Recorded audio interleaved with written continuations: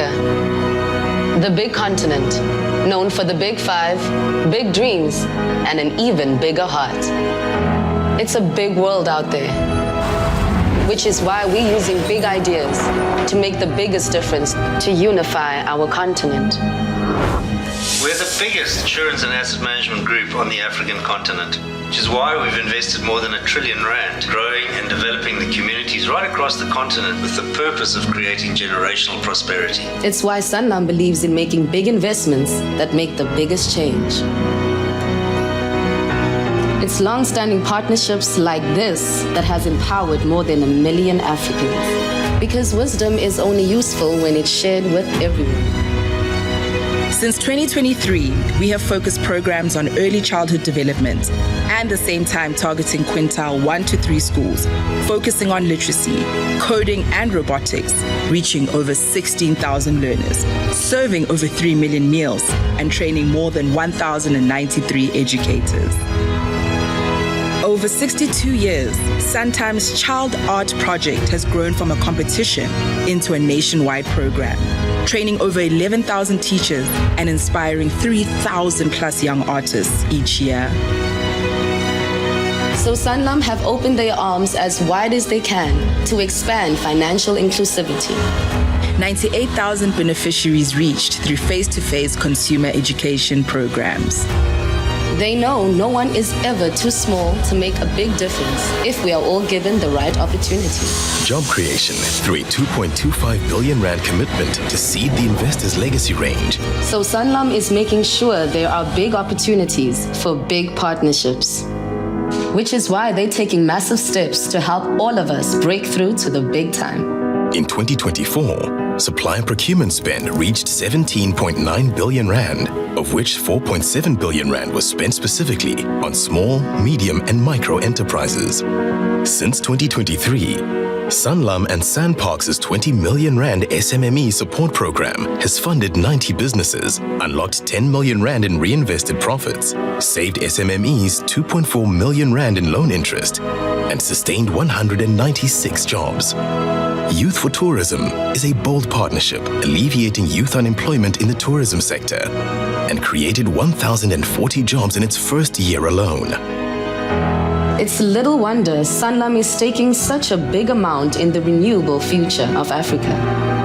1.3 billion contributed to renewable energy, water, oceans, and sanitation through climate fund managers since 2017.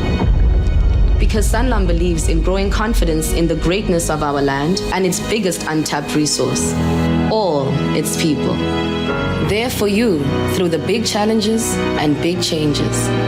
Well done to Sanlam and Santam for being awarded the top employer certification in South Africa and for being ranked among the top 10 companies. Building the lives Sanlam believes every African deserves. 858 million rand invested in public benefit activities by the Sanlam Foundation. 78 billion rand invested in empowerment financing. Since 2012, the Santam P4RR program has invested over 120 million rand to boost disaster readiness, training 1,000 plus personnel and educating 140,000 community members across 102 municipalities. In making all Africans' biggest dreams come true, to live the life they've always wanted. And that's a big deal.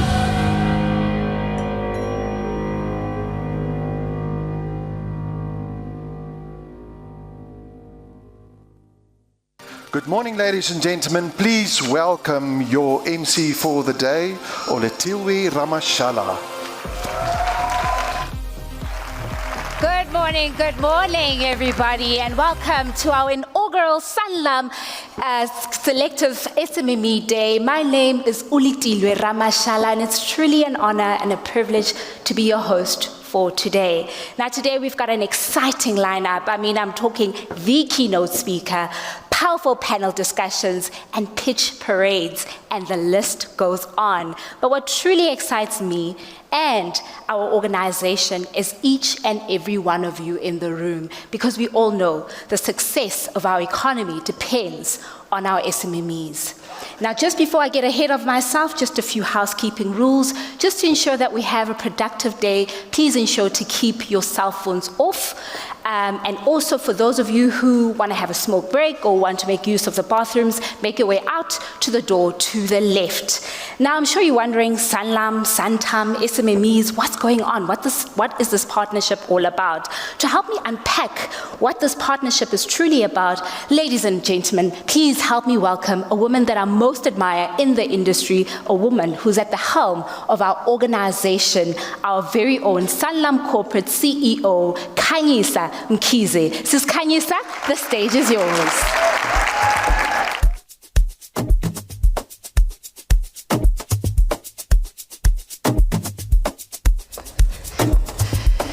Thank you, Letilwe. I was having a laugh at my seat because this came much sooner than I was expecting it. I thought you'd have a long speech and I was still reading my notes. But hey, good morning everyone, and thank you for having made the time to be with us today. It's an absolute honor for me to be with you here at our very first Sanlam SMME Collective event. This moment, it represents many months of thoughtful collaboration, engagement, and ideation. And not just within the Sanlam group, but really it was ideation that was happening across sectors. And even the entrepreneurs were a big part of framing and shaping the program we have today. So thank you to each and every one of you for having made the time. I am looking forward to the possibilities that this room holds. I'm looking forward to the ideas and the connections that will grow from today, but also well into the future.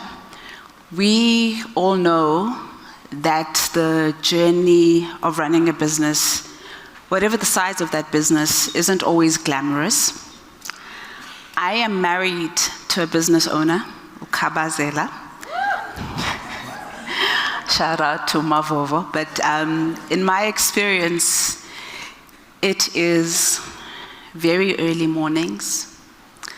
It is sleepless nights.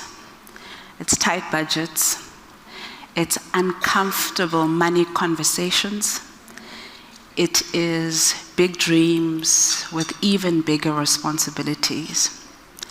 This part I know about because it's a big part of what we do in the Sanlam corporate business, but it's going out, submitting a tender for an RFP, pitching your heart out, hearing a painful no, but still showing up the very next day. And yet, despite each of these challenges, SMMEs continue to really power this economy. They create jobs, they solve problems, and they're really building South Africa. So we at Sanlam want to partner with the SMEs here through each of these moments. Whether you're just starting up or you're scaling and expanding your business. And that's why in collaboration with our brothers and sisters at Santam, we've created the Sanlam SMME Collective. At Sanlam, we are the largest non-banking financial services group on the African continent. And we've made our purpose clear. We're here to empower generations to be financially confident, secure, and prosperous. And one of the most powerful ways that we believe we can do that is by investing in the growth of this country. And it's through helping entrepreneurs and business owners really succeed. SMMEs are at the heartbeat of our economy. The people in this room are job creators, they're innovators, and they drive inclusive growth. But we also know that building a successful business, it's anything but easy. And we've taken a step back and we've thought and then consulted with a lot of the people in this room about what they believe will unlock and enable their growth. Top of this list, I'm taking guesses, funding, the development of business skills, financial solutions, and quite critically, access to markets. So in this, our inaugural SMME Collective, We are trying to build a platform that not only opens these doors, but really enables you to walk through these doors with absolute confidence. For many business owners, the challenge isn't only in funding, but it's also in protecting and managing these businesses once they are running. Having the right financial solutions can help you plan, manage risk, grab opportunities, and stop yourself from being derailed by things that are unexpected. So I'm hoping that beyond what you hear today about funding, business development skills, and access to market, you'll also hear a little bit about some of the solutions that we have in the group, solutions like Sanlam Ease Retirement Plan and the Smart SME, both of which are designed to protect your business and support your growth journey. We know that access to market is critical. So through the Sanlam Foundation, we're investing in small businesses across SA, especially those that are owned by Black women. In partnership with ASISA, we support Black-owned financial planning practices and tech-driven SMEs such as health techs, fintechs, insurtechs, and green energy. These platforms have helped businesses grow and have created hundreds of jobs and opened doors for people who might otherwise have been left completely behind. We're not stopping there. This year, Sanlam is proud to be a strategic sponsor of Africa's G20 and B20 presidency. Through this platform, we are contributing to shaping the global agenda on inclusive labor markets and entrepreneurship. Because we know that if we're not serious about sustainable inclusive growth, and if we are, we should then invest in entrepreneurs. At Sanlam Corporate, we speak of accelerating a better working South Africa, where every worker, every family, and every community is healthy and financially confident.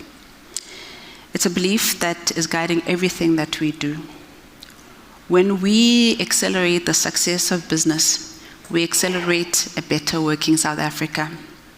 A South Africa where opportunity is not a privilege, but really rather a promise.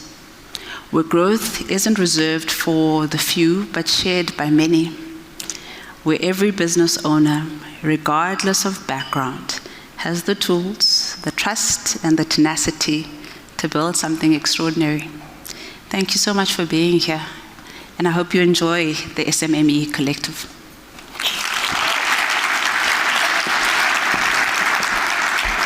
Thank you so much. Kanye Samkiza. Ladies and gentlemen, let's give her one more round of applause.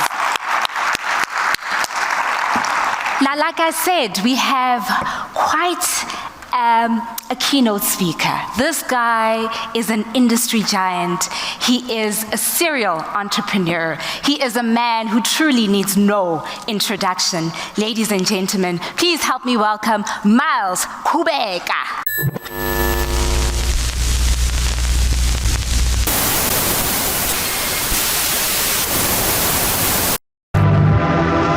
I'm Miles Kubeka. I'm talking to Miles Kubeka. Miles Kubeka. Miles Kubeka. Miles Kubeka. Who decided to turn the Vuyo's brand into his own version. Watched a beer advert Turned the fiction into a reality. global success of an imaginary Buddha horse roll vendor called Vuyo. Vuyo is such a big dreamer. Hello Mzansi, I'm Vuyo. Born and raised in Soweto, I've simmered and steamed my way to success. Ooh, Vuyo is such a big dreamer. He started off with one group And now He's an Afrikaanski businessman. has become an overnight sensation. He's on TV all the time. When I saw the advert, I knew it was an advert. I'm a journalist by profession. I knew it was an advert, but I was hoping somewhere along the line there's truth in it. Because I felt it, and also when I saw the advert, I saw the mother who had such a passion for his son who was hoping for the future, and I saw this Vuyo flying to different places and so forth. And I'm happy that Miles picked that up and made it happen to to the younger generation who are here, all he was saying to you all guys is that you have to start, and you have to start somewhere. And I'm excited about the issue of the rock stars. Vuyo, there are rock stars around.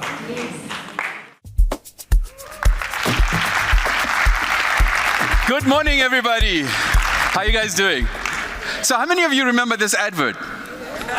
Okay, cool. So I'm a systems engineer by training. I was working at Microsoft at the time, traveling the world, getting paid really, really well. But every time I came back and I went to gas in Diepkloof Extension, my mom calls it Diepkloof Expensive, I would always hear the kids going, oh, Vuyo is such a big, big dreamer. I was like, who's this Vuyo guy? So I Googled to discover there was no Vuyo. Totally a fictitious character dreamt up by this advertising agency in Cape Town, I think after smoking some green stuff. So I quit my high-paying job and I trademarked the brand Vuyo's, and I remember telling my mom that I'm quitting my job to go sell Borovos rolls. She was like, oh, mtanami, what about medical aids ne pension? She really doesn't sound like that. But I learned very early on is that, and she's a single mom, you know, there's only 2 rules in her house, hers and hers. And, I realized early on that people don't go out and do epic stuff because of fear. And often it's not even your own fear, it's other people's fear. And it's a weighty fear if it's someone who loves you and cares about you, right? So I was like, I'll figure it out, you know. And it was super also interesting because it was the same mom who said to me, I must go out and change the world. Don't be an also-ran, you know. If 5,000 people set out to run a marathon, 4,999 of them are there just to serve to legitimize the winner. In fact, maybe I shouldn't be talking about marathon after this weekend. Yeah, didn't get the memo. Anyway, so, but she said, I must go out and stand for something, be somebody, change the world. And I remember thinking to myself, lay off me, woman, I'm only 3 years old. But I guess it was that sense of purpose that made me do something and start a business and do something hard when clearly everybody had exactly the same piece of information. This ad flighted for 2 years. Everybody saw it. And I did something about it, right? So I went to the local Foy's Farmers Market and I rocked up that day because you know, it's just thinking about it. The other thing why people don't do anything is they don't know how to start. You know, I studied at master's level. I don't remember going to a Start 101 class. So you don't know how to start. So I didn't overthink it. I was like, you know what? I'm going to go to the market. I rocked up. In fact, that grill that you see there, that black box, I bought it at the game store on that day. So literally, I didn't overthink it. And I can work my way around a spreadsheet. You know, I'm a recovering tech bro, so I can spreadsheet jockey with the best of them. But I didn't go through that because otherwise I would have just never started, right? So I rocked up at the market, and I remember the stand had legs. And I remember one of the things I'd learned at Microsoft was that always have your customer front and center. The magic happens. The closer you are to your customer, that's where the magic happens, right? That's where the innovation happens. So now the problem is the grill had like legs, so it had a stand. So that would mean I would be cooking with my back to my customer. I remember this as if it was yesterday. My first executive decision was to remove the legs of the stand. Because if I had my back to my customer, it felt like I was, you know, conducting an orchestra. But you know, if you've seen orchestras, there's no energy when people are watching. I want to be the DJ. I want to be like, you know, so I can see everybody. So I removed the stand, put it on the table. As we were about to put it on the table, we realized that the table is made out of wood. So this is not rocket science. We're cooking with gas, putting the grill on top of the table is not going to work out so well. So we found one of those concrete slab things, you know, those steps that you walk on. We put it between the grill and the table, and we start pumping, and it starts working. So this is week number 5. We're running a queue 30, 40 people deep, right? And then Peter, the guy in the previous picture, turns around to me, says, Miles, we're on fire. I go, I know, look at the crowd. He goes, no, we're on fire. It turns out, and we didn't have insurance, it turns out he forgot to put the concrete slab between the grill and the table. The table caught alight. It created this massive flame. I look up, the shade netting above us is made out of plastic, so it's melting. So the flames are bellowing, and you know, it's creating a massive vortex. I look down on the floor. I realize the floor is made out of wood chips. It was lit, as the young people would say, right? And I've subsequently studied as a chef, and one of the things you learn at culinary school is that things don't always go according to plan. You know, you must just keep it moving, right? And if you want to make an omelette, you got to be comfortable that you got to crack some eggs, right? So I kept it moving. It's one of the things I've learned that's what leadership means, is just figure things out as you go along.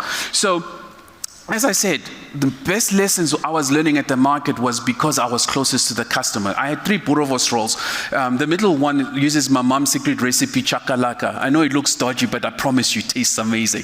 So the other 2 we added because one boerewors doesn't a summer make it, so we added the other SKUs, so the other 2 products. So what I would do is I would take the money from the top 2 selling boerewors rolls to improve the least selling one. And because I was so close to my customers, I could see what they were looking at, what they were chirping. So I was taking that feedback real time each time and use the revenue from the top selling ones to improve the least selling ones. And that's what you start seeing, the improvement over time. Because innovation is not an end state. You don't go to a room and say, let's innovate. Innovation is what you do on a day-to-day basis. And over time, you get a product like this. By the time we were at this version, I think this was our version 9.0 boerewors roll. At this point, I was winning. You can tell everything to me is still in tech terms.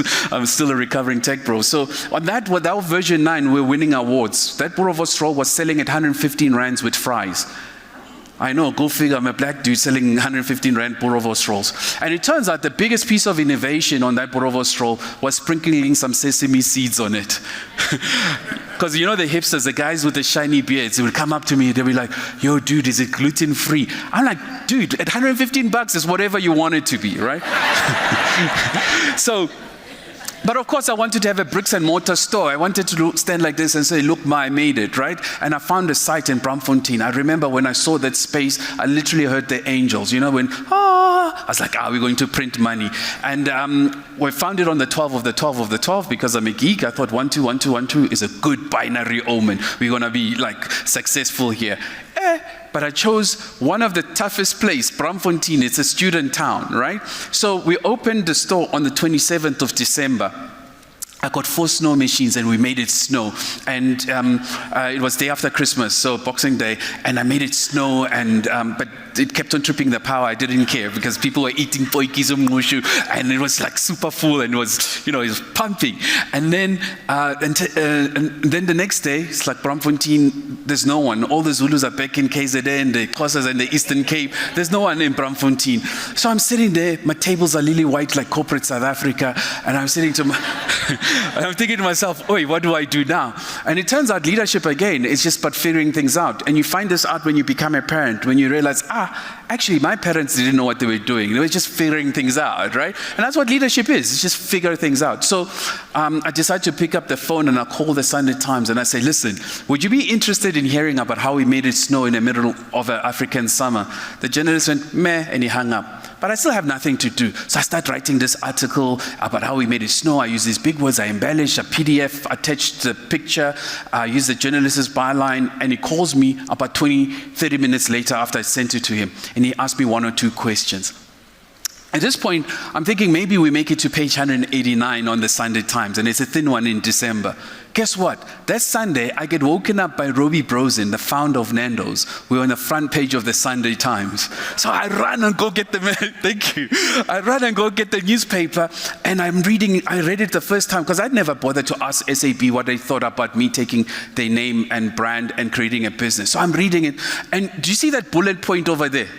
You can see it's just like a tiny little bullet point. That's the only thing the journalist wrote. I wrote that, I wrote that, I wrote that. It even says picture supplied by. But he did do some investigative journalism to his defense. He called SAB and he said, hey, there's this guy called Miles who's taking your brand, is opening restaurants. What do you guys think? And SAB said, well, if he's got the kahunas to do it, good luck to him. I'm paraphrasing. But the important lesson I learned there was that in life, it is often better to ask for forgiveness than it is to ask for permission. And that is an ethos I give to my team, and it's something that served me in good stead, because once the story got picked up by other journalists, turns out they're lazy, so other journalists pick up the story because, you know, in Kandla you don't have to look for, but good stories, your stories are hard to find. By me writing it, they need to balance the newspaper. They can't just put all the negative stories. The problem is, your stories are harder to find. So by me writing it, every other journalist started picking it up because they want to balance all their publications. Before I knew it, I'm everywhere. Every radio station is calling me and so forth. One thing that no one prepares you for, when a DJ says, let's open up the lines for some callers. You're being interviewed and he says, let's open some lines for callers.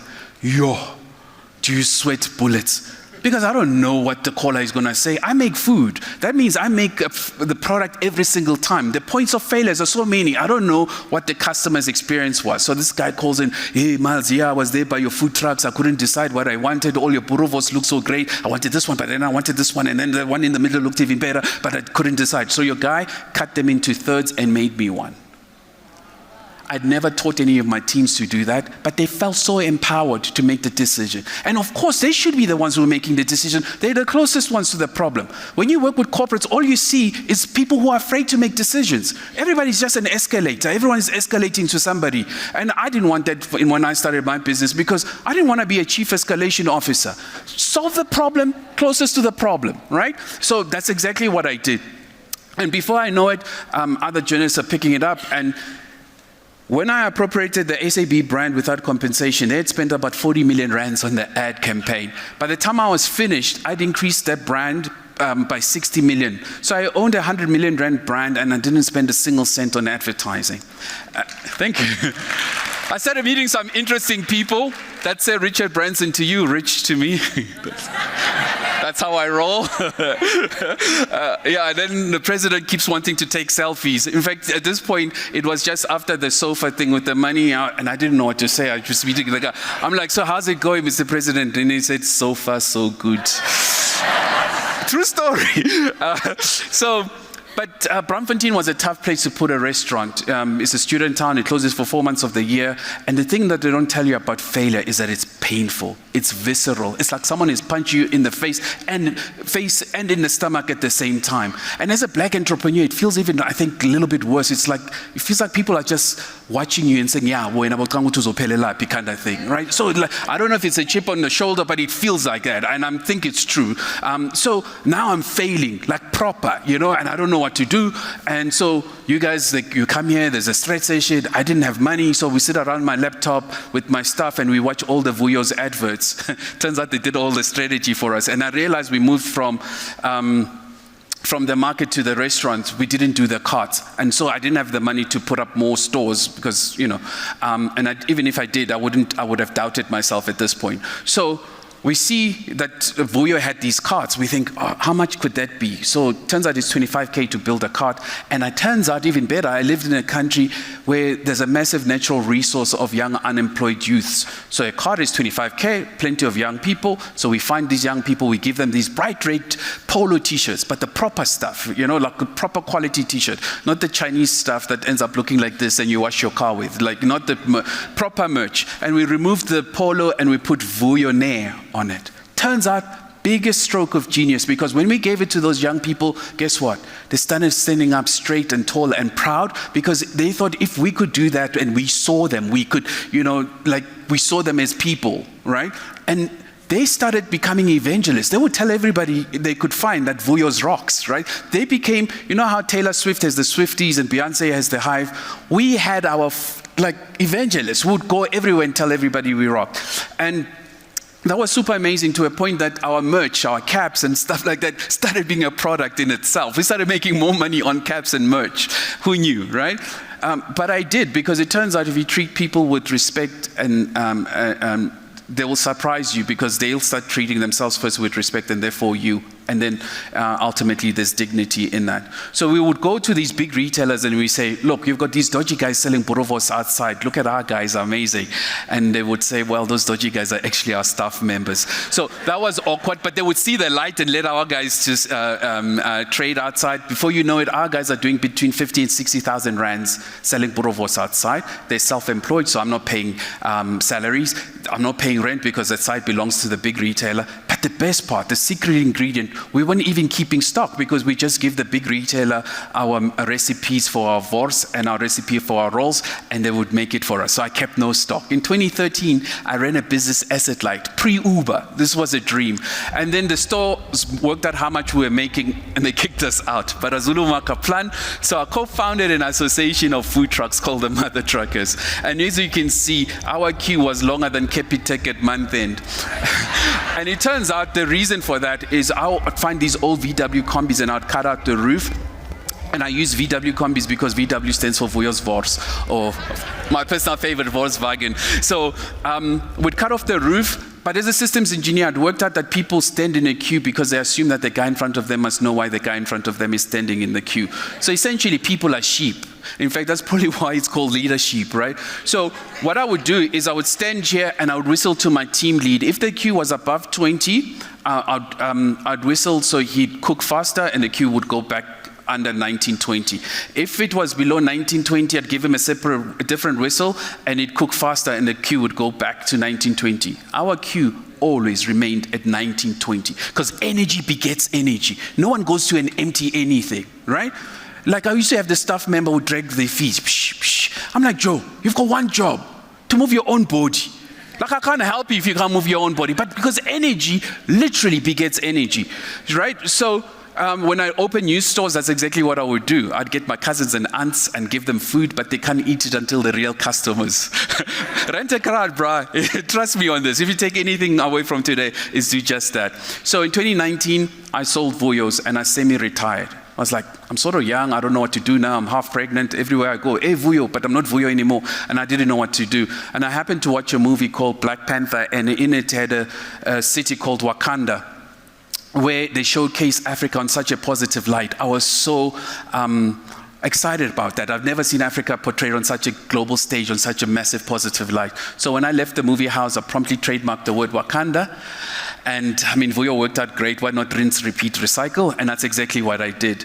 Then 2 years later, I get a call from Disney. They own Marvel Studios. They were working on the post-production of Black Panther, which was going to be entitled Wakanda Forever. It was at this point that they discovered I now own the word Wakanda. Long story long, my lawyers, their lawyers, we settled on $3.5 million that they paid me to use the word Wakanda. I'm kidding. Or am I? It's called the NDA, people. I can't confirm or deny. So what we do at Wakanda is we find amazing food and bev creatives and we bulletproof them. This is Dr. Tracy. She's a medical doctor by training. She worked out that a lot of people are lactose intolerant, and her gogo in Limpopo gave her a recipe of grounding baobab seeds and amarula seeds, and she makes these plant-based desserts. So that's a before and after picture. So her product genuinely works. So this is anyway, moving swiftly. This is her and her son seeing the product on shelf for the first time in store. Why is my heart beating faster?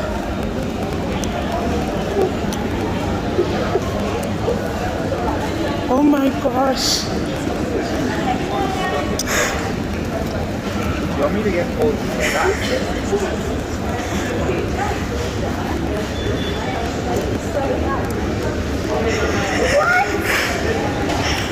All over the place.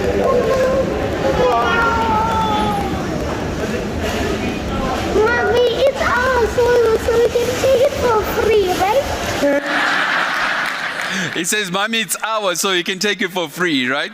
So around the same time, when we built this amazing accelerator, and we've got these amazing entrepreneurs. President comes on TV, says it's lockdown, COVID.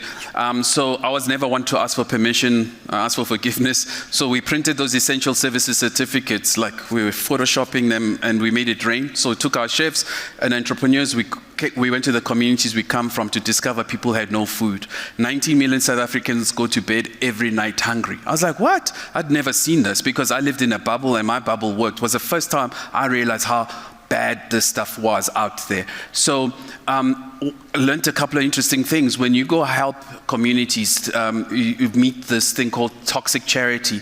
When you arrive, people are super appreciative to see you. Their smiles are amazing, right? Before you know it, there's entitlement. People are sitting there waiting for you. Where were you yesterday? I'm like, bro, I got a full-time job, you know? But can you blame the people? You've shown them that you are solving their problem, you're a solution, you're reliable, you're consistent. Of course, people are gonna naturally now start waiting for you. So this bothered me as a systems engineer. I was like, but how is it that, you know, people are so hungry? What's the problem? So my team and I sat down and to realize that, and this applies to everything, and this is why poor people remain poor. It's called poverty tax. Things are just more expensive. It's expensive being poor. I guess that's the best way I can put it. A 20 kilogram of maize meal works out at 750 a kilogram. A half a kilogram works out to almost double. And that means if you're poor, you're likely to buy smaller pack sizes, but it's more expensive. And because you're poor, you're likely to live in an informal settlement with no refuse removal. But because you're buying a lot of small pack sizes, that means your propensity to litter is exponentially higher. And you can see how that becomes a vicious cycle. Now, knowing the problem and solving for it was two different things. This is what we've come up with as a solution. Gwalisa, meaning fill up, are branded refill dispensers that allow customers to buy the amount of everyday products they can afford with the money they have available when they need it at the right price. I think it's a good idea because like us, sometimes you broke, you can't afford the pack, so the Gwalisa one can just come with this captain and everything is set from 1 rand. Come on, no one, everyone can afford that. I think it's the best if you get your refill than to buy with the packet. Yeah. If you don't have enough money, you can buy a small, 2 rand for a flour, 2 rand for a sugar. So I'm busy driving around in Alexandra in Johannesburg, and I find this really, really dope shop on the side of the road, like Alex. If you check how they operate, I think this is pretty cool. Bring your own skaftin or buy a reusable glass jar from us. They refill your container with your selected products, and then you pay depending on your weight. So for people that can't afford to buy certain grocery products from the get, and they have all these really dope products that we use on a daily basis to eat. If you look up there, there's other products as well. And then here is most of the grain products, sugar products that we eat. Thank you. So at Gwalisa, we sell everything at unit item. A tea bag, 50 cents. An egg used to be $2, it's $3. The price of eggs is real. So we sell everything based on the amount of money you have. If you've got 136 and you want flour, we'll sell it 136, right? We decant it for you. And then same time, load shedding started to happen. In fact, it's called load reduction now. It's still happening in townships. So poor people are subsidizing everybody else's electricity. So this is how dark it is in Alex during load shedding. So seeing this as a problem, and we were running on solar and we were the only ones lit, we increased the amount of panels on our Gwalisa. Now we reticulate electricity to everybody around us. They pay 5 rands per load shedding hour or load reduction hour. Find young unemployed youths, give them bright yellow t-shirts, rinse, repeat this, what I did before, and we just do it at scale.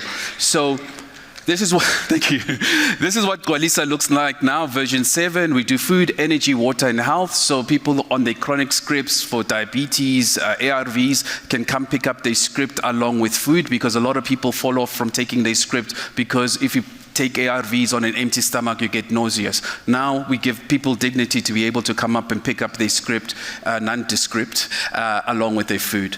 So in closing, what I've learned in my journey is that you can't fix big problems by being far from them. You need to be as close as to the problem, and more importantly, empower the people who have the problem to have equity in their solution. You can't come up with good solutions in a boardroom and throw them over the fence and hope they stick, because if you do that, you'll ultimately build this.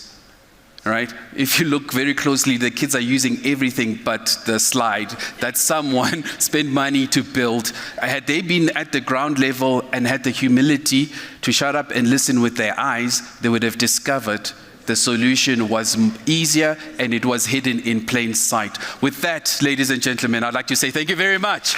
Thank you. Thank you. Thank you. Thank you. Thank you. Wow. Let's give him another round of applause. Oh, thank you very much, everyone. Thank you. I mean, Miles, talk about levels. As Zulu does, Makaplan, right? Uvuyo is a big dreamer. So now I'm thinking, Miles, come on, you stole the show. You're an SMME, expert. Why not join me for the rest of the show and co-present? What? Yeah, right? Oh, no. I don't even stop. So don't worry. Oh, wow. I'll email you the script. I saw you've got your, iPad, device. Yeah. I'll email you the script, and then I'll cue you to our next speaker. So, who's our next speaker? David Cyril. Okay, and what's the title? But what's the... Trends and research in the SMME sector. Okay. Ladies and gentlemen, please help me welcome on stage David Murube.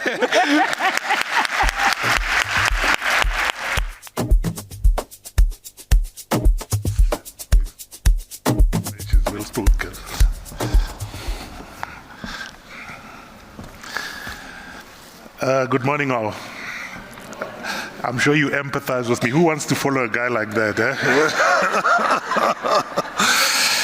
Yeah, I have the privilege of having spent a lot of time with entrepreneurs over the last 30 years or so.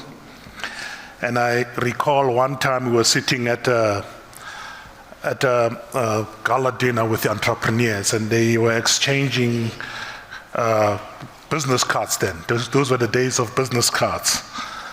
And then this guy gives a business card that's got very interesting acronyms or abbreviations there.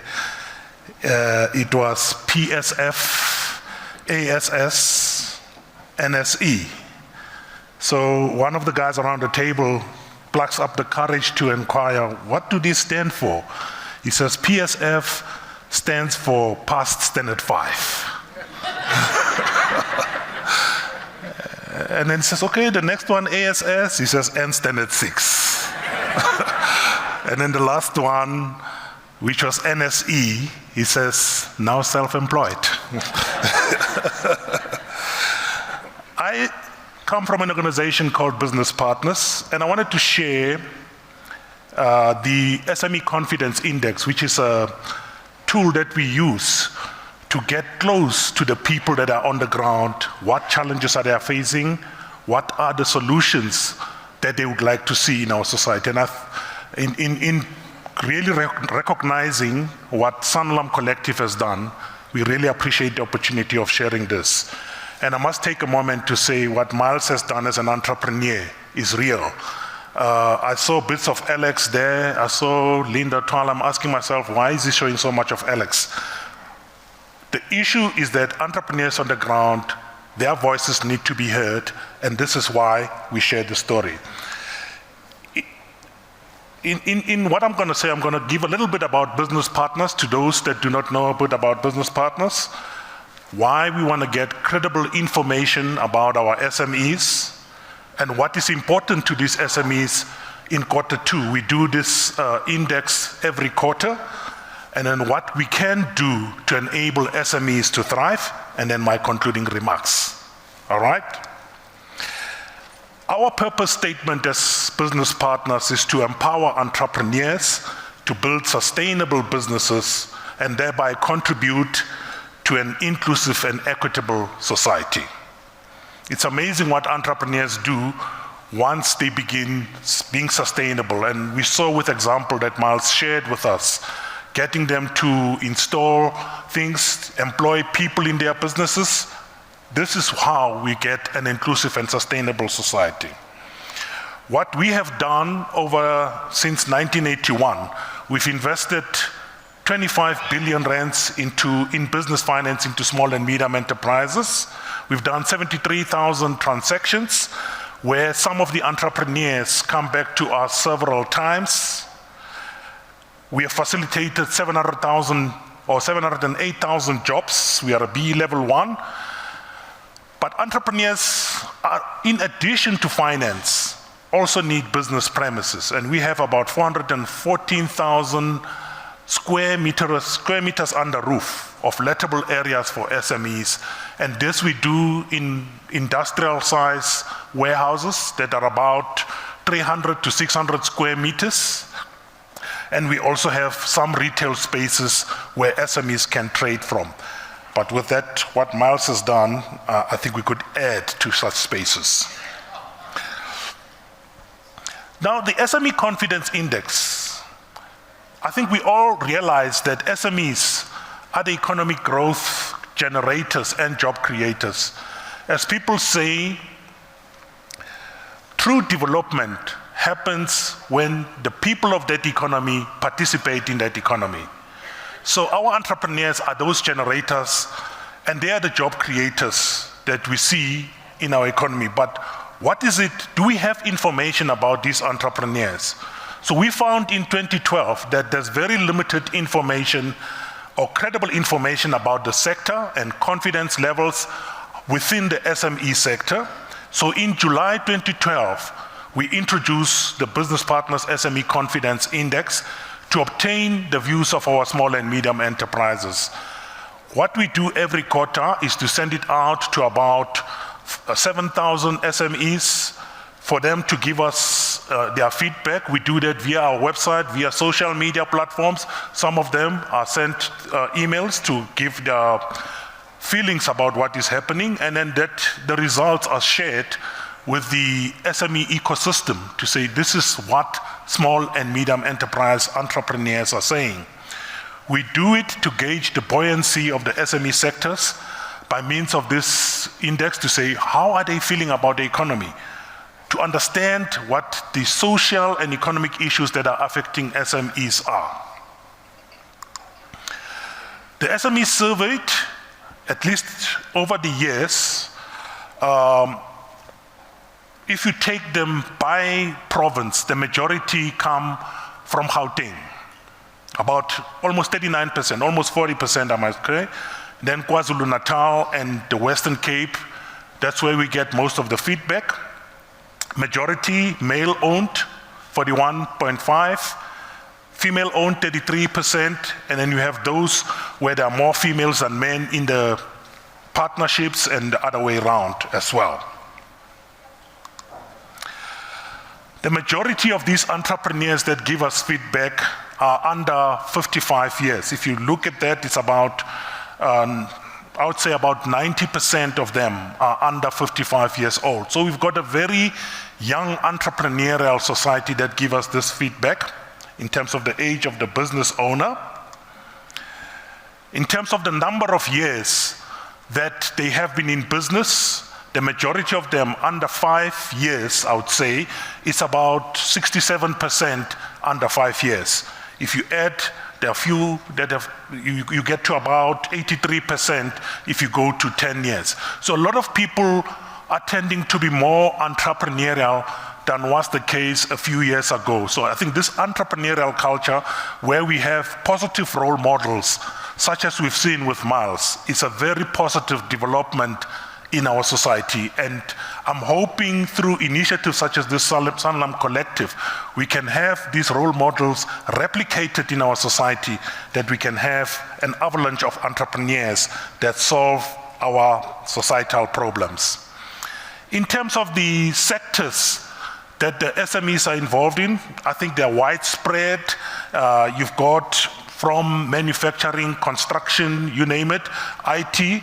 So, you know, generally well represented in terms of the SMEs, where we get the feedback from the SMEs that respond to our quarterly index.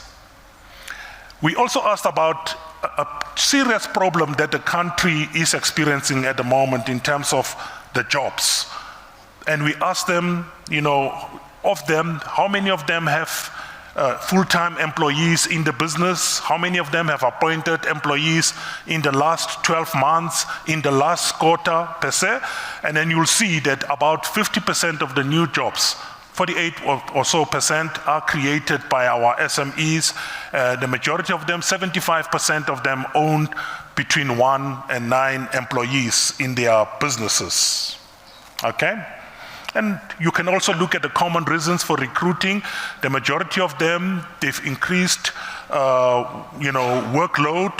You're also increasing profits, which is a good sign, but 55% of them have not been hiring, and that is a challenge that we need to solve as a collective, to say what can we do to empower these SMEs, not only to create new jobs, but to have decent jobs in those that are in those businesses.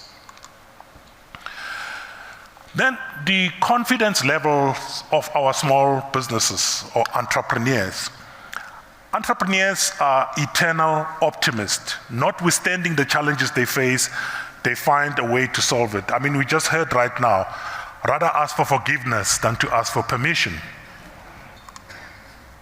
So if you look at those that how are they feeling about their businesses going to grow year on year in the next 12 months, 81% of them felt very positive.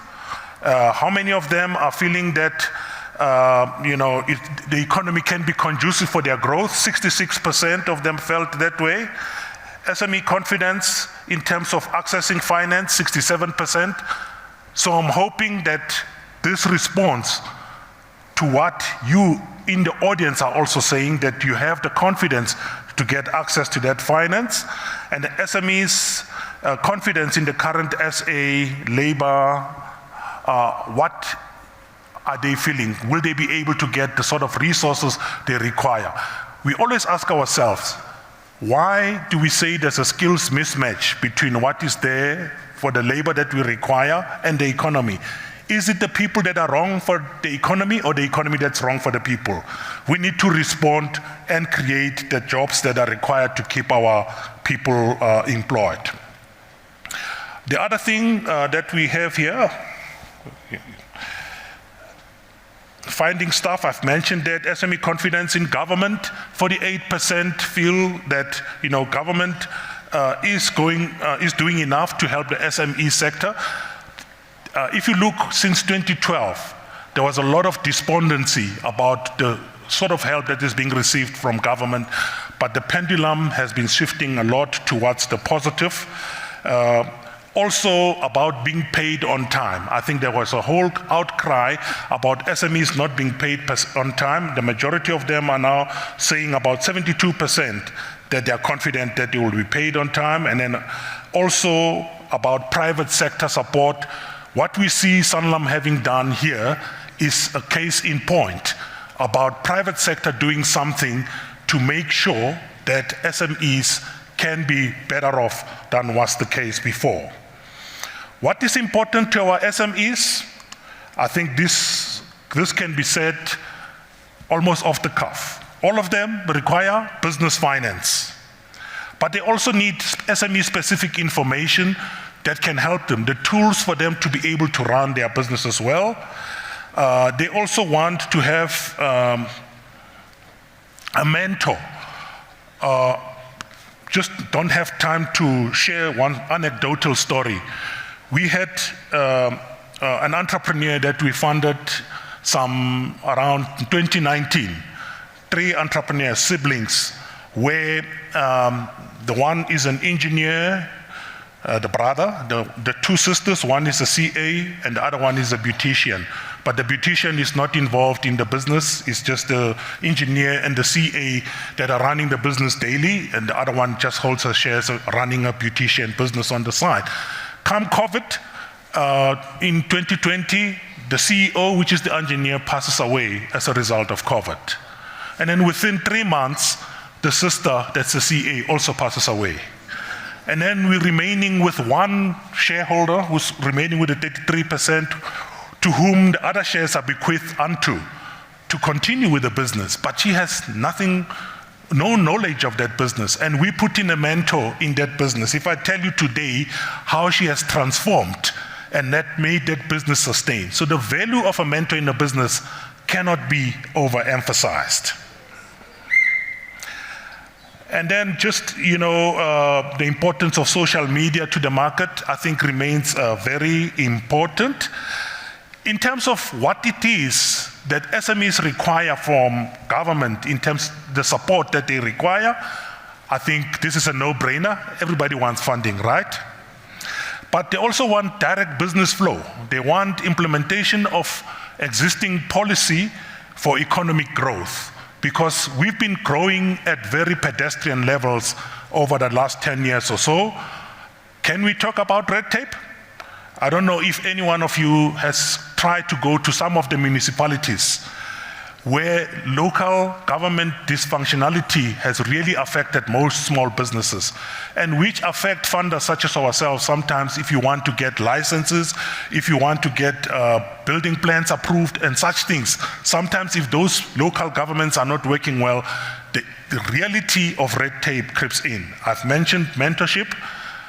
Tax breaks is something that could benefit our SMEs, especially where energy sources are a challenge. Maybe we should give them tax break to get alternative energy sources.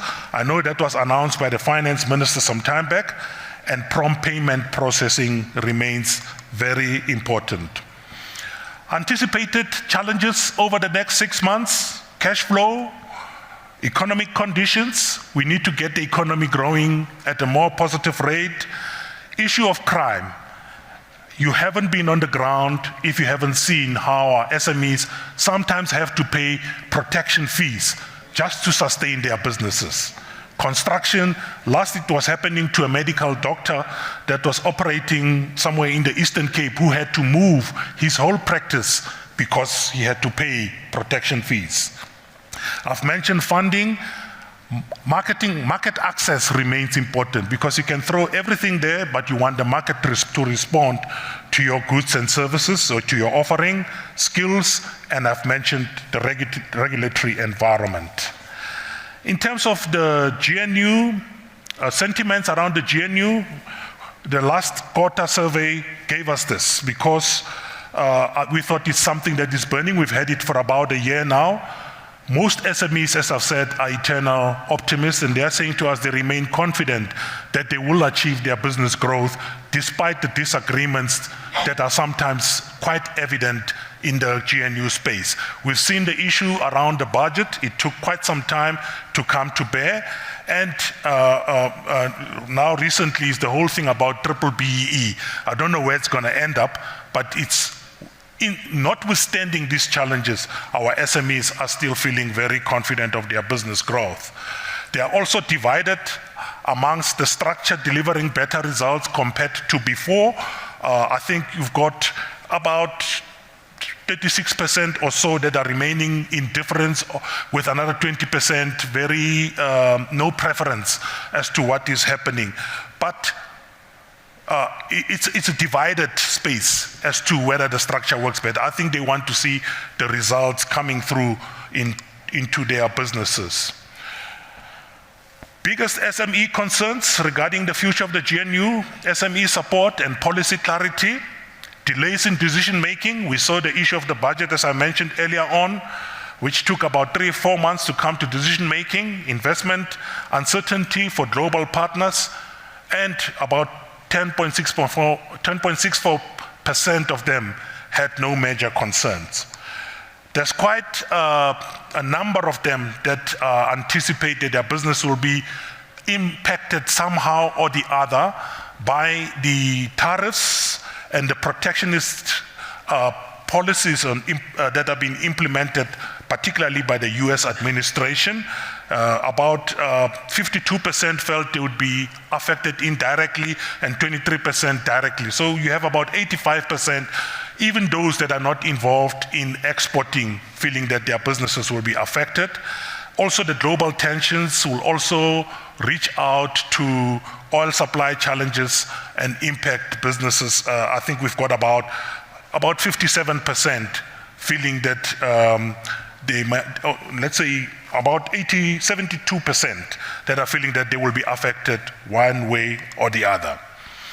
SMEs also think about the rising costs that accrue as a result of these costs and global instability.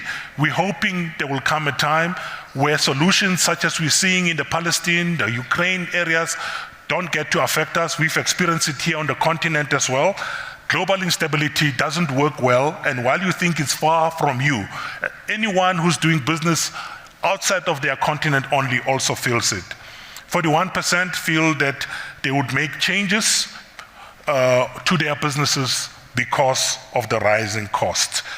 I've got little time left, but I'm just going to highlight 1 or 2 things about enabling SMEs to thrive.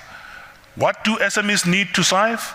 They need policy certainty. They want to know that this is the way things operate. The policy is stable for us. They need business confidence. They need to have the country attractive for capital, where people can feel we can get our money back if we do invest in that country. Supportive infrastructure. Think about it, the cost of potholes and things that don't work. Have any one of you torn your tires ever? Imagine businesses, if that happens to their businesses. Support infrastructure must be supportive, governance and partnerships where we see both private and public sector working together as harmoniously as is possible. So in the short term, we need to unlock all the potential that we have for job creation. We must address the decline in our economic growth. We must create innovative partnerships between public, commercial, civil society players. We need to deliver economic and employment growth for our country and arrest the increase of crime and corruption. We cannot go ahead. We've seen what the Madlanga Commission is trying to do, so we're hoping that that will sort of arrest anything that has to do with crime going forward. In the medium term, maybe we need to look at commodity beneficiation, which hasn't happened much in this country. Climate change can present job creation opportunities, invest in developing the skills that we require as a society, and have some future-facing sectors that we can look at as a preference for what we can do in managing job prospects. Best funding models for SMEs, we need innovative, well-structured, available capital base, credible experienced delivery partners where people that do that have got a track record of making sure that they don't steal ideas and they run it on a very ethical basis, making a win-win for both the entrepreneur and the economy and the funder. And we need systemic change to our SME ecosystem. Okay, that seems to be. So sustainable models require commercial funders such as ourselves, the banks, philanthropic funders that are not looking for other kinds of returns, and development finance institutions to work together. Others looking for the return of on capital, others return just off their capital, and others are looking for impact that can be derived through the jobs that can be created. If we work together, I think we'll be able to solve the problem and have our economy being pole positioned, such as other advanced economies have done in creating and unleashing SMEs as a tool for better delivery and growth in our economy. Blended funds are increasing globally. The trend is increasing globally. Funders with common and shared purpose will work together. Differing return expectations, as I said, commercial returns, impact returns in the form of jobs, and a combination of both.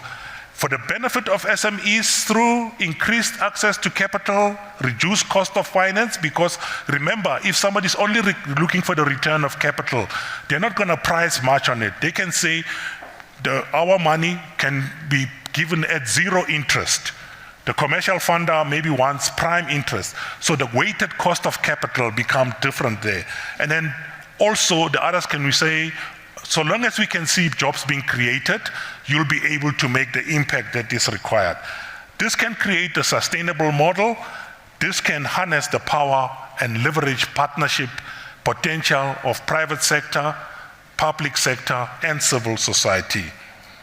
Okay, and then what are we looking for in a good delivery partner? This is a little bit to say, companies like business partners, we're looking for experience, you're looking for credibility, good governance standards. They must be able to audit and be able to track every decision that is being made. Co-invest, skin in the game, where each one puts whatever is required to make the business successful. Understanding of the SME space and accounting and reporting properly. And now, approach to SME funding requires patience. You don't rush to execute when people cannot pay. I've mentioned the story of the mentorship that we put in when our SMEs were facing crisis. You need that way of saying, take the sting out of the gearing, make sure that you provide debt that behaves more like equity if needs be, and collection and credit risk management has to be patient in how you approach it to try and solve the problem.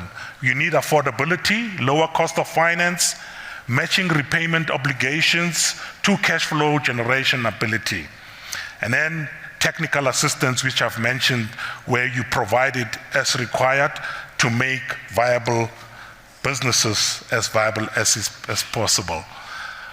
My concluding remarks are based largely on the confidence index that we use, as I said, to gauge the sentiments of our SMEs around their businesses and the SME sector, as well as what is happening to the socio-economic environment that affects them. So SME confidence remains positive despite disagreements that we see in the GNU. Global pressures and rising costs continue to test the resilience of our SMEs, but they are resilient, notwithstanding. Confidence in the broader economy can be conducive to growth, and it is increasing year on year. SMEs continue to place high importance on support mechanisms such as access to finance, mentorship, and SME-specific information. And the biggest challenge in the next 6 months, cash flow, economic conditions, and arresting crime. I think I'm about 5 or so minutes over. Thank you.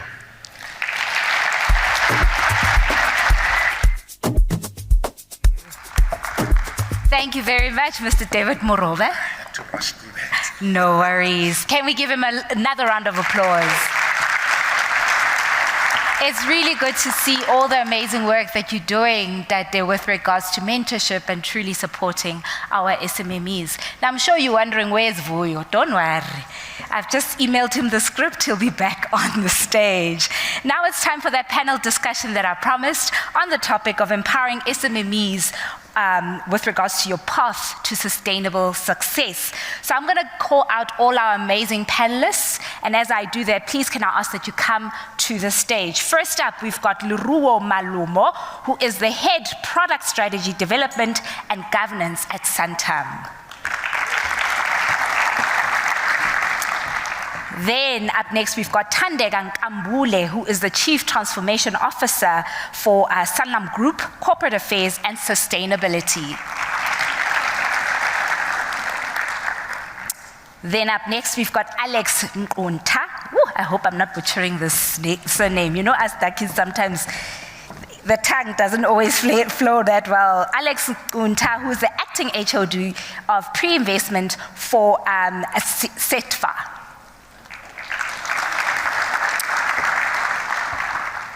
Then up next, we've got Phumzile Chifunyise. Yes, Phumzile Chifunyise. Give her a round of applause. And then Kitumetsi Lekaba, who is the business doctor.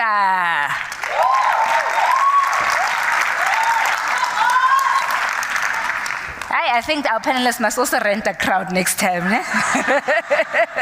And then lastly, we have our very own Managing Executive for Umbrella Solutions for Sanlam Corporate, Mr. Nzwa Shoniwa. The stage is yours.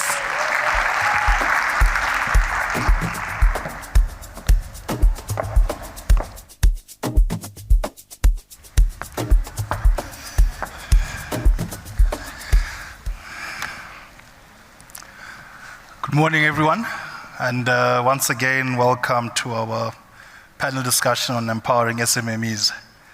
I think, if there's one takeaway from Miles's talk earlier today, it was that advice from his mom which spoke about medical aid uzoyenzan, a pension fund uzoyenzan. So those are some of the things that we offer, Miles, so we should chat after this. But welcome to the panelists. Thank you for joining me on stage. I guess, at the back of the two presentations that we've just had, a good place to start, which is open to all the panelists, is a question that, a few people will probably have in the room today. And that question is, from an opportunity perspective, what do you feel is the biggest opportunity you see right now for SMMEs to achieve sustainable growth in South Africa? So it's open to any one of you, if anyone wants to take it, anyone wants to start. Okay, I'll go because I'm in front of you. Good morning, everybody. My name is Kitumetsi Lekaba. I am the Managing Director of a company called I'm an Entrepreneur. And what we are seeing in our business of helping entrepreneurs build and grow their businesses, more and more, it's the problem-solving businesses that are winning and are becoming sustainable, where guys are seeing a gap, identifying opportunities in the environments, and then after that, building sustainable solutions that clients will always use. And often what we are also seeing is that where entrepreneurs don't always go for the fancy things, We're looking at things that people need every day. People need clean clothes. So we're seeing that, guys that open laundry services, that collect, and then deliver back to their clients, those guys are surviving. People need to eat every day. People that solve for that are the SMMEs that are surviving in the environment. So where there are gaps, SMMEs plug into the gaps, there's sustainability in those businesses. Oh, great. Anyone else want to add? Yeah, I can jump in. Hi, everyone. My name is Phumzile Chifengese. I'm the Managing Director of Simudisa. We are a secretariat of the SA Startup Act movement, and we are essentially a non-profit organization that does policy reform and advocacy for tech startups. And I suppose the answer lies in what we do, right? I do think that there's a lot of growth within the high growth startup sector, which are mainly businesses that operate within tech and innovation. We know of the Department of Science, Innovation and Technology decadal plan that speaks about creating an innovation culture in the country. And so when you're talking about tech and innovation startups, you're speaking about high growth startups that generate up to 100 million rand, that grow at an incredible speed. Within the first 5 years, they are already growing at that rate. If you think of your Yoko, those types of businesses that really are based on a dream to change the country in terms of technology and innovation. And so we're seeing a lot of entrepreneurs that are gearing towards innovation and technology as a lever to solve those problems, are seizing a lot of opportunities, especially we're speaking about digital trade globally, which is, I suppose, has been a very big topic if we think of G20 that we're seeing in the country. And so our work that is connected to policy reform for those tech and innovation businesses really lies on unlocking economic growth through tech and innovation. Okay, thank you, Phumzile. And I guess linked to that, from our previous presentation now, the issue around the role that policy plays as it relates to supporting SMMEs. Maybe Thandeka, I could pose this question for you from a, how can transformation policies help SMMEs create lasting value? And it's obviously something that a lot of the people in the room struggle with and grapple with in terms of, is policy being put in place to help SMMEs and make their lives easier? And we all acknowledge that from a growth perspective, even within our own business, where we see the value is within the SMME space across a range of our products. But however, from a legislative perspective and the barriers that exist within that space, there's always been that argument that some of the policies are not helping SMMEs. Good morning, everybody. My name is Thandeka. I'm the Chief Transformation Officer at Sanlam and look after our socio-economic agenda. You ask an important one, Nzwa, because we know that the entrepreneurial landscape in our country was not designed for us. We are participants in it, but it was not designed for us from a financial perspective, from a global reach perspective. In many various ways, it's not. And so for us as Sanlam, transformation seeks to correct that. And it's important that SMMEs also understand that regulatory things like the BE laws, the procurement policies, all these things are there to ensure your license to operate. It helps to bring the trust. It helps to make sure that when you knock on the doors, there's some level of trust that can be gained. Of course, much can be said about how cumbersome it is to fill in some of the forms, to wait for a report back from various government departments or from corporate organizations themselves. But what we do know is, from a Sanlam perspective, we are doing our part as well to make sure that we support SMMEs in their journey of navigating this landscape. So we have opportunities where we provide people with the non-financial support required. So how do you go about setting up your business? As an example, in a practical way that we do this, we have a Youth for Business cohort that we initially trained to provide them skills in the tourism sector. So we're talking about photographers. So a lot of them that you see in the room, if you see somebody with the Y4B logo, and they also have a panel outside, you'll be able to see practical examples where we've supported youth, not only just training them in the sectors, but in the second instance, we help them set up their businesses, literally hand-holding them on how to start your business, how to file your taxes, how to really practically be able to participate so that regulation is not an impediment to your business, but you work with it. No. Thank you. May I Thank you. just Yeah, chip, please. May I please, just Alex. chip in here? Because I think the challenge is when we don't action transformation. Yes. I would love to make a practical example in terms of SETFA. I work for SETFA, Small Enterprise Development and Finance Agency. We are partnering with, am I allowed to mention the retailer? No, go for it. Okay, it's fine. So what happens here is that Woolies, they have a client that they are working with. This client is producing pet food. Okay. Now, these are 3 black ladies. Now, they are importing pet food from Ireland. So through their transformation agenda, they talk to us so that how can we support these 3 ladies? And we support them. Now, you'll find that they've got a factory in Cape Town. They need huge investment in terms of machinery. Yes. Because now Woolies is no longer going to import the pet food from Ireland. And now we're talking about what? Localization. So if they did not have that transformation agenda, these 3 ladies would not have produced that pet food. And yes, there are ups and downs, but they are still with Woolies, and as a result now they are also with Pick and Pay. Okay. So transformation, if we act on it, it works. And then we support the entrepreneurs, because I think all entrepreneurs, they just need that support. Thank you.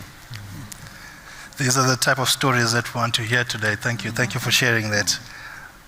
And I guess, in the environment that we're in now, there's also that realization from a lot of SMMEs that to bring in some sort of efficiencies and help with some of the costs that they run in their businesses, they have to be tech-enabled. They have to start leveraging off aspects around AI.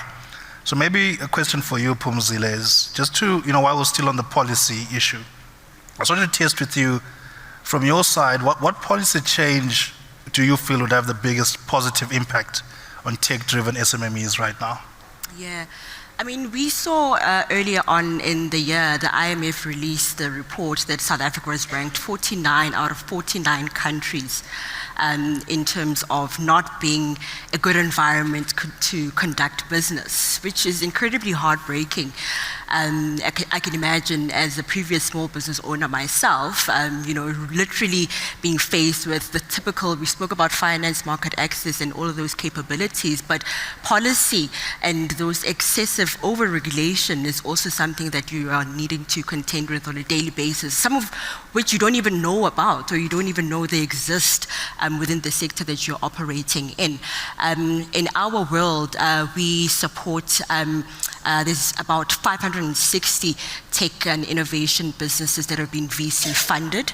And a lot of those businesses that we support face struggles such as excessive exchange control processes if they were to get funding from an external funder, which a lot of these businesses are really receptive to, because these funders look to funding IP.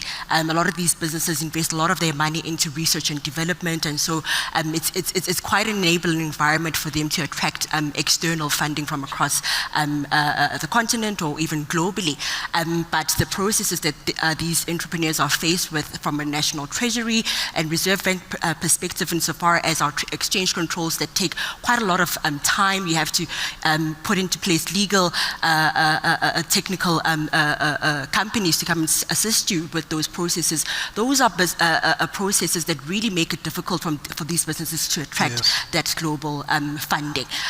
So these are some of the engagements that we are engaging National Treasury with in terms of how can we create a better and controlled, more modernized process of attracting these global capital sources without our entrepreneurs having to face these cumbersome processes that are hugely expensive on them on a daily basis. No, thank you for that. And maybe just to shift away from the policy discussion, one of the interesting parts from Miles's presentation was when he spoke about we are on fire, and it wasn't the sales that were through the roof, but they were literally on fire. And maybe this is where I can bring you in, Leroy. One of the challenging aspects that we know entrepreneurs face, over and above the funding aspect is the costs that they need to manage. And with costs then means there's certain aspects that you need to, cut out. You need to be quite clever on what insurance you take up.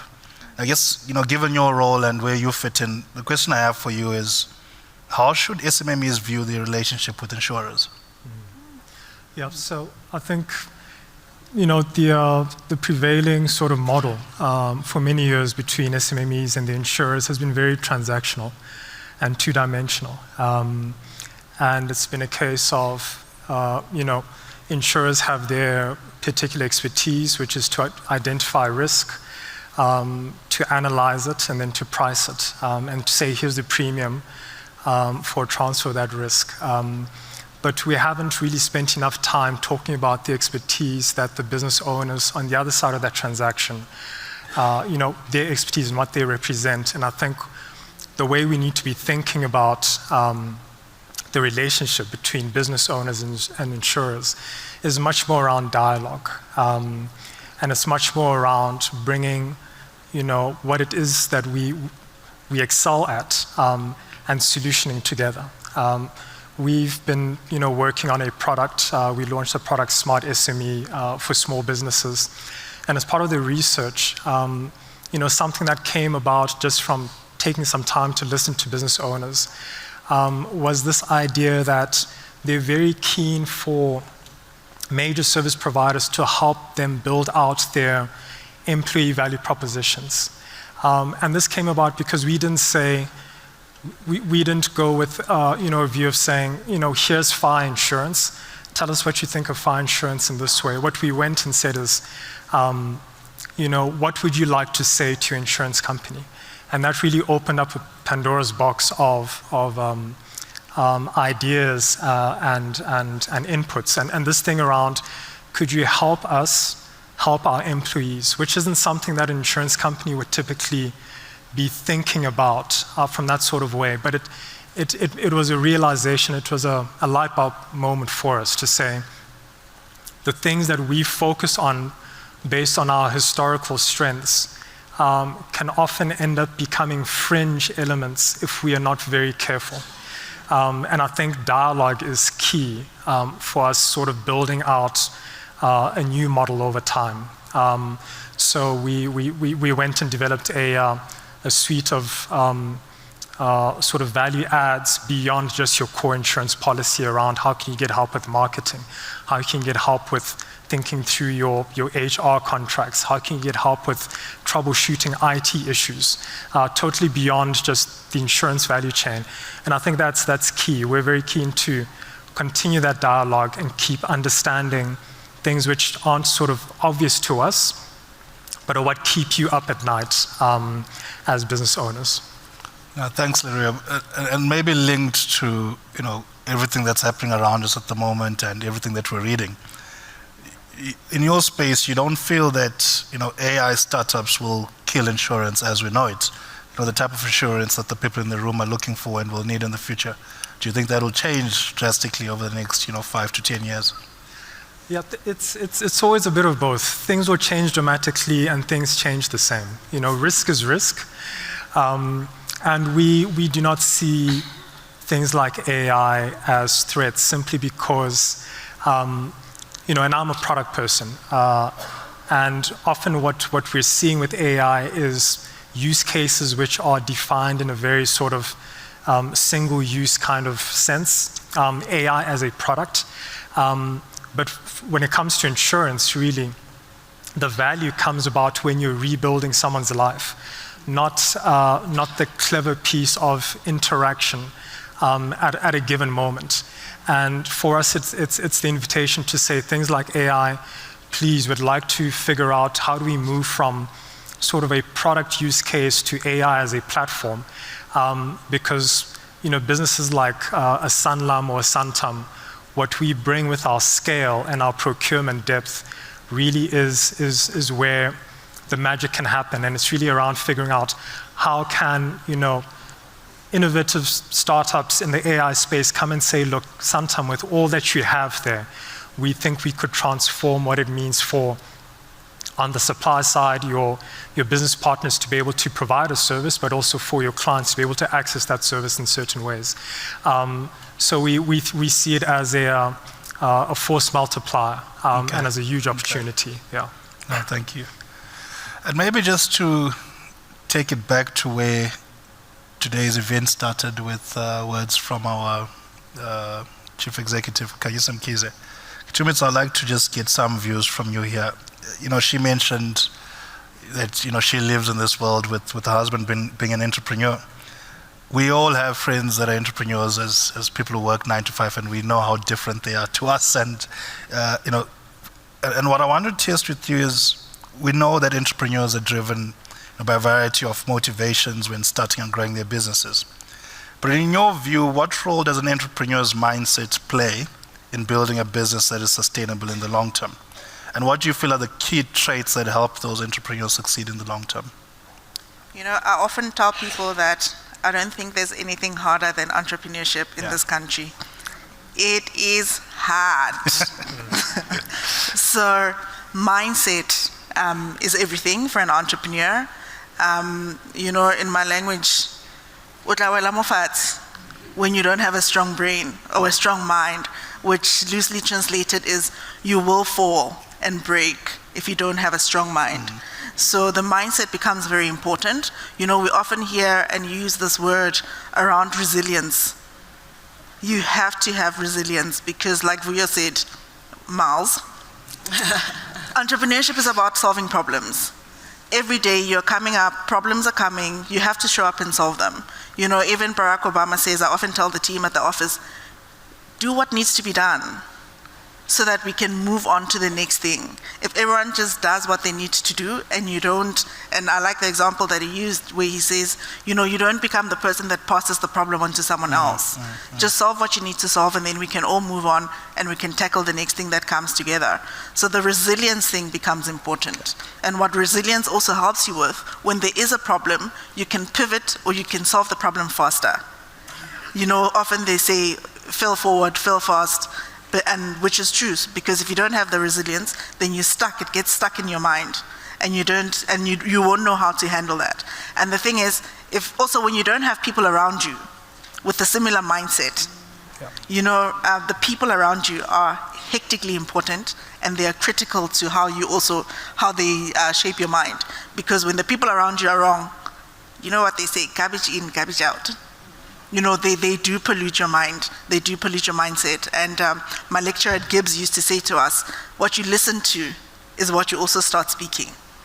So you also need to be careful of the things that you consume as an entrepreneur on a daily basis.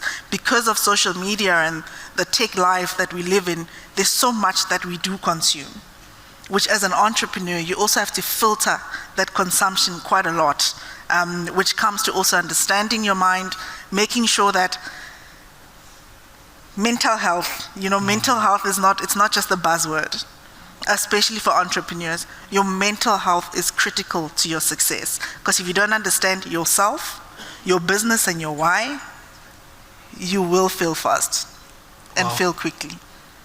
So the mindset, I think, for me is probably the most critical next to your health. I think even for us who are not entrepreneurs, we can take a lot from that. Thank you. Maybe, Alex, just to bring you back in, you've given an example and you work in a very different space in terms of, your collaboration efforts and how you're assisting SMMEs. I guess, what I wanted to just test with you is, how does the understanding of the local ecosystem help SMMEs succeed? And maybe linked to that as well, what are the most important parts of that ecosystem that you feel entrepreneurs should know and understand well? Yeah, ecosystem is quite imperative. Yeah. There's this African proverb, if you want to walk alone, walk. If you walk fast. Ne?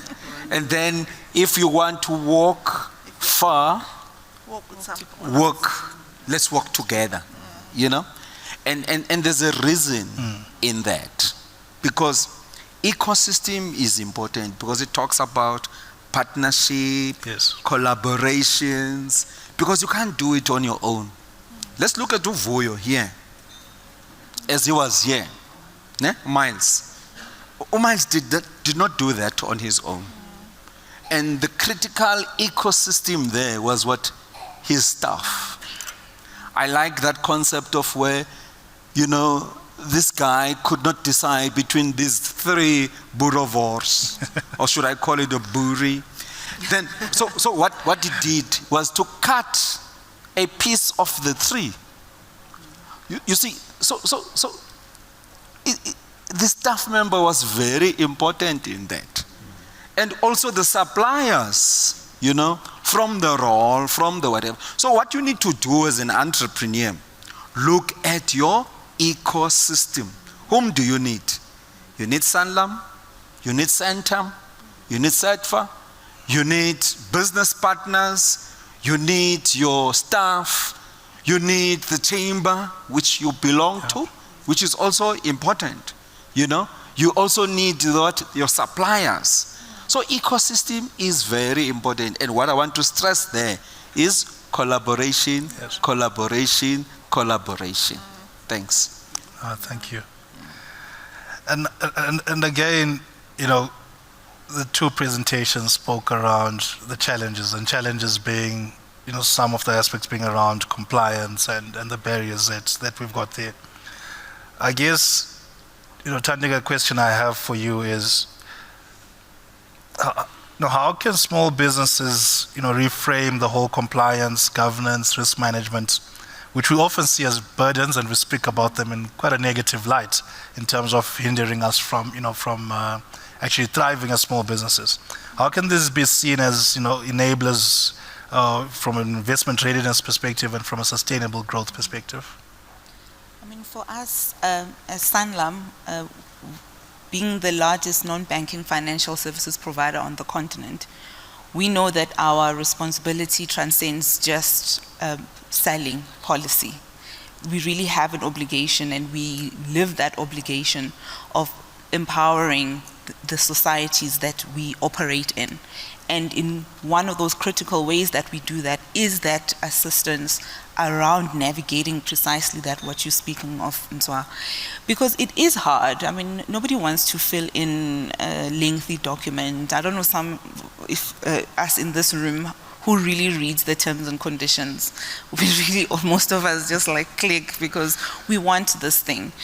But I think if we merge the mindset and have the end in mind, that is the place that we are operating in. It is something that is critical for us to be in and making sure that as SMMEs, we are being compliant. It makes it even more easier for organizations and corporates like Sanlam and Santam to be able to have the conversations around the support that we can provide. But we also know that us as corporates have a duty to make this process less cumbersome. So us, we do partnerships, so your concept of collaboration, so we're really very much into that. And I'll give a practical example on how we do that through the Sandpark Sanlam Rural Project. So we understand that SMMEs that are operating in and around our parks are really most of the time fraught with issues of funding, access to markets. They end up getting credit from, high interest rate lenders, and that really locks them into the cycle of poverty all the time. So knowing that, we then partner with SANParks to say, okay, the person can get the tender to renovate, let's say, some chalets in one of your parks.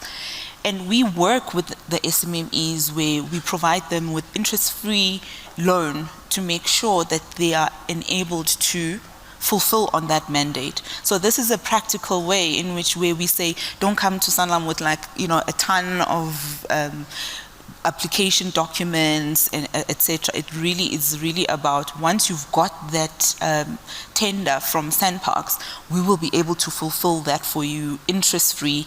And what we do to then cover the risk that you mentioned, Leroy, is to make sure that we pay the suppliers first, so we keep that sustainability across to make sure that people don't run away with the money. We've seen what's happening with our hospitals in Tembisa, so there is a massive issue of trust in our country. So to make sure that we don't now just say, no, corruption is corruption, we have to find ways in which we enable the ecosystem and bring the trust and make sure that we do our part to make sure that the communities that we serve are prosperous. No, thank you. There's a lot of talk around collaboration, the ecosystem and working together. And as we head towards our closing, I guess, Pumzile, the question I have for you is, in terms of practical ways that this ecosystem can work together with policymakers, to solve some of the challenges that are facing startups. Yeah, I think I couldn't agree more with this concept of ecosystem and collaboration. Our ecosystem has at least 1,200 members, from tech startups to policymakers to academia as well, to investors as well. And when I say investors, we are including both early stage investors as well as DFIs as well, because I do think that there needs to be some sort of risk sharing when it comes to investing in entrepreneurs that as a country we need to embrace more of. We've seen a couple of examples in the past where things such as first loss guarantee schemes have really taken the country forward in terms of unlocking these growth opportunities in various sectors. So as a country, if we were to go more towards those types of shared risk type of initiatives to invest more and more in these tech startups, and I do think that there could be more that can be done. I mean, in our organization, we speak of things such as tax breaks in terms of policy reforms that we are working with government to try and make sure that entrepreneurs on the ground really get that early stage capital that a lot of businesses don't really get to experience. If you're within the early stage tech and innovation, you're seeing as being a company that is high risk, right? So how do you work together as an ecosystem, both private sector as well as government institutions, in order to find more and more early stage tech businesses? We're currently working with National Treasury to pilot some of these reforms where we can take a small number of entrepreneurs and we can test some of these solutions. Yes. And I do think that government is quite amenable to these types of initiatives. We've seen in the past, as I mentioned, the 25% first loss guarantee within the township economy that has seen at least 100 million being injected within that sector. And so if we were to approach government with a collaborative mindset, we will see some of these reforms coming into play, and that's what we are doing at SIMUDISA. No, thank you. And I guess in closing, just some closing remarks from each of you. Kitumetsa, I'll start with you. I think from my end, it's mainly for the entrepreneurs, especially when we speak for compliance. Compliance in the game is a non-negotiable. And because it's a non-negotiable, we have to work with each other to ensure that we are compliant from day one and not one day, because when you leave compliance to one day, it does become a red tape. The accountant is not going to charge you less because you came a year later. Yeah. They're still charging you for the full year. So for me, it's compliance is a non-negotiable, so it has to be a day one thing and not a one day thing. Thank you.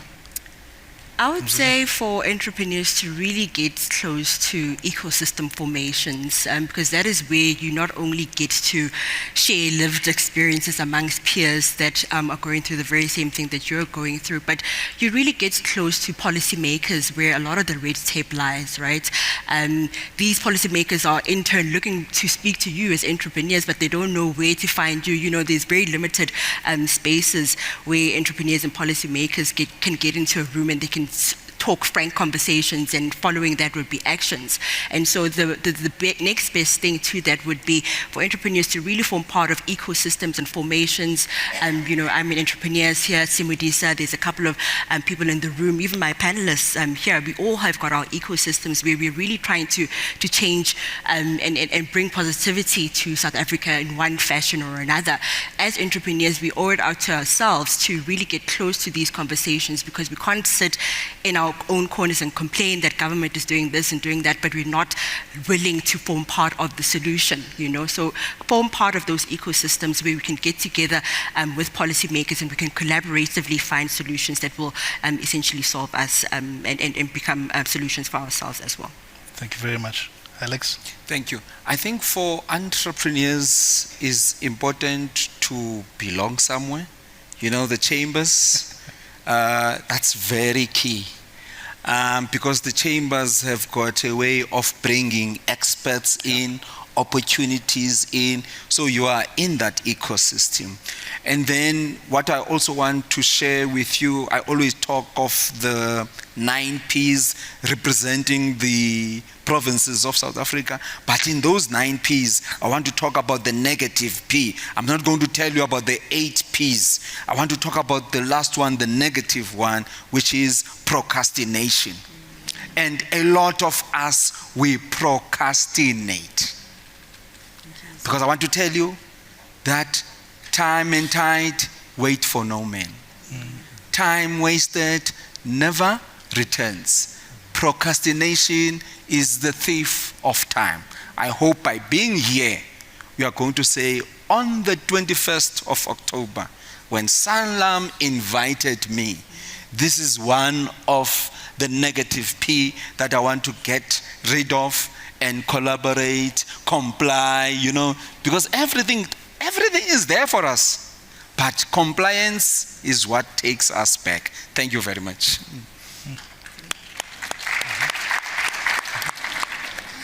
So I'd like to invite the room to please walk through to our gallery, where we can see some amazing photography skills by the youth that we've trained. I mentioned earlier that we've trained a number of youth in these programs and helped them set up their own businesses. We're running a competition with them, and they've put up a great effort in ensuring that they capture some really beautiful stills and videos. So if you come out of the room, there's an art gallery there. Please walk through there. Take time to really look at the photography, but also this is access to market for them because they are selling their artwork. So this is not just donations for them, it's not CSI, it's real work that we're helping and supporting them with. So thanks. Thanks, Sandy. Daru? Yeah, and for me it would be to really just encourage that ethos of dialogue. The risk landscape is changing so fast, and really as far as us building resilience for our businesses, it's going to depend on real collaboration, you being able to say, you know, this is what I do, this is where I do it, and these are the things we're seeing in our space. Yeah, just for us to keep having those conversations. No, thank you. And I guess, yeah, from my side, thank you for listening. You know, we've spent quite a bit of time trying to put this day together, so we appreciate the people that have come to join us today.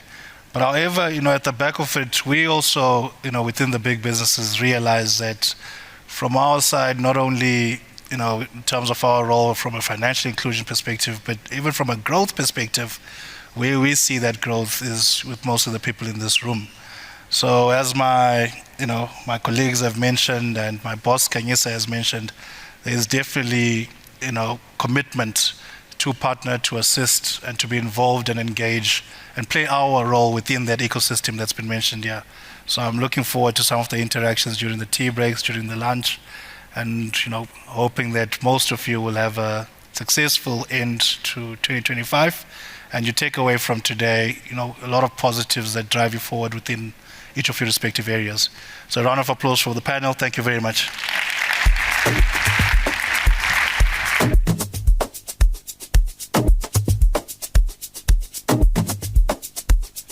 Wow, guys, I think they deserve another round of applause, please. Thank you so much. So I've got an easy job. I'm just here to introduce tea break. But before I do, just listening and maybe share a quick lived experience about capital or raising capital as an entrepreneur. The two things I can give you as advice is, one is hypergamy. So marry up. No, for real. I tell all the kids I work with in Alex, Alex, marry up, cross the bridge, go to Santin. And the reason for that is because, honestly, if you start a business as an entrepreneur, the only time you're going to get capital is, one, taking those credit cards before you quit your job, because it's unlikely that you're going to get more capital from then. But secondly, I'm not even joking. I think the big boss here at Sanlam's husband worked that out, and he married up well. And I'm just saying, there was a case in point, but it's true, right? So with that, guys, it's tea time. The tea is just outside this main ballroom. Please, let's try to be back on time because we're already running behind. So I'm trying to get the ship back in line. And then also at the back, while you're grabbing your tea, there's a booth where entrepreneurs can register their businesses for pitching opportunities. So with that, please, let's enjoy tea. Thank you very much. See you in 10 minutes. Oh, welcome back, everybody. Hope you enjoyed the tea. Thinking about it, maybe they're going to regret saying I should stay, entrepreneurs. I just need permission to speak freely, to share the nuggets. Is that okay? Right? Cool. I will be sharing them, but we are running slightly behind. So I'm going to invite our next speaker, who's also going to be spending time at the pitching session, but he's going to share some insights right now in terms of what he's seen based on his experience that entrepreneurs need. So he's going to give them the skill set that they're going to need as and when they're going to pitch later this afternoon. So, ladies and gentlemen, please, let's welcome on stage our moderator, or actually technically our speaker for now, Phuthi Senyatsi, and he's going to be talking about funding readiness and unlocking capital for growth. Phuthi. Guys, we can do much better than that, please. Much better than that. Woo, Phuthi, rockstar. So, bro. Thank you so much. Well, good morning. I think it's still morning. We haven't reached 12 o'clock yet. So, as Miles said, my name is Phuthi Senyatsi. I'm a portfolio manager within Sanlam Investments. Within Sanlam Investments, we have a division called Sanlam Alternative Investments. And so we deal mainly with private markets. And within Sanlam Alternative Investments, we have the SME Debt Division. So I'm the SME funding guy. And already, I know that it has been mentioned a few times already that the biggest pain point of SMEs is funding. So how many of you know that this is a hospital pass session? Put in the firing line. It is a great privilege to be standing before you this morning. I count it a great privilege because of who's in the room, because of the kind of stage that this is, and also because of the mic that I'm speaking through. Okay, you guys don't get it. Maybe let me try this side. If you've ever been a speaker before, you know that this is entry level, this kind of speaker. But once you have this stuff, the TED Talk mic, now you can do things like this, things like this, things like this. Hey, when I want to seem smart, I just take off my glasses, point them at you. So I've arrived, guys. Give me a round of applause. All right, I'm going to try and be quick because we are running out of time a little bit. I want to talk to us about funding readiness. And firstly, I want to appreciate this moment quite seriously to say that it's a privilege to be speaking to entrepreneurs, which I consider to be people that make my job fulfilling.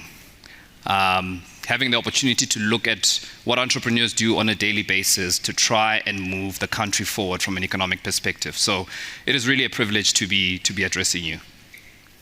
So in terms of funding readiness, I think it's important to highlight from the get-go that I will not be telling you what you must do in your businesses. You know how you run your businesses. My job today is to invite you into the mind of an investor, into the mind of someone who's managing money on behalf of investors who are looking for opportunities to invest in so that those clients can get their money back. We're together. So here's our agenda.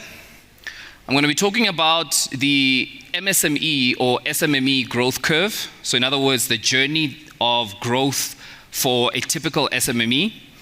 We're going to be looking at the funding landscape. In other words, what's available out there for SMEs from a capital perspective. Then we're going to be looking at the main issue, which is funding readiness. How do you get yourselves and your businesses ready to obtain funding? And then I want to end with a call to action.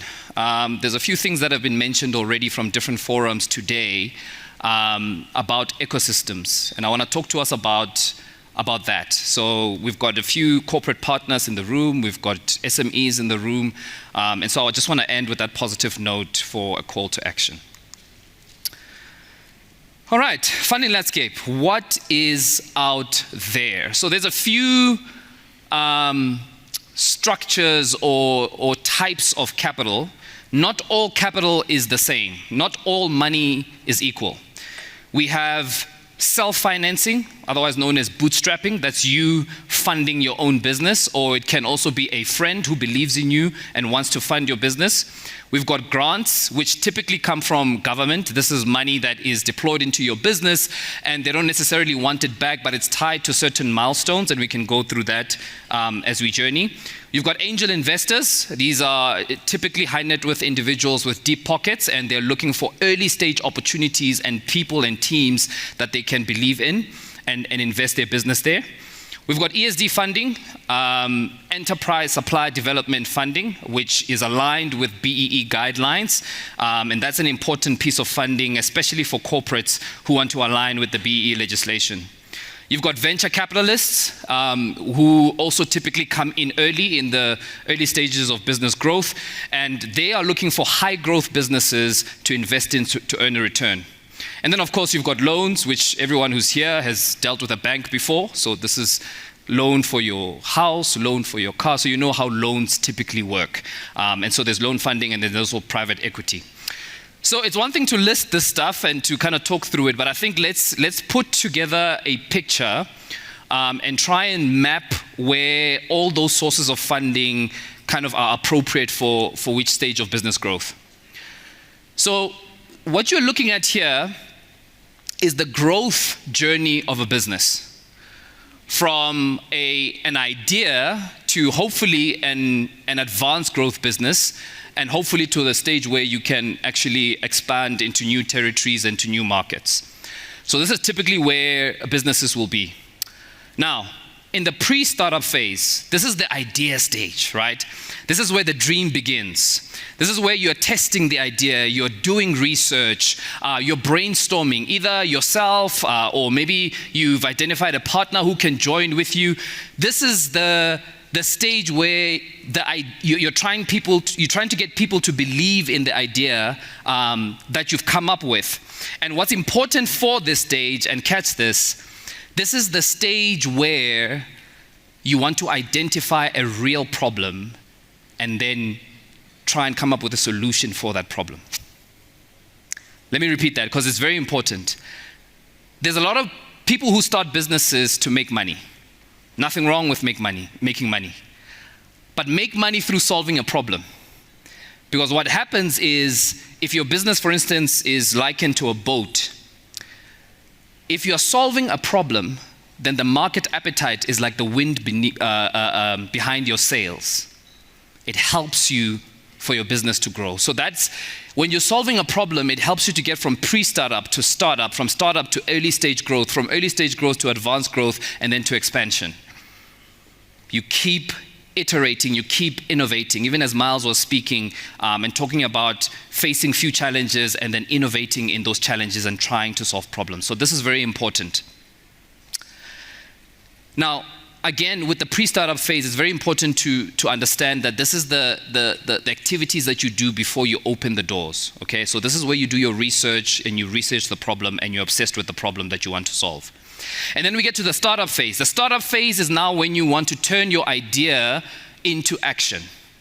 This is the phase where you've built your first product or service. You've kind of found your product market fit. You've got some revenues that are coming into the business. So as you can see there's a little bit of revenue that's coming into the business. You've kind of tested the market. You've got some people who are biting, who are actually buying the product that you are selling. And then we get to the early stage growth phase. Now this is where now you've gotten some momentum. Now you are growing your business. People know about you. People have seen your product. People know that your product has quality, and so you are ramping up revenues. You are growing at a very fast rate. Now, at this point in time, it's very important to pause as a business, to look at improving your operations, to look at improving your customer experience, to look at improving your consistency. Sometimes if you grow too fast and you haven't capacitated your business, you can run into a problem very quickly. You can end up in a place we call no man's land, where you are too big to be small and too small to be big. So working in the business, capacitating the business, finding the right partners is very important as you're scaling up your business. And if you do that right, you get to a stage we call the advanced growth stage.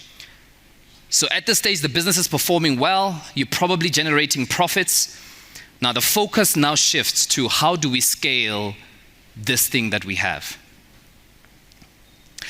How do we enter new markets? How do we strengthen our brand? How do we possibly now bring commercial investors into our business to partner up with us on a long-term basis? So this is the advanced growth stage. And then the expansion stage is pretty much how do we broaden our horizon? Okay, how do we take this thing that we have built in Gauteng to Limpopo? How do we take this thing that we have built in the Eastern Cape to the Western Cape? So that's you're broadening your horizon. Probably there's even new money that's now attracted to your business. So let's look at the different types of funding for the different stages of growth. You've got bootstrapping or self-funding. And the nice thing about bootstrapping and self-funding is that it's friendly money. It's your money, or it's your friend's money. And hopefully, I mean, I would warn against getting into business with friends and family. It can get murky, so just make sure that you've got the right things in place. But bootstrapping is appropriate for every stage of business growth. I heard Miles over and over again saying that the money that he made from the top performing Boerewors roll, I think it was, he would use it to improve the one that was less selling. That's bootstrapping, right? That's not taking your money to buy cars, houses, and things like that, but it's you're taking the money and you're seeing how can you improve on your business, and it's appropriate for every stage of business growth. Then we've got grant capital. Grant capital, very useful during the startup phase. This is where you get money from hopefully governments and development finance institutes, and this is where you pay to do your research, to do your product market fit, and this is what the grant capital is appropriate for here. Then, still in the early stages, you've got angel investors, and angel investors, more than believing in the idea, they would believe in the teams, they would believe in the people. So these are high net worth individuals that typically entrepreneurs would have relationships with or get introduced to. Big pockets want to invest in early stage businesses, hopefully to see their return, but it's very patient capital. Then you start having commercial money. Venture capital is a commercial form of funding. Fund managers that manage venture capital money are looking for early stage opportunities and opportunities that will get them returns, sometimes even in excess of 30%, 40%, 50%. So these are businesses or funders that will actually buy shares into your business, sit on the board of your business, and have voting rights typically, and they will drive the success of the business together with you. Then we have ESD capital. Enterprise and Supply Development Capital, as I said, aligning with the BEE guidelines, trying to transform supply chains of large corporates typically. And so this form of capital is, again, available depending on how corporates want to run it, but it's geared towards Black-owned businesses, right? Black-owned businesses, Black women-owned businesses, Black youth-owned businesses can get access to this kind of capital. And this capital, the great thing about it is that it can come in the form of a loan, or it can come in the form of equity. And they can target early-stage businesses, or they can also target advanced-stage growth businesses. And the idea is that as you are capacitated by the corporate and you are receiving work from the corporate, you can also get access to the funding as well.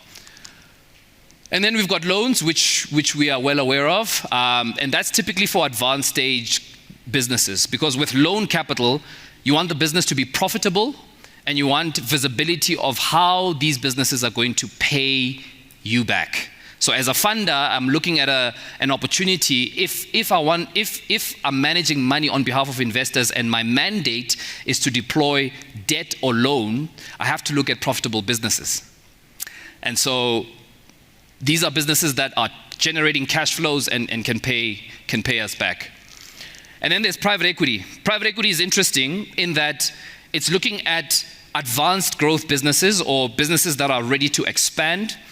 And really what they're doing in the private equity space is buying cash flows. So they're looking at businesses that are generating cash flows already and are ready to expand into new markets. So they want to be able to draw a straight line between your need, your capital need, and how that need is going to result in growth. There's one that I'm missing here. Can anyone tell me what they think it is? One kind of funding that I'm missing here. One type of funding that I'm missing. Stock market? Loan sharks. Oh, Mr. Asmal. Well, not loan sharks, but you are in the radius. But it's supply chain funding or short-term working capital, purchase order type funding. A lot of our SMEs are actually struggling with this kind of funding where all that they need is working capital to be able to deliver on the job. And this is a very important type of capital. So this is what I want to do. I want you to interact with me because I don't want you to sleep in this session. You just had some tea, so I want you to interact with us. So what I want to do is I want us to, Andre, maybe we can switch to that Slido exercise. Please, from where you are, take out your phone, take a picture of this, what do they call this? QR code. I literally went blank. I wanted to say snap scan, but that's not the right. Take a picture of this QR code, and there will be a question. It will lead you to the sort of link, and then there will be a question there. Please answer that question, and as you answer that question, it will appear on the screen in terms of what the answers are saying. So if you just take a moment and do that. There's no? Oh no. They didn't load the question. Hey, guys. Okay. Oh, there we go.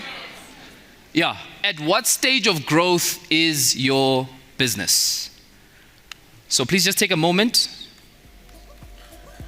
Based on what I've said, based on what I've mentioned, and answer that question. I just want to see where we're at.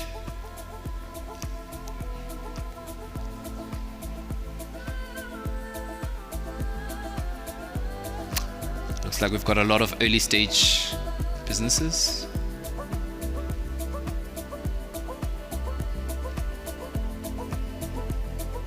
Still a lot of early stage startup.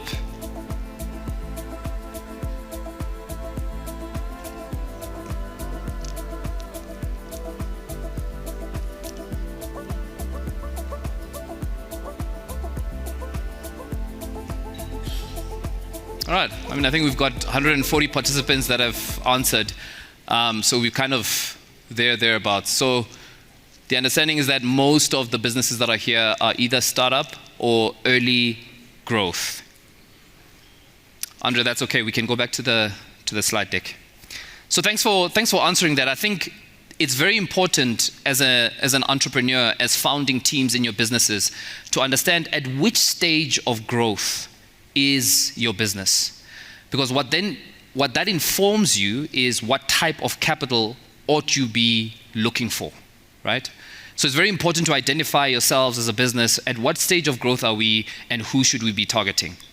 So I've got 12 minutes left. I'm going to fly through these slides. Let's talk about investment readiness. I wonder if you can answer for me this question. Percent of businesses that fail in the first year, just yell out a number.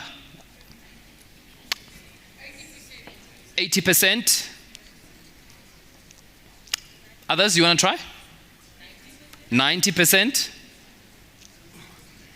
Sure, those answers are very bleak, eh? 80, 90%. The actual answer is 71%.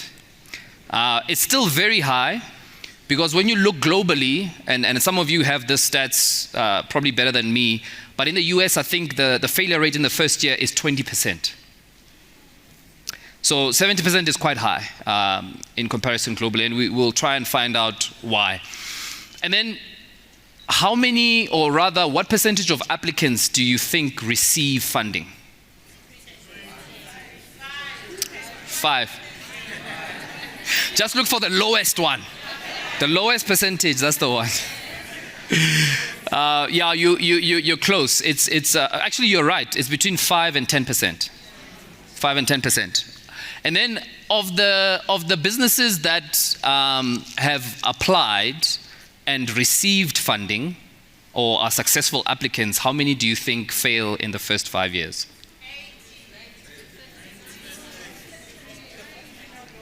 Yeah, no, give yourselves a round of applause. You are very close.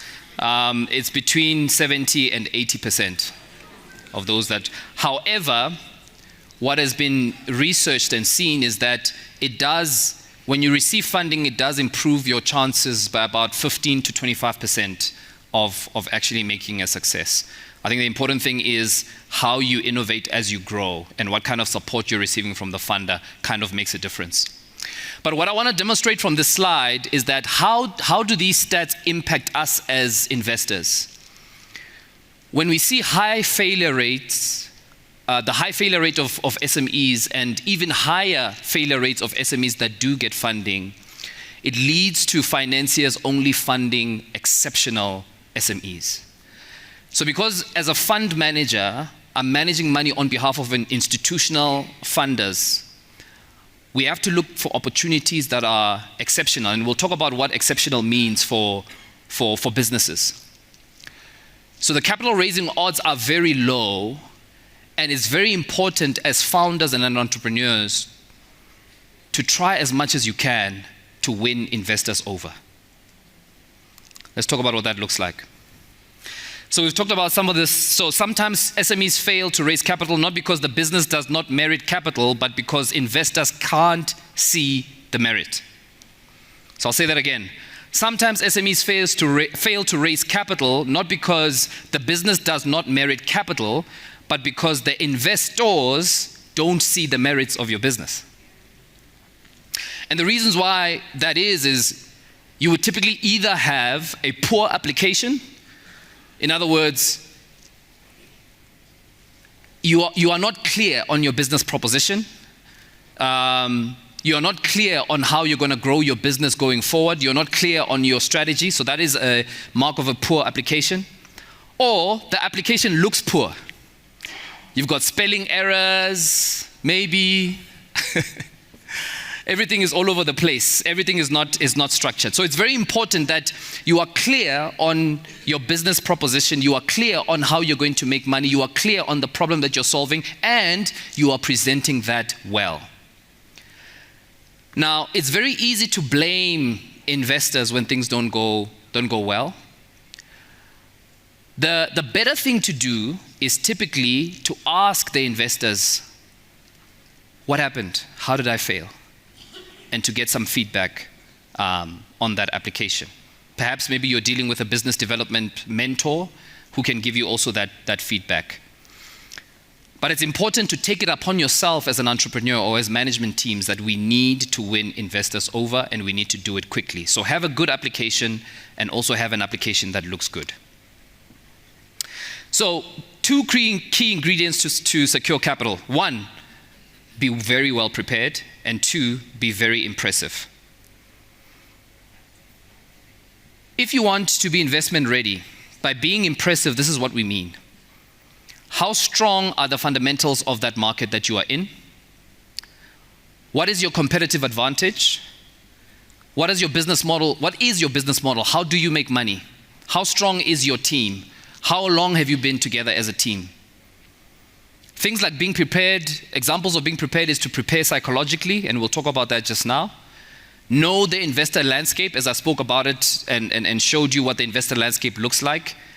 And then be ready to pitch. Be ready for a due diligence. Be ready to be asked questions. Be ready to produce information. Be ready to be transparent and honest.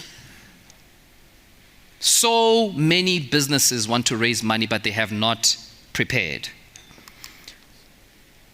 All right. What does it mean to be prepared and to be ready to pitch? You like that picture? Sometimes that's what it looks like, right? So the cheese is the money. But man, to get that money, very risky.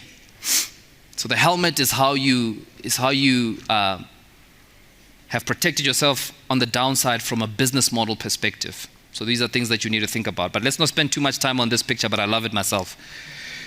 All right, be prepared. Prepare psychologically, target the right investors. Your company profile, pitch, and documentation must be ready. What does it mean to prepare psychologically?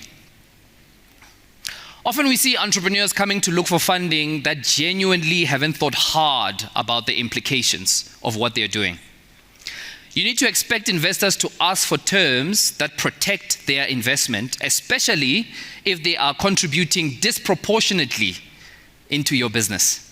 So let's say you're raising 20 million rand, and let's say you're putting 2 million rand into the business, and the rest, kind of the funder comes and puts money into your business. You have to expect that the funder has to be skeptical. And so prepare psychologically to take questions, and prepare psychologically that the funder's questions are looking to protect his interests. It does not mean he does not believe in your idea. It just means he doesn't have to. And so as a business owner and as an entrepreneur, prepare psychologically for those kinds of questions and engage on that basis. Aim for a win-win.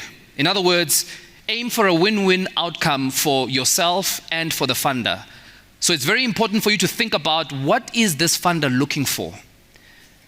And what am I bringing? If I'm saying he must kind of be married to this business of mine, what is the win for the funder? And that is important, because that means you need to interrogate what a particular funder is looking for. If the funder is offering loan funding, that means I need to be a profitable business. Or let's say I'm not profitable yet. When am I going to be profitable? I need to have an answer for that question.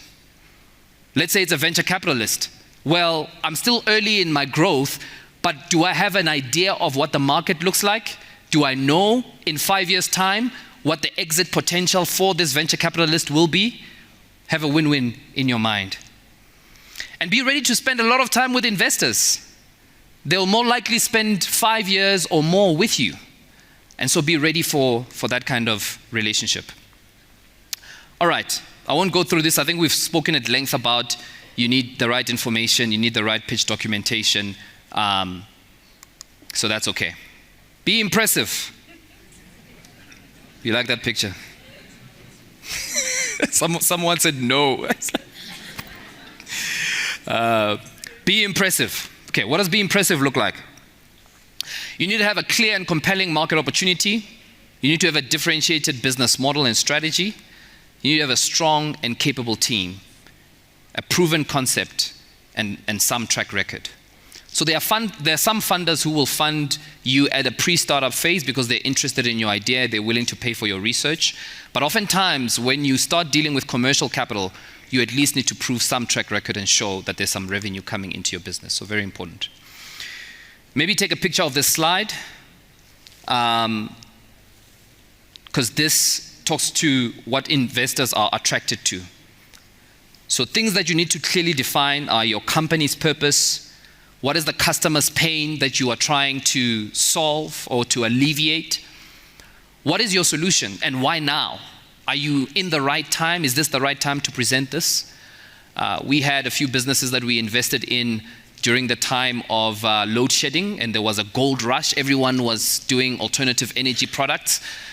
We tried to pick a winner in that space, but then when the sentiment around load shedding changed, a lot of those companies were decimated. A lot of them are no longer in the market. Fortunately, the ones that we invested in are still there, because we saw a very compelling driver of competitive advantage in those businesses. They were very clear about what happens if load shedding is a thing of the past. So it's very important that you understand your timing in the market as well. What is the market size that you are dealing in? Who are the competitors? What are the relative team strengths? And the attractive features there is, if you're in a market that's large and growing, that's usually a very good thing for what you're pitching. Recession-proof, not necessarily COVID-proof. It's important. It's impossible to be COVID-proof. It's a black swan event. But recession-proof. How are you protecting yourself on the downside? Underserved customers, if you're targeting that. So yeah, take a picture of this. I think it's very important that you understand how you're targeting and what's attractive about your proposition.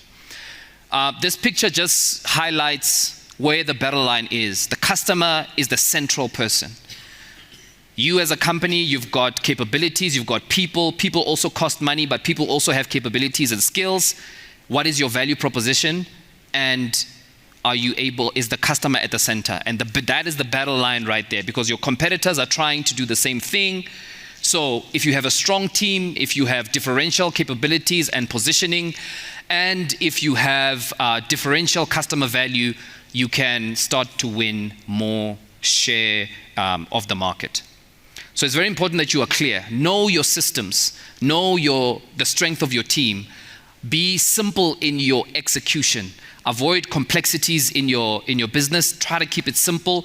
Execute. Show value to customers. They'll keep coming back. Right. I started off this session with saying, what do investors want? What are we looking for? And this is it. Investors back founders who are prepared, transparent, and capable of using capital as a catalyst and not a crutch. Investors back founders who are prepared, transparent, and capable of using capital as a catalyst and not a crutch. It's such a nice quote. I wish that I was the one who coined it, but it was AI. But I directed the AI.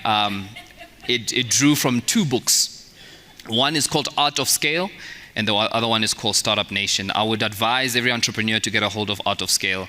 It's a brilliant book on scaling businesses. My time is up, so I want to just end it there. And maybe with the call to action to just say this, that I think in South Africa and even in the broader continent, our businesses are not just suitable for one type of capital. Not just venture capital, not just loan funding, not just ESD. I think we've spoken about ecosystems today. And Sanlam, as the largest insurer and investment manager in Africa, we really have taken it upon ourselves to try and solve the solutions that really pain our people. And so I think today is a great day. I mean, we've got David Morobe here, who I think really the call to action is, let's get to work. Let's put our hands to the plow, let's roll our sleeves. But it's not just going to take Sanlam, but it's going to take the business partners of the world to share. It's going to take government, if government is in the room, to share in the load, because it's going to take public, private capital and really ecosystems like Sanlam and others to really come together and try and deploy capital where it matters most so that we can truly have inclusive growth and sustainable development in our country. Thank you so much.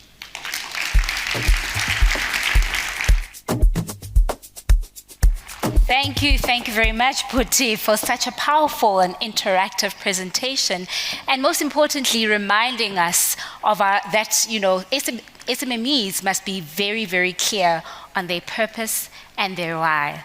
Now, you would have seen earlier on when you were registering for our event that you had to put all your details. So we have selected a few entrepreneurs who are going to come and pitch, right? So I hope you were soaking in all that knowledge that Puti was sharing. But before that, we have a powerful panel discussion up next.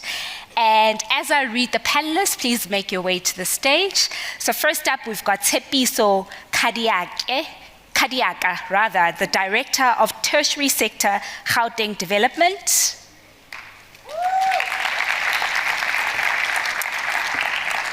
Then we've got Figile Kiva, who is the CEO of Canva Capital.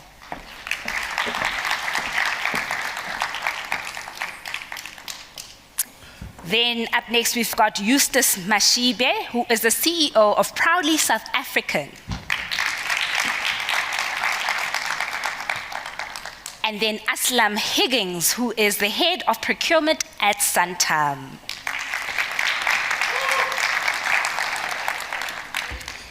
And then Portia Kekana, who's the director of market access support, Department of Small Business Development. And then lastly, we have our very own Ashley Daswa, who's the senior investment specialist at Sanlam Corporate. Ashley, the stage is yours.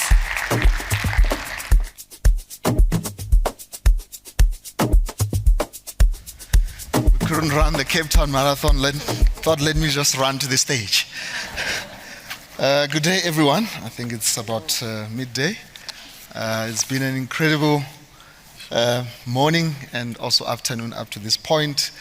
And our task is really to talk about market access.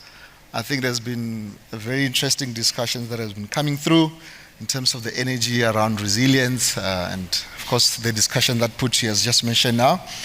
But with me, I've got all of these experts in the room who will be giving us discussions around market access to say, over and above the capital that you can get from the different fundings which were presented shortly, but what about getting to the different market access and breaking all of those barriers with an intention that all of these businesses that are here could scale.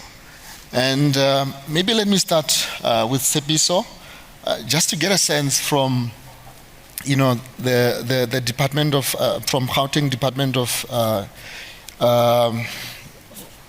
what do you call it? GD, Economic Development. Economic Development. If you may, can you just maybe share with us in terms of what are some of the sectors that you think there is opportunity for businesses to grow and scale, and what are some of the things that you are doing to make sure that you break barriers in ensuring that these businesses could grow?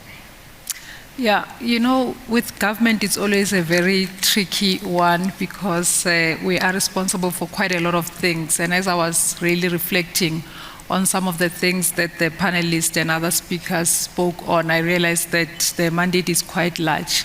We always go and depart from the fact that we are currently sitting with 4 million people who are unemployed currently in the country, and 3 million of those are in Gauteng. So the Gauteng Department of Economic Development really takes it to heart that part and parcel of our mandate in terms of creating inclusive economic growth is quite big and quite large. The previous speaker spoke about it being a private and public partnership. We have developed different strategies which speaks to our blueprint strategy, the Growing Gauteng Together 2030, where we have identified 13 priority sectors of the economy. I'm not going to go into too much detail about them. I know all the entrepreneurs in the room are participating in those sectors. But one of the challenges that we have noted is that a lot of people are not really manufacturing what the current market is really demanding currently in South Africa. So we import quite a lot of products. It's the same situation where you've got South Africans crying about mineral beneficiation. If I can give an example, that we produce so many minerals and yet we export them. I'm sure when they get to the border gate, we get to have a funeral and cry over them. And at the same time, we are importing, we've got iPhones and so forth, which consume quite a lot of minerals in that production space. So when we analyzed the whole situation, we realized that the biggest key with regards to factor production, making sure that Gauteng, South Africa manufactures, because it's one thing to be in the services sector, right? But we need to be an economy that manufactures products. So the biggest challenge was availability of skills, but also we understand that entrepreneurs are a very large, important part of the ecosystem. You know, in economics, they tell us that without entrepreneurs, you basically cannot have the right mix. You can have the minerals, you can have the technology, you can have the capital. Today I learned that the capital does not guarantee you success, but if you don't have entrepreneurs, then you are sitting in a quite predicament situation. And I think that is what we also emphasize, that we need to have entrepreneurs that are out there, that are manufacturing products. So there needs to be a demand and supply equilibrium. We need to be able to manufacture products that the local consumers are really in much demand of.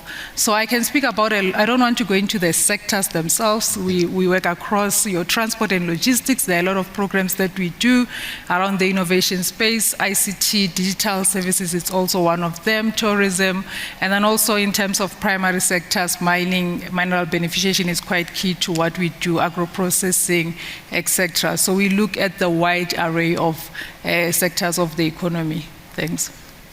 Yeah, no, that's really good, Tsepi. So maybe let me start with you, Portia. In terms of DSBD, what are you guys doing in terms of providing practical interventions for SMEs to be integrated for both private and public sector, considering that it's really your core mandate to ensure that all of these people who are here are plugged in terms of funding? I think the short answer is a lot. But we are small business development, and as a result, we don't actually have the luxury to zoom into specific sectors and turn a small enterprise who comes knocking at our doors away. So that's our starting point, because it's all about wanting to be as inclusive as possible. And really, I know that this sounds pretty much like a cliche that we don't want to leave anybody behind, but this is what drives us in terms of the work that we do. We have chosen, and very intentionally so, that our focus is going to be not only on the private sector, because there is a lot of insistence that the private sector needs to come on board, and they've got to do the heavy lifting in enabling small enterprises to thrive. But we are of the view that there is a lot that government can do. There is a lot that state organs can do. And although there's some work that is being done, but I think that we have not even begun to scratch the surface. And because of that, we have got different modalities and areas of interventions and pathways. And let me just give you two illustrations in terms of the work that we do as market access. On the private sector side, because most of the enterprises who come to us seeking assistance with accessing the markets are in the manufacturing space. So oftentimes they actually want to see their products making their way onto the shelves of the big supermarkets, your ShopRite, Checkers, Pick n Pay, Discam, Clicks, you name them. And we have become the go-between, the mediators. We actually go to the market and negotiate on behalf of the small enterprises, whilst at the same time working together with our entity SETFA. Alex was here earlier on. We establish what the gaps are, because we interact so closely with the market, we do have that intelligence that an average small enterprise would otherwise not have. So we ensure that we get all the information that is necessary in order for them to get to the level of readiness, for them to be able to show up with the product. Not only that, so we've got what we call a market linkages program, where most of our small enterprises, and some of them might be in this room, are supplying Checkers, are supplying Pick and Pay, are supplying Food Lovers Market, and they have a footprint across South Africa. It's not only just one supermarket that is located elsewhere. We go beyond the private sector, and we insist that government has got a role to play to ensure that procurement is not only lopsided to focus on big companies who have always been the top players in the game. So some of you would know that the Public Procurement Act has been reviewed and amended as recently as last year. I think it was in October. We are in conversations with National Treasury as well as the DTIC, by the way, to see if we cannot find ways to come up with, to support the National Treasury in coming up with regulations that will breathe life into the new act, to ensure that we hold departments of government, whether it is horizontal or vertical, we hold them accountable to ensuring that as a high percentage of their spend actually goes to small enterprises. Because if we do not do that, we are only just paying lip service to economic transformation. Okay, that's wonderful. And it does indeed deserve a round of applause. Maybe hold that thought on the Progmin side, and I'll come to you, Aslam, in a moment. But maybe let's start with Eustace from Proudly South Africa. Of course, buying locally is really the core of what you guys do. How do you really move from pretty much visibility to actual deal flow for most of these businesses that are here? Yeah. So what we've done over the years is do exactly that. We've really moved from just being a buy local campaign that just puts messages out and calls on people to choose locally made products when they buy, to having a value proposition that benefits the member base that we have, and a large percentage of the membership base at Proudly South African is SMMEs. And what we've done is we have introduced an access to market-driven value proposition, where, and some of the things that Portia has touched on are some of the things that we also support over and above curating and initiating our own platforms and opportunities for our members to thrive. In fact, standing outside waiting for the session to start, spoke to a member who we took to a platform where they were able to secure space at no cost to them, at our own cost, where they were able to put themselves out there and be exposed to the type of market that we know would benefit them. So what we do is we look at a business and see where they would best perform, and we find those platforms and buy the spaces. Those are the physical type of access to market opportunities that we make available to our members. But over and above that, we've seen that the advent of technology and buying on online platforms has really grown exponentially over the years and will continue to grow. And so we've introduced an online store where every single member of Proudly South African who's gone through our vetting process, who has the credentials that we know all our members are meant to have, which talks to the product must be made in South Africa, and it must be of a high quality product and comply with that which is set out for that industry, is able to sell on that online store at no cost to them. And we have seen that business to consumer platform that we introduced required us to also take into consideration that there are some businesses who want to sell to other businesses. So what we've done is we then built into the platform a wholesale. So the one that was given to me. This is better. Now I can hear myself as well. I'm sabotaged by the mic. What I was saying is that the online store that we've built was initially a B2C platform, but we've built into the platform B2B capability.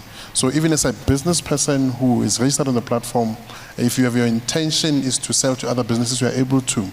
A week ago, we participated in the SA Export Symposium, and the intention was to launch at that platform the ability to even sell to international markets through the platform, We are just now finalizing fulfillment partners will be able to deliver anywhere in the world. And so that transactional platform joins another platform that we've had for a while, which is doing quite well, which is known as the market access platform. That is a non-transactional B2B platform where the intention with that platform was to make it easy for anyone sitting anywhere in the country who wants to buy local. SCM practitioners, buyers, and those who make purchasing decisions to have a central place where they can go and search for suppliers and find them and request quotations and place tenders, on that platform. Because if you think about government, in government, when a buyer wants to buy, they go into the CSD. And they can utilize the CSD to find suppliers. But there was no central place where people in the private sector could go and find suppliers. And that is what MEP does.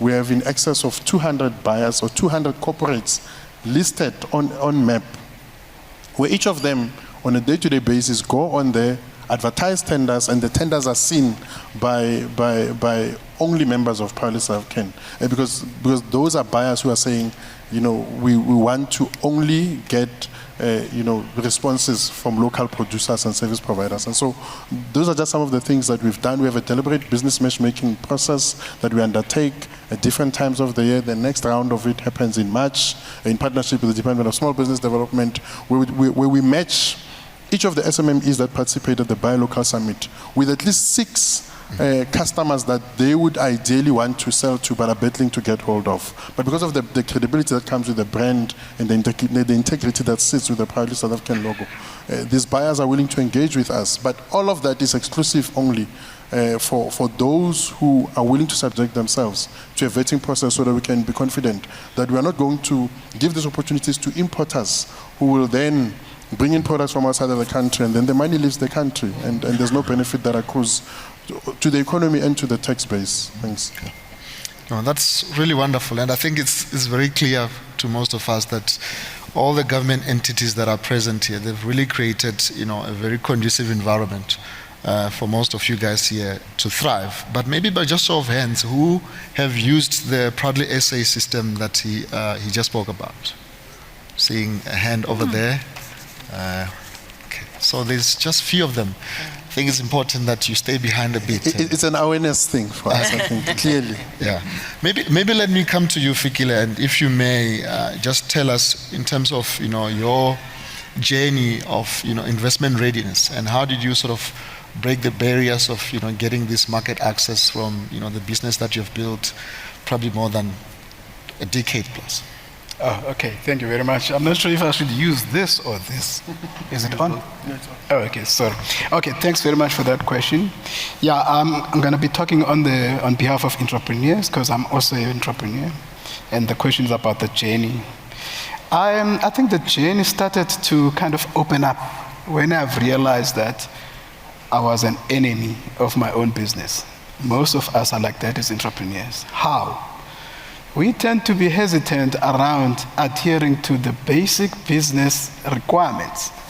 Compliance, someone mentioned this, I think it was, but compliance is one other aspect that as small businesses, we tend to overlook. When I talk compliance, I'm talking basic stuff as not mixing personal and business account. Where people go buy KFCs and other things using business account. And then that's one aspect. The other aspect on business compliance is the issue of record keeping. We don't do these things. And these are small steps that build up towards what we call business discipline. Because as an entrepreneur, you need to be disciplined. It's not an easy exercise, but you need to.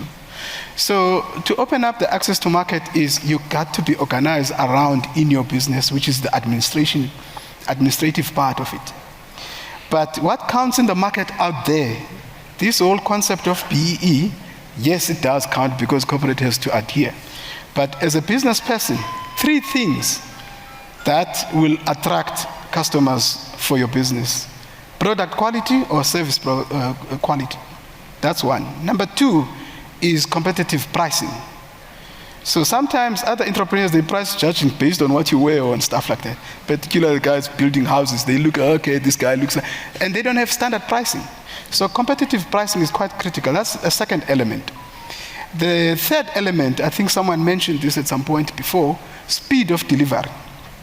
That talks to efficiencies. Why I mentioned these three things, particularly the last one. If you supply a product to somebody, you don't know what it affects in their back-end supply chain. So if you are late on producing or supplying a particular product, chances are you are impacting their supply chain. And another thing, what I've learned as well, so those are the three things to take into account as SMMEs. Another thing that I've learned in business is you must also have merit-based businesses. So you need to, especially if you want to expand, you need to show and demonstrate that you've done X, Y, Z. So never discount the fact of the feedback from the clients. It could be reference letter for the work you've done, because that shows that you have been in the game. So those are the three main aspects that I wanted to raise that can open up access to the market. Thank you very much. Whilst you still have the mic, sure. I think it's something that was raised earlier, and I think Miles mentioned that his mom told him that, what about pensions, etc. I think let's go beyond, getting people that we employ and look at the employee value proposition. And by that I mean, what are you guys doing as entrepreneurs, yourself as a proxy of those that are here, in terms of providing risk benefit, health benefits, and of course retirement savings as an example, because these are people that ultimately one day they should be able to retire comfortably, but they also equally so have different health proposition. Okay, thank you very much. One of the most important aspects as a business owner is you must invest in your systems. When I say systems, I mean data management, I mean the processes, I also mean the people. So you must value people, because it's actually the people who make the business run. That's another thing. You must establish, kind of automate your system, if you like, so that the business can work even if it's outside, even if you're not there. And another thing about the people particularly, because it's actually the people who make the business run. So you got to prioritize investing in your people in many aspects. I will make one small example. When you join at Canva Capital, for example, we actually take you to personal financial literacy program. That is the first month. And then we actually enforce that in terms of all of those personal financial aspects, because we need to teach, and we cannot teach what we're not practicing. And so people must see the value by gaining knowledge within the company. And where we fall short on other aspects, we engage other third-party suppliers. For example, our employees now, they have various products from various financial services industries, like your savings and fixed deposit things some of us were not aware before we joined the workforce, because we don't come from background of financial conversation in our communities. So we focus on that, because that's actually what we do as well on SMMEs and through our programs. So yeah, investing in people is quite important. And also making sure that there's proper feedback, candid and frank, because we cannot dilly-dally on other things. Remember, the key is product quality, competitive pricing, and speed of delivery. So if you don't train your people on some of these processes, there's a good chance things will fall apart. Thank you very much. Yeah, thanks. I think indeed it is a call for action that for most of us that are here who are running businesses, we should look beyond, just providing wages to people, but let's provide, things like risk benefits, retirement savings, and of course, health benefits, because that's all we need to have an all-round individual that is working for you, knowing that if, in an unfortunate event, they pass away, there is that benefit. For them to also have things like medical aids and the like. But more so, I think we all can agree to the fact that, we want to retire comfortably at some point in time. But with that, maybe let me move to you, Aslam. And this was a request that was made as we're preparing to this, to say, let us have a representative of business who can tell us about procurement, and this is one of the things that was raised a moment ago. So from Sanlam Santam perspective, what have you guys done to really break down the barriers and all of these bottlenecks such that these entrepreneurs can perhaps be part of your procurement list or procurement systems? Yeah. Thank you for that question. And hopefully the audience will indulge me. I want to do a little bit of a survey, and there's reason for that. But before you get into that survey, so it's not a Menti or a, what was the other one earlier on? Yeah. It's not that type of survey, but in any event, look, I think it's important to mention that, we don't impose any type of barriers for service providers to be onboarded as a service provider at the group. It's been mentioned quite a few times now about the size and the scale of the Sanlam Group, the biggest insurer on the continent. And the harsh reality is that we are a heavily regulated industry. We're constantly being scrutinized by the Prudential Authority, the Competition Commission, the FSCA, etc., etc. So we obviously need to make sure that whatever processes we put in place is not perceived to be barriers to entry, in terms of service providers. That's the first thing, because we don't want to open ourselves to any Competition Commission findings, and we don't want to be seen as being anti-competitive and colluding with any specific service providers as well. But just in terms of a quick survey, and this talks to our supplier qualification or onboarding criteria at the minimum. It's not the only criteria that we use, and obviously we've got a lot of small businesses present in the audience today. Quickly, show of hands, how many of you companies are registered with SIPC? Show of hands. SIPC. How many of you have registered companies? SIPC. Okay. Yeah. Okay. Second question is, how many of you have all your tax issues in order? So you are registered for tax. Okay. Third question is, you got valid BE certificates or affidavits? Okay. And then, how many of you are black owned? And then the last question is, how many of you are black women owned? So for me, then the question is that what differentiates your company from your competition? And it's been mentioned a couple of times with the previous presenters as well. We talk about stuff like, what is your value proposition as a service provider? What's your key differentiator? And because of the size and scale of Sanlam and Santam as well, there's such a big focus on compliance. And that is what we're actually looking at from service providers, to be able to demonstrate your level of compliance. When there's fire happening at the Sanlam Group level, that heat flows down to service providers, because we are obliged and obligated in terms of doing third-party due diligence, in terms of checking for politically exposed people, potential conflict of interest, and all of those type of things. There's a lot of focus also on ethics in business. We hosted a supply day at Santam, our inaugural supply day a few weeks back, where we actually spoke in quite a bit of detail around ethics in business. And that's what we expect from service providers as well, is to be able to demonstrate, what are they doing about ethics. I think it was Shadi that mentioned the Tembisa Hospital debacle. Corruption doesn't just happen in the public sector. It happens in the private sector as well. And we're very much mindful of the fact that if there is any shenanigans happening within our organization, that we will be prone to massive fines, and we need to be able to manage that. So as much as we talk about know your client, big focus about know your supplier, who are we actually doing business with? So you need to be aware and prepare yourselves for that scrutiny as a service provider. And it's not just going to come from the Sanlam Group, it's going to come from any other clients that you're going to be working with in future, and I suppose within government as well, as around doing those due diligence and those type of things. So from my side, it's really around focusing on compliance, the ethics. ESG is also a big focus for us around issues around sustainability. What are you doing in your business around sustainability and reporting on sustainability and being able to showcase that? And then also in terms of, any value-added services that you can offer over and above in terms of your core service delivery as well. Yeah, I think it is in the mouthful, and I'm quite impressed to see that most of you guys are actually compliant, and you just demonstrate that you're business ready and you're willing to partner with as many corporates as Santam and Sanlam. Maybe let's talk about the whole concept of collaboration between private sector and public sector.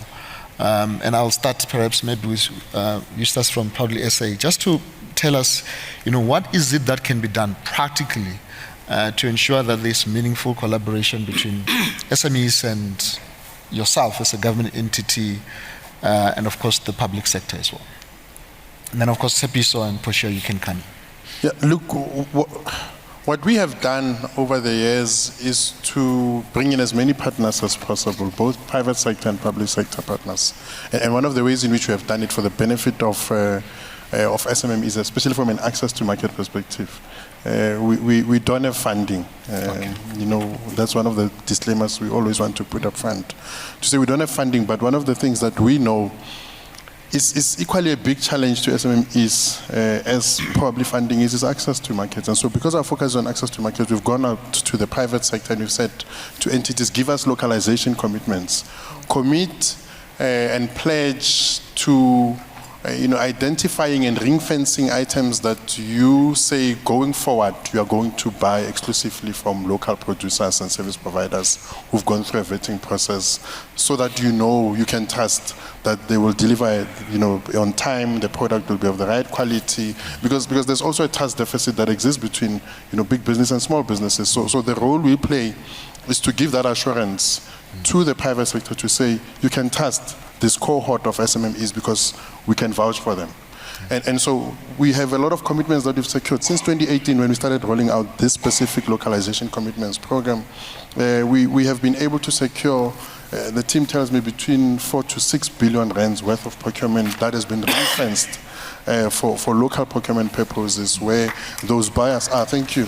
Finally, someone is listening. So we have been able to secure that, and the benefit, I can tell you, accrues to small businesses. Big businesses, when they want to buy from other big businesses, they know how to find each other, but they don't know how to find the smaller guys. And like I said, because of the trust deficit, there was always that gap of saying, where do we find them? And so that portal that we've created is now a go-to place, and that's why there's 200 plus of them who sit on that portal as buyers and who go on there and advertise tenders and find suppliers. So that's the one part where we've been able to partner with the private sector. And with the public sector, the likes of Department of Small Business Development, Gauteng Economic Development, we partner with everyone in the public sector, especially those who have programs that are geared towards supporting SMMEs. Those who will be able to deal with some of the things that we might not necessarily be able to deal with, especially at the policy level.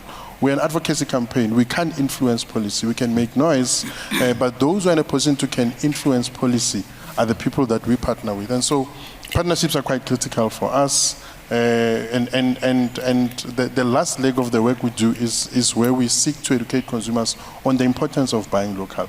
And in order to achieve that, you need to make as much noise as often as possible, and we don't necessarily have the kind of resources that will enable us to do that at the level at which we want. And so partnerships with the media world, with broadcasters, with organizations that have access to consumers have become critical. And I can tell you, in all of those instances, the biggest beneficiaries, and in fact my team tells me that not the biggest beneficiaries, but the only beneficiaries of the value proposition as we have it are SMMEs. Yeah, maybe I should chip in there. You can chip in there. Yeah. Not because Eustace and I come from the same township. I'm going to attest to what he says. We have a very enduring relationship with Proudly SA. And the primary focus of that relationship is the MSMEs, without a doubt.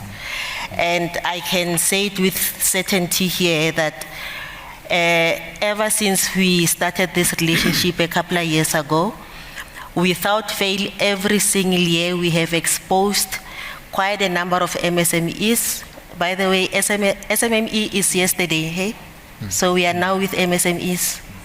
Yeah, so we have exposed a lot of them to B2B arrangements. And we're talking big business, big corporates, and some of them still have those relationships maintained up to this day. Not only that, every year in March when Proudly SA hosts their annual Buy Local Expo and Summit here in this particular facility, We always bring small enterprises as well as cooperatives. By the way, they participate in the exhibitions. But also they are even exposed to local media, and they are given airtime for them to be able to speak to what it is that they bring, their product offering, their service offerings, etc., etc. So that is just the one part of it. But as a unit actually within the Department of Small Business Development, we have come up with an idea that we refer to as market expansion workshops, because we have gotten to a point where we realize that it is one thing to expose small enterprises to markets, right? So you have the ones that are like just new entrants into the space, but they grow along the time horizon.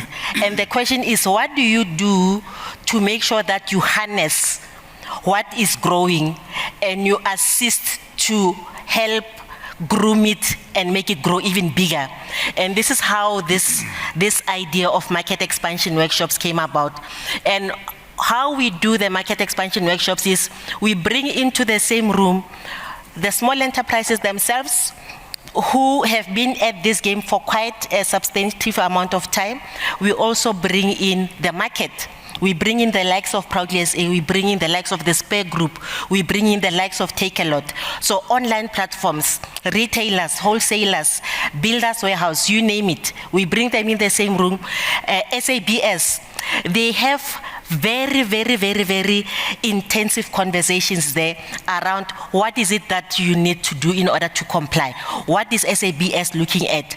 And we hardly ever walk away from those engagements empty-handed in terms of small enterprises, because by the time we leave, SABS shall have made an undertaking that we have identified 3 enterprises and this is how we are going to fund them 100% in order to bring them to a place of compliance.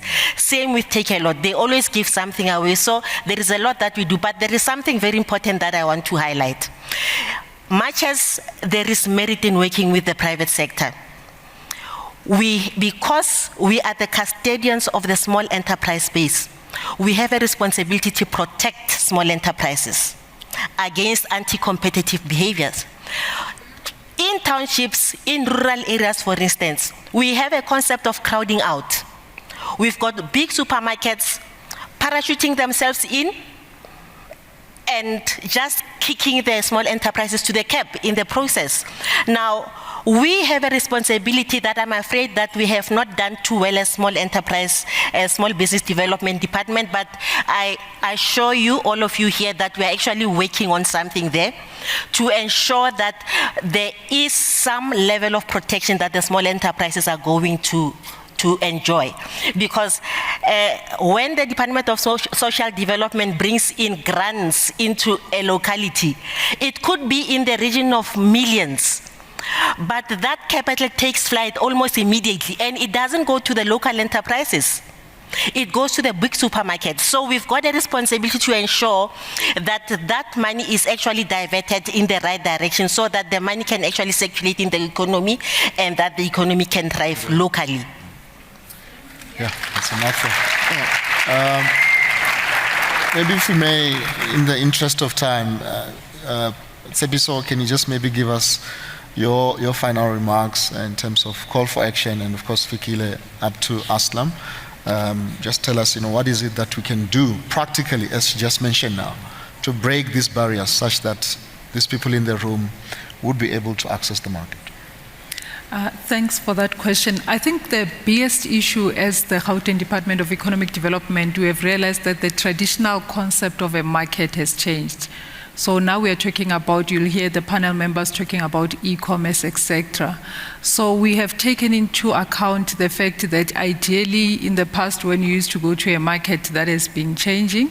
So we have conceptualized and are working with stakeholders still on the platform, what we call the Gauteng Accelerator Hub program, where we are hoping that through that program we're going to take entrepreneurs that are in the productive space, that are producing goods to a certain extent, also services, and then put them in through an accelerator program, which is sort of like a high-end incubator, if you can put it at ease, where they can be able to gain access to shared equipment. I'm talking about sophisticated equipment, but at the same time, they can be able to gain access to markets. When you say access to markets, we work with different platforms. If I can give an example of the e-commerce industry, from the whole entire value chain, we've got a relationship with 26 delivery platforms. The time is gone.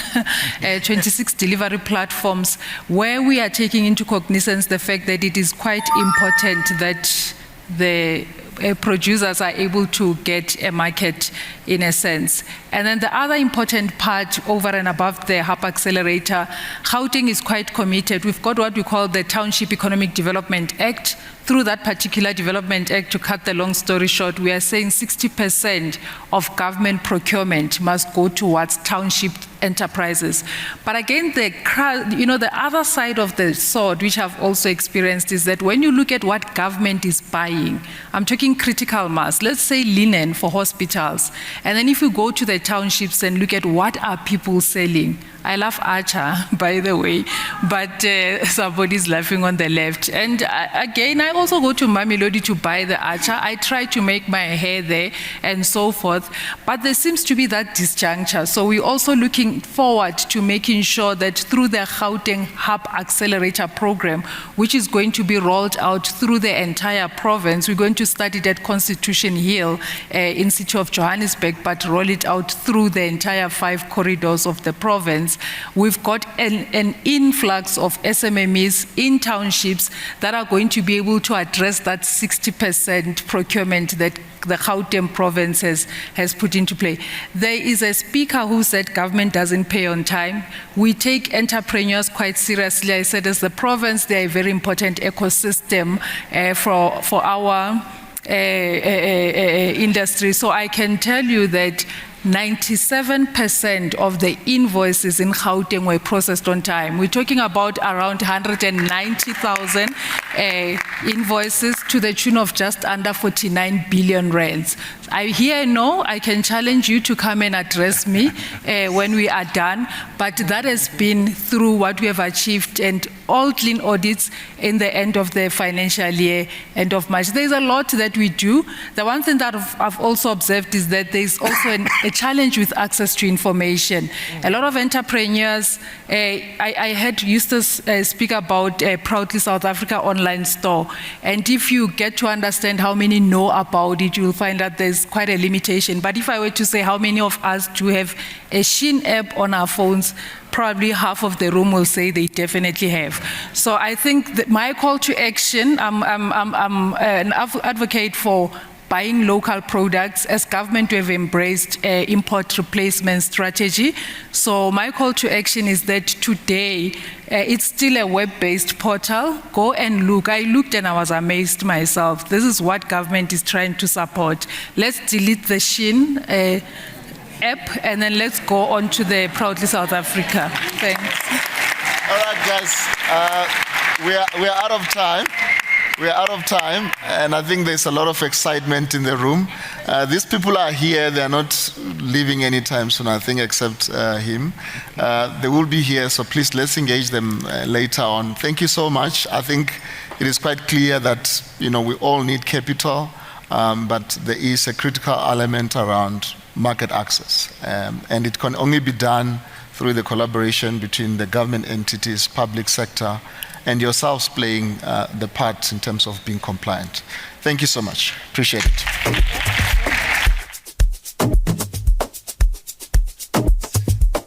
Amazing. Thank you very much. Can you give him another round of applause, please? Thank you so much. Cool, guys. Now we are at the pitch parade session. Before we start, I said I was going to just drop some pearls. They're actually my mother's pearls, pearls of wisdom. The two things she always says is never look like your problems. But the other one that I think is very important is that she says, if you're stuck on the side of the road, You'd be surprised to see how many people who don't stop. But if you're stuck on the side of the road, you get out of your own car and you start pushing, you'll be surprised to see how many people stop and help. And her point is, if you want to impact or affect change, no one is coming. You are the solution to your own problems, right? And I highly suggest that is something, if you listen from the panel today, is that there are solutions, but it's up to you to get out of the car and push along with the other people who are trying to make South Africa better. I do wear local product. This my Velskoens, I'm just saying, I live it every day. So I'm going to welcome on stage the entrepreneurs who are going to be pitching. So how it's going to happen, I'm actually also going to welcome back Puti and the judges. They're going to be sitting here, and then I'm going to call on stage the pitchers to come, and the first one will be Onoma Diko from Nomagade. She'll be doing her pitch, and then after her it will be Imtiaz Riley from Loop Transport, followed by Evans Parsons Zwane from Optimus Robotics, and then Michelle Mokone from Mo's Crib. So Noma, please come up first, and you'll be doing your pitch. The judges will be judging. This is not a devil's den? I mean dragon's den. This is more like an angel's den. And the idea here is to give you proper feedback and insights based on what Puti had said earlier in terms of what investors are looking for. So don't look so nervous. Guys, let's give her a round of applause. Thank you. Are we behind her? Come on, are we behind her? Everyone here is here to support you. So all I can say now, you have 5 minutes to shine.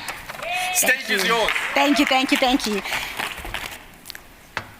Good day, everybody. Hi. So my name is Noma. My company name is Nomagade. Now, Nomagade means resilience in Xhosa. I chose this name because, as you can see, I do natural hair care products. So therefore, what else could, in terms of names or words, what would exemplify our naturally curly hair better than resilience? Today, it can be in braids, tomorrow it's in shrinkage, the day after you can even put it through a straightener, right? Your hair will endure. But what I want to talk about today in terms of why I do what I do is because I want to rewrite this narrative that our hair is difficult. I want to rewrite this narrative that our hair is unmanageable. We as black women and girl children have been told far too many times, too many negative words towards our hair. So I decided to create my own hair care products so that I can not just share this with you guys, but I can also educate. Education is empowerment. My mom did not know better when she was raising me that natural hair products were better for me than the alternative, which was relaxers. So I was a relaxer girl. Her mother did not know better. Her mother's mother did not know better. And I say this to say, over the years and decades, information was lost. My product started with one product, my hair butter. Most people expect hair butter to be, you know, a bit tough. And I say butter because, as Rihanna would say, butter. It's incredibly soft and very kind to our curl pattern. Now, people look at me and they say, but your curls, are you mixed? And I'm like, what do you mean am I mixed? Oh, son, you know, and my hair is absolutely amazing because I was born with a curl pattern and so were you. The only difference is that you did not know me before. I am telling you this because my products were made for black women and girl children, and anybody else who wants to use, they're absolutely welcome, because why? If it works for me and your hair is softer than mine, you're gonna win. So therefore, we have this product that started off for me, and I love to tell people that we are absolutely natural. Children can use this. My son was 3 months when he started using them. Every single time I sell to a customer, I get excitement because I've taught someone to be proud. I've taught somebody that their hair is absolutely manageable, and I've made sure that if you are someone who has said to me, oh my goodness, Dinan Jibs. What do you mean Dinan Jibs? You didn't know me, we're gonna fix you. Because guess what? These are things that people were never taught. The manner in which you take care of your hair is also about how your skin also works. You'll say, my skin is dry, but that's how your hair also responds. But these are things we were never taught, now is it? So when I created these products, I made sure that I made low porosity products, I made medium porosity products, and for all the people with the loose curl, we've also got you. Now, if I am able to say to every South African woman, in a year, you buy this product from me. In a year, 20 products sold a day is over R1 million. Because I've made sure that I have placed the price point at an affordable place. When I started, I was selling to the aunties in the kitchen at my job. They would save up money to come and purchase from me for their children. Now, I'm not saying it will fix all your problems, but I'm saying my products are here to say you can also feel comfortable and confident in your skin. By the way, guys, I also make beard balm. For the oil, it's not the thing for us. If you are one of us, not the oil. But the point, guys, is that my products are absolutely affordable. They will be able to make sure that I am selling more than R1 million if I'm able to get the team that I need, because I'm not great at marketing. And I say that because I manufacture. Guys, I did not learn how to manufacture by chance. The stakeholders who came up here earlier, I'm a recipient. Sis Portia, I'm a recipient. And I'm a recipient also of Proudly SA. I'm a recipient, I'm SABS tested. If Clicks calls me tomorrow, Clicks, anybody in the room know Clicks? Tomorrow, I can actually put these at Clicks.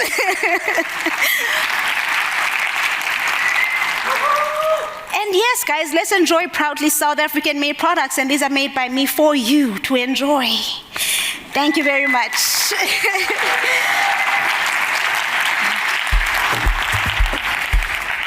I'm not sure if I heard the time right or... On time, perfect. Okay. You can take a seat. Thank you. Sorry, let me help you. Cool, so it is true. It shouldn't look like your problems, right? I wasn't wrong. That was an amazing presentation. Let's give her another round of applause, please. Well done. Cool, keeping it going. Imtiaz, please come jump up on stage from Loop Transport. You have exactly 5 minutes. Feel at home. Wow, the judges. And let's give him a round of applause, please, ladies and gentlemen. Welcome. Imtiaz, my business partner, but I think Norma was so freaking amazing. I need to get some of that for my hair too. Yeah, me too. So, I want to find out in the room, has anyone here used a minibus taxi? Hands up. A minibus, a taxi. You know a taxi? The Quantums? Okay, quite a few. Quite a few. Have you ever had to worry about paying and fighting with the driver for change? Yeah, or sitting in that front seat, you have to be that accountant. Or maybe a more serious issue is having that cash and walking home and worried you're going to get robbed. And that's the reality for 15 million South Africans every single day. And Imtiaz, my business partner, came to me about 3 years ago and he told me his dad's a taxi driver. The problem of working with cash isn't just for the commuters, it's also a problem for the taxi drivers and the taxi owners. They basically cash in transit vans with all that cash. It got very quiet here, like it's so serious. But what Imtiaz wanted to do is, why are we still working in cash? In today's times when we have all this banking, we have institutions like this doing amazing insurance products, why are we still working in cash in the informal sector, in the emerging market? And then I said, okay, before we just try to create an app or system for them, let's understand why that is. And I went back and I interviewed commuters, taxi drivers, taxi owners, government, businesses that have tried to solve in this space before to understand what was right and what was wrong. The big reason why cash is still king in the emerging market is because cash is instant. Cash doesn't come with bank charges. Cash is transparent. If I give you the cash now, you see it, you have it, you can spend it. However, when it comes to banking, payments, EFTs, if I had to be in a taxi and EFT the driver the taxi fare, The driver will get it in like 2 days. And anyone that's running a business that's in the emerging market, you know, you need your money right now. So I have to put in fuel right now as a taxi driver. I must pay my boss, the target, and I have to go home and buy food for my family. So I can't use the current banking method to pay and to receive payments. That was one thing we noted. Then we realized, okay, but if we do an app, this can go quicker. But no one wants more apps on their phones. So even the emerging market tax drivers, no one wants another app that does payments. No one wants another app to do these things. And we thought, okay, what do we do about this situation? We have the information, we know what we're trying to do. We're actually not competing with digital. What we're actually competing with is cash. So we then made our own system. We made our own payment rails. We via WhatsApp. You can pay the taxi driver in real time with no bank charges. It's working. We launched this in the Western Cape. The taxis are on it. But what happened that was really amazing is that when the taxis and commuters started using our system in the taxis, two things happened. Number one, corporates were not able to utilize the existing taxi network. We then got corporates, especially the BPO sector, utilizing the existing taxi routes for their call center staff to go home. This, the industry loved, because they were getting corporate work they never got before. And in the last year, we redistributed over 50 million rand towards the existing emerging market taxi industry that would have gone to private sectors. Private sectors that fight when they go in, like, I'm sure you guys heard of fights with taxis, because those taxis don't have the permits to go into these areas where the call center staff works. So we solved that issue. The other thing that I think is even way bigger than taxis is by us solving instant payments via WhatsApp with no bank charges. Commuters started telling us, hey, I do hair and I do nails and I sell sisters. Can I use this payment method for my customers to pay me instead of just paying the taxi driver? We said yes. We said, let's go. Now we've got more SMEs, emerging market township workers, spaza shops. They are using our system to do payments. Because we can see that if we can support more small businesses, that's how we create the SMEs. They must come from somewhere. We saw the graph. A startup doesn't just become an SME on growth. If we can help them, and the biggest thing for these township people is how to get paid. Because a taxi driver, if I go back to a taxi driver, they can't go to a bank and ask for a loan. But now through our system, we can give access to finance. Not just that, but just the commuter itself and the entrepreneur himself that's using a taxi. They're also underinsured, or maybe not insured at all, but they are the breadwinner. So we've even worked with Sanlam and Sanlam to look at how do we offer insurance products digitally to these people via WhatsApp. And we've launched that as well. So there's a lot happening in this space. The easy way that we're onboarding customers, we've even made a little viral campaign. You know, when Uber came, they said, share the link, get a Uber voucher. We did the same thing with our system. You get onto the platform with WhatsApp, you share your link, you get a 10 rand, and the customer gets a 10 rand. This created some virality in how we're using the service, and it's grown in the Western Cape. We've got an office now in Gauteng, and we're expanding through here. So we are looking for partners, SME partners, transport partners, corporates that want to utilize our service. You can find us at the I forgot the name of the stand, but it's the one with it's Y for you. And that's because we're working with the Yes for Youth candidates, creating more jobs in this ecosystem. But that's my wrap up. Thanks, guys. And we are Loop. Woo! Nice one. Okay. Please help me welcome on stage Optimus Robotics, Evans Parsons Zwane. Guys, they need the support. Let's keep it going. Well done. Thank you. Let's go sit there.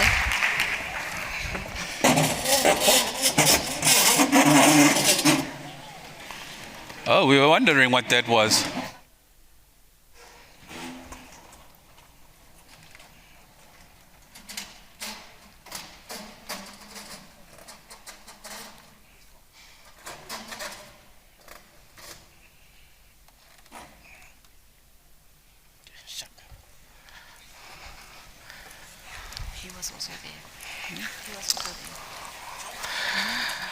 Good afternoon, everyone. My name is Evans Zwane. I'm from Mpumalanga, but I'm known as the Black Elon Musk.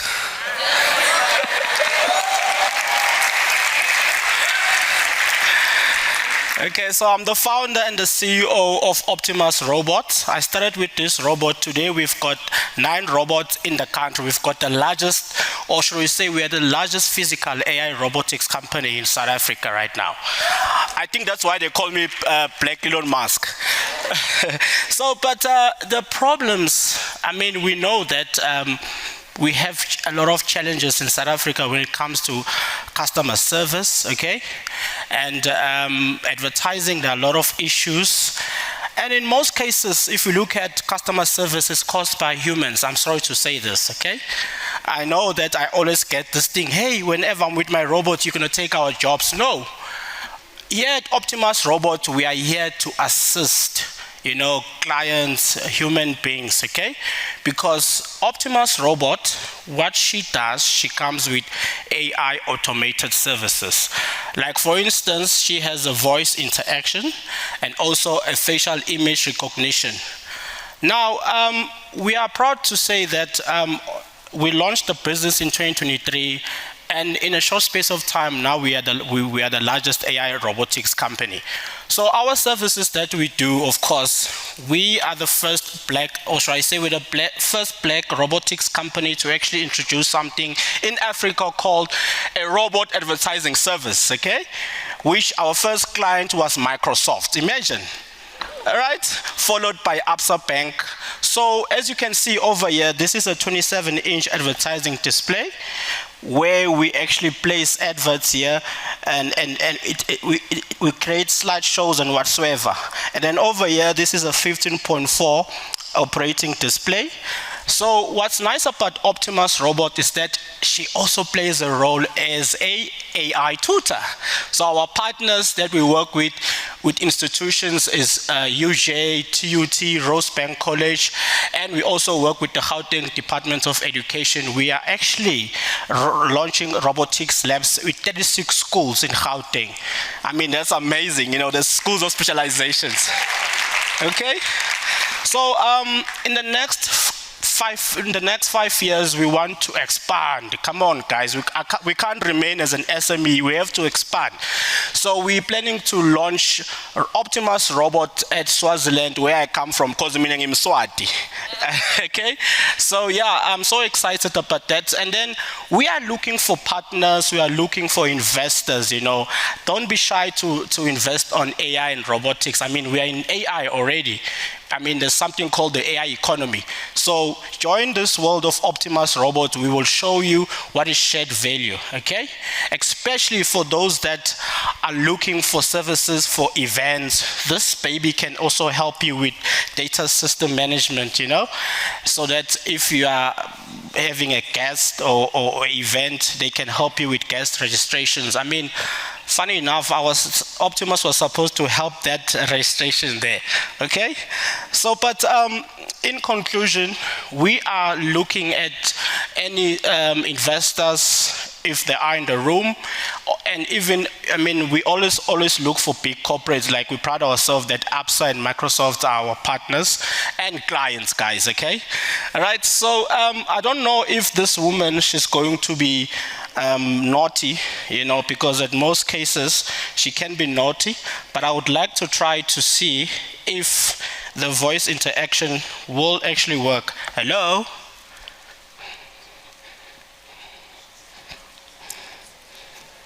Hey there, how can I help?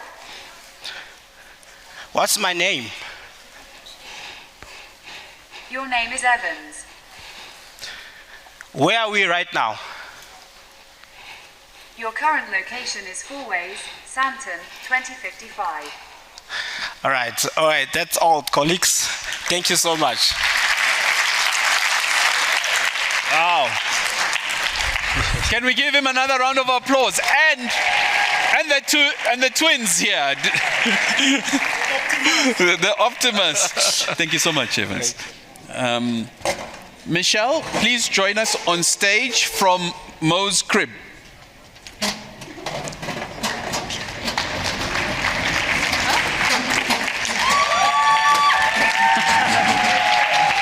Guys, it's super hard to do what these entrepreneurs are doing. So please, the support. Let's try that again. Good. Good luck. Thank you. Thank you. And thank you. Good afternoon, ladies and gentlemen. My name is Murunga Mukoni, and together with my sister Michelle Mukoni, we founded Moscrip. Moscrip is a manufacturing company based out in Pretoria, South Africa, and our focus is manufacturing homeware goods from sustainable material. Some of the products that we made are made from PVC water pipes that we recycled from landfills and construction sites. Did you know that PVC plastic is one of the least recycled plastics in the world? And we are the only manufacturers that are recycling that product and turning it into homemade goods. Ladies and gentlemen, we are not just a basketry business. We are one of the largest exporters of crafts selling to international markets. You can find our products in the USA, in Canada, in the Philippines. You can find us in the UAE, Saudi Arabia, and we've just recently launched in Costa Rica as well as Peru. We've been mentioned by the likes Thank you. We've been mentioned by the likes of Oprah Winfrey, Martha Stewart, as well as Emma Grede. We've been featured by the Good Morning America, the Today's Show as well. The problem that we are solving is global. Environmental waste, the rising unemployment crisis in South Africa as well as lack of export opportunities for people that look like myself and Michelle. And we are combating all of those issues. We are currently, like I mentioned, one of the only manufacturers that are recycling PVC water pipe waste. We have currently recycled over 6,000 tons of plastic, ladies and gentlemen, which makes us one of the leading recyclers of this unwanted plastic. As you can see, this is the product that we make. We're also combating the job crisis in South Africa as well as Africa. We currently have 300 employees, of which we have 100% retention since the beginning of our business 5 years ago. We also export to the world and have partnerships with some of the biggest retail giants across the world. So where can you find our products? We supply to Woolworths, Mr. Price Home at Home, and we also export to retailers such as Crate & Barrel, CB2, and Target in the USA, which is one of the largest retailers in the world. In terms of our production, we actually produce, by the way, we're also in talks with Lowe's as well as Walmart for future distribution. We have started our production in South Africa 6 years ago. However, working with artisans, we've managed to actually grow our production. Working with artisans in areas such as Malawi, Kenya, Tanzania, Rwanda, as well as Ghana. We have 300 artisans that we actually work with. 80% of those are based in South Africa, where 20% of them lie in the rest of Africa. We are currently creating a direct impact to 1,500 lives per month.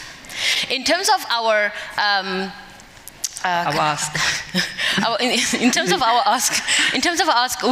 we're currently seeking 35 million which will be directed to 3 main categories in our growth plan. That is international market expansion. As you can see, Europe is currently an untapped market within our portfolio. We also want to be able to grow our production capacity, and that will be through innovation and R&D, working with artisans. And we have a strong goal of having 10,000 artisans by the year 2030. That will be directly creating an impact to 50,000 lives per month. We also want to be able to grow our direct-to-consumer channel, and this will be done through creating more retail stores for our brand, Moscrip. We have, over the past 12 months, have managed to actually grow our revenue by 80%. That is currently contributed by the direct-to-consumer model, which has grown over the years. As you can see, Moscrip is a scalable business that's creating real impact, and we have a goal to make sure that we actually replicate this across different markets. Correct. So when we started our business just 5 years ago and making 10,000 rands in revenue. Today we're sitting on over 15 million rands and are on track to making 20 million rands every single year. As you can see, ladies and gentlemen, we're not just a basketry business. We're a business that is making social impact in the environment, in the community, as well as aligning ourselves with some of the retail giants in the world. Thank you. Thank you. Come on! Nice one. Thank you. Thank you. Well done. Well done. Wow. I mean, that was just, what do you say after that, right? Like drop the mic, right? And this is why I enjoy what I do. I'm surrounded by amazing entrepreneurs. You know, at Microsoft, they used to say, show me a company's pipeline, I will show you its future. Look at our pipeline in South Africa, man. Yeah? Isn't that the richest pipeline you've ever seen? Right? Can't wait to be sitting where you're sitting in the next 3 years and listening to their stories. Right? But what they need right now is the catalytic capital to take them there. So I'm going to welcome back on stage Phuthi to give us the feedback and what now or what next. Thank you. Please, let's welcome Phuthi on stage. And the judge. It's a collective thing. All right, judges, please. All right, hello again. Can we just give them a round of applause again? I just feel like that was really amazing. So as you know, you heard me earlier, my name is Phuthi. So this is Oluetu and Nolan. They're in my team, and we constantly look at funding applications and something like this. Well, this is more sort of live, but we do deal with applications. So we've been jotting down notes quite furiously. So we're going to be giving some advice and feedback. And then we've got a stall outside. I don't know if this was mentioned, but we've got a stall outside. It's written Sanlam Investments. We've got an iPad or a tablet. Maybe we should have used some Optimus. Where you can put in the information of your business, and then we will get in touch with you. So I think I'll start with Oluetu, who will give feedback on the first business, and then we'll go that way. I don't know if the mic is actually on. Can you hear me? Is it on? Very good. Is it on?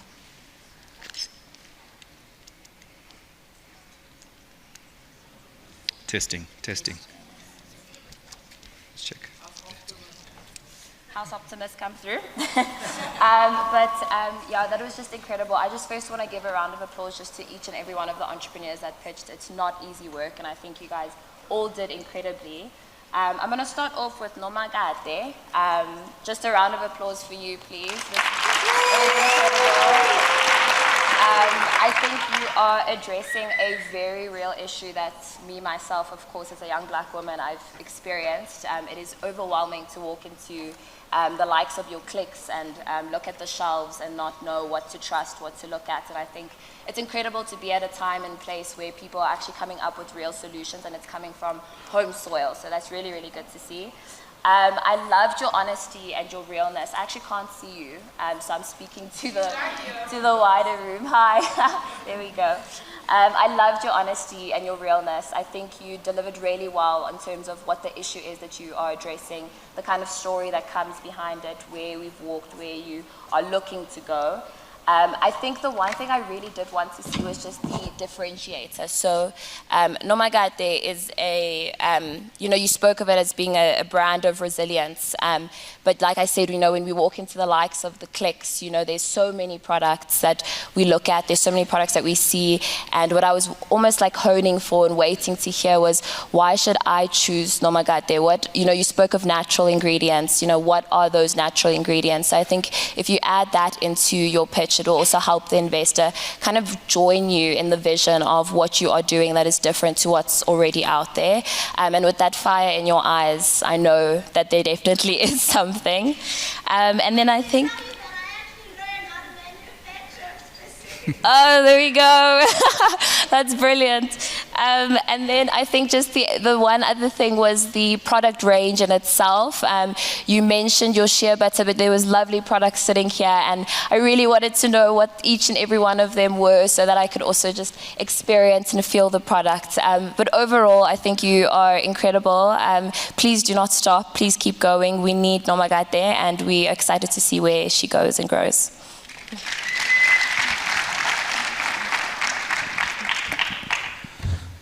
Thanks, Ollie. So I'll focus a bit on Loop. I think Ollie's asked that we give everyone a round of applause, so I'm not going to ask again, even though Loop was a phenomenal presentation. I think, when it comes to a product like Loop, it's a product that we all know, or it's trying to replace a product that we all know well. And I think the common theme that we might have seen through these presentations is education. And Ollie touched on that earlier as well, that in order for you to, set yourself apart in the market, you need to educate your consumers, you need to educate your users. So I think, we touched on that already we were educating the taxi drivers in Cape Town and to see how they can, target corporates, target other SMEs, because there's also, unfortunately, we as South Africans, we're a stubborn bunch, we're a resilient bunch, and there's sometimes, hesitancy to switch, especially in a market that's dominated like the taxis. But I think, focusing on that corporate angle, allowing corporates, giving corporates that comfort that, their workers is safe, and then focusing on, up and coming SMEs and supporting their growth, I think that's really, really something to aspire to. So we're definitely looking forward to see how Loop grows in the future. And then I think, what it will always come down to is understanding the economics behind a transaction like this. So how many users do you need for your platform to reach scale, to reach profitability? I think that's something that was maybe missing in the presentation, but I think, definitely a clear market that we're trying to target, and we can definitely see the need for that. Yeah, awesome. So maybe just to give context, we were not given these presentations before, or we didn't know these businesses before. So really, this is realistic as it gets in terms of advice to the businesses. So I'll chat a little bit about Mr. Zwane's business, Optimus Robots, and also the business that came to present at the end, Mo's Crib. So I think across all the businesses, what was very clear to us was the problem and what they are trying to solve. So the problem and then the solution that they're bringing. And I think that is very commendable. I really appreciate that the entrepreneurs thought very thoroughly about what kind of problem they're trying to solve. So I want to commend you all who presented concerning that. And then with regards to, I think, Optimus and Mo's Crib, the going to the B2B channel, I think was very smart. It's harder to do. So by B2B, I mean business to business. So it's harder to do business to direct customer or direct to customer type of model, because it's a slower way of growing your business. If you can do it and if there's a lot of demand for it, obviously welcome to. But if you look at businesses like Uber, for instance, Airbnb, they were unprofitable for a very long time before they started to scale quite quickly and to get to that expansion phase. So it can be difficult, but I love that you've chosen to go direct to businesses and offer your value to those businesses. So I think there's definitely something there. Already there's private and public partnerships in Optimus Robots. So there's something there that I think a funder would want to look at.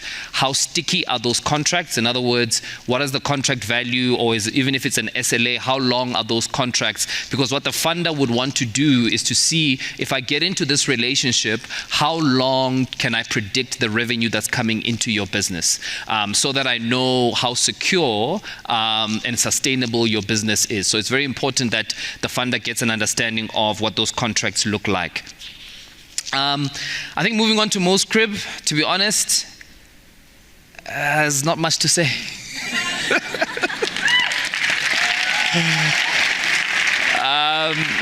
I think you were prepared and you were impressive. You took the presentation I put there and you just made it practical.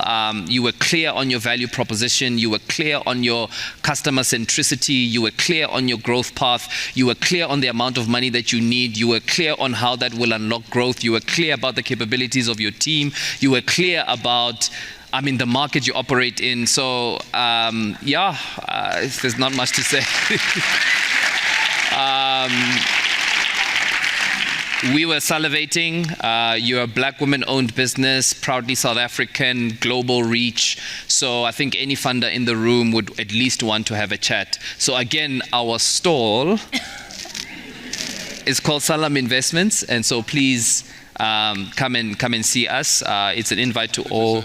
It's by the dessert table, so you won't miss it. So we are inviting all businesses to please come and have a chat with us. Thank you so much. Thank you guys. And a round of applause for them too. So my dream, ladies and gentlemen, is to see this event grow. have more pitches for you to come here and see the future of innovation, the pipeline as I spoke about. But more importantly, I'm hoping that this is where the big checks get signed. Because I can tell you as an entrepreneur, it's super hard to come and sing and dance and then go back and still gotta go work and do all the emails and everything. And you're literally always singing for your supper whilst trying to actually cook the supper. So I do want to see this grow into something where every year we look forward to it. And in fact, we create an almanac of businesses that were funded that year, but more importantly, businesses that have exited or listed. And because we need those stories, because those stories inspire others to do it. And you can take it from me. I started a business based on a TV ad. I know for a fact that inspiration works. People need to see themselves in others for them to start and do and grow. And the more we do that, it becomes catalytic. Others equally, like my mom said, come out and start pushing. So I am between you and lunch.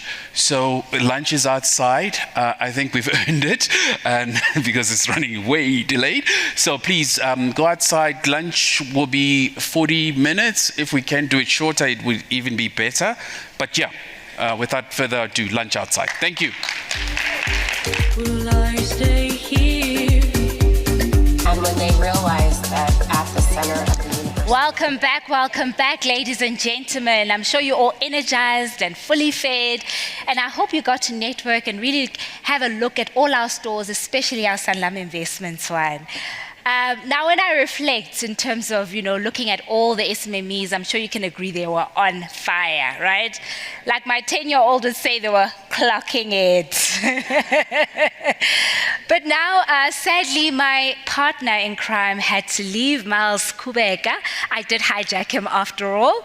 But we've got two more powerful presentations, and then we'll be announcing some winners of those amazing artwork that you saw at the back, and then we'll be closing. So thank you for staying up until this time. Without wasting any more time, I'm going to invite onto stage our IT executive for agility and innovation from Sanlam Corporate, Mincha Ismail, who will be discussing AI to accelerate and drive business efficiencies. Mincha, the stage is yours.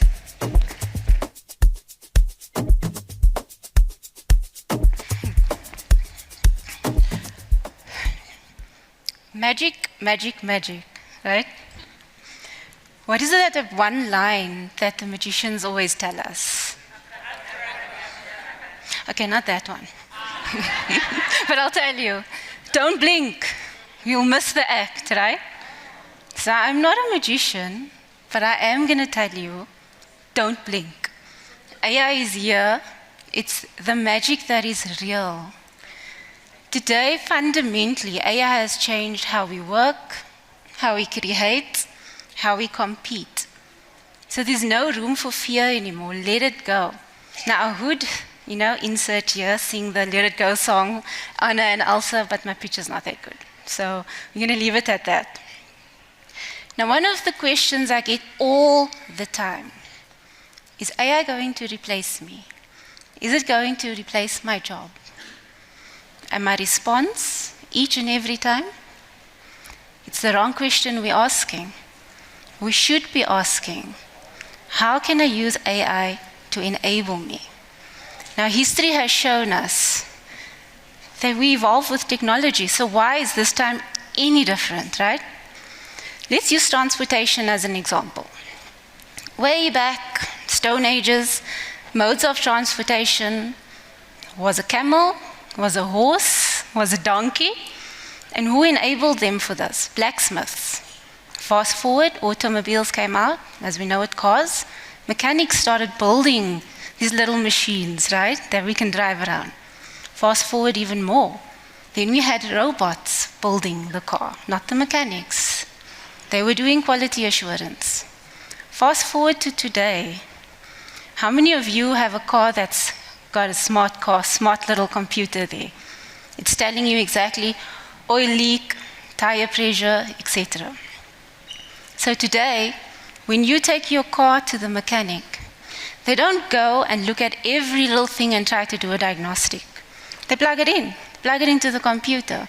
Within minutes, they can tell you what's wrong. Now you see how it's evolved from the blacksmith to the mechanic today, who is no longer just the mechanic building a car working on grease. He had to upskill himself. He had to learn data analytics. He needed to read what computers are saying. You see how they had to evolve. So then the question is, so what is AI? AI is a technology that is not here to replace you, but to empower you. I'm going to say it again. AI is just a technology. Tomorrow there'll be another one and another one, so embrace it. Now, another fear that constantly looms is that AI is only for big businesses. Now, that's not true. AI is only for tech giants, people with big budgets, or techies, as they like to say. But that's not true anymore. AI is accessible to each and every one of us in this room, and broader. Now, research shows that more than 50% of entrepreneurs spend more time in the business than on the business. So what does that mean? It means you're spending a lot of time in the nitty-gritty, in the operations, but you're not spending time on why you created the business in the first place. Your vision, your why, your customer, you're not spending enough time evolving that. So, here's the thing. AI is a tool, but it's also there to help you gain competitive advantage. Those that use AI, that experiment, use it early adopters, you guys will lead. But if you choose to ignore it, if you let fear dictate you, you're going to follow, you're going to fall behind, and that's when you're going to become obsolete. Now, when you started your business, right, you had a vision. You had this creative vision, and I'm pretty sure a lot of these things were not what you were thinking of. You had a product to sell, a mission, a vision, a service. That's what you wanted to sell. Now, if you're going to ask me, okay, you've explained to us AI, where do we start? Start where it hurts the most.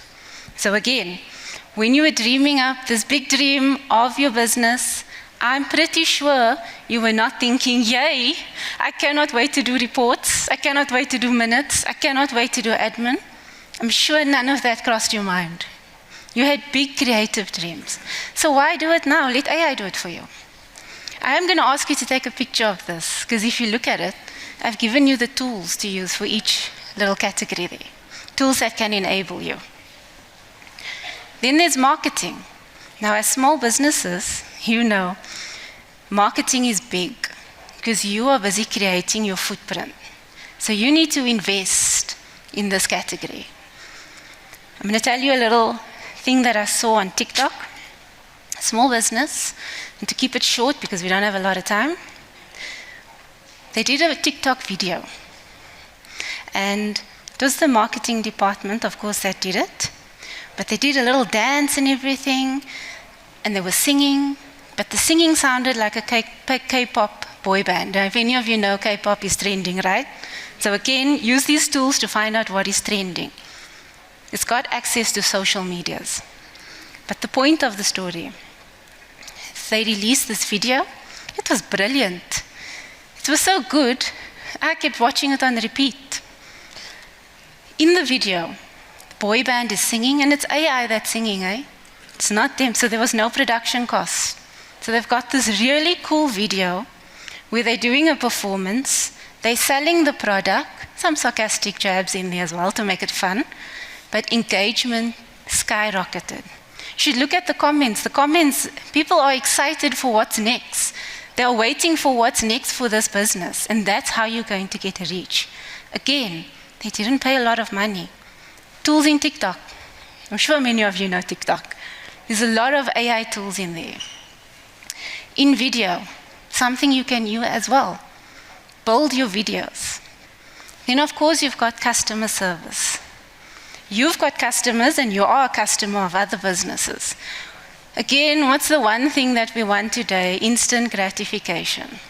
Now, I don't want to message a business during only a certain core hours, because I'm busy during the day. At night, when I'm actually, relaxing, everything is done at home, now I start with my shopping. Now I want to start doing inquiries. WhatsApp business. You can either train it, so it can actually give predefined answers, or it's a platform for your customer to leave a query that you'll pick up tomorrow. But it was convenient at his or her time, and you'll answer on your or his time. And of course, I had to throw in the special task. So this is when you have a little bit more money, right? Still low cost, but a little bit more money, where you have a specialist in your business. And I'm going to use SARS and tax as an example because I hate that, right? It's just too much admin for me. That goes above my head. So what you could do here, you could have a consultant.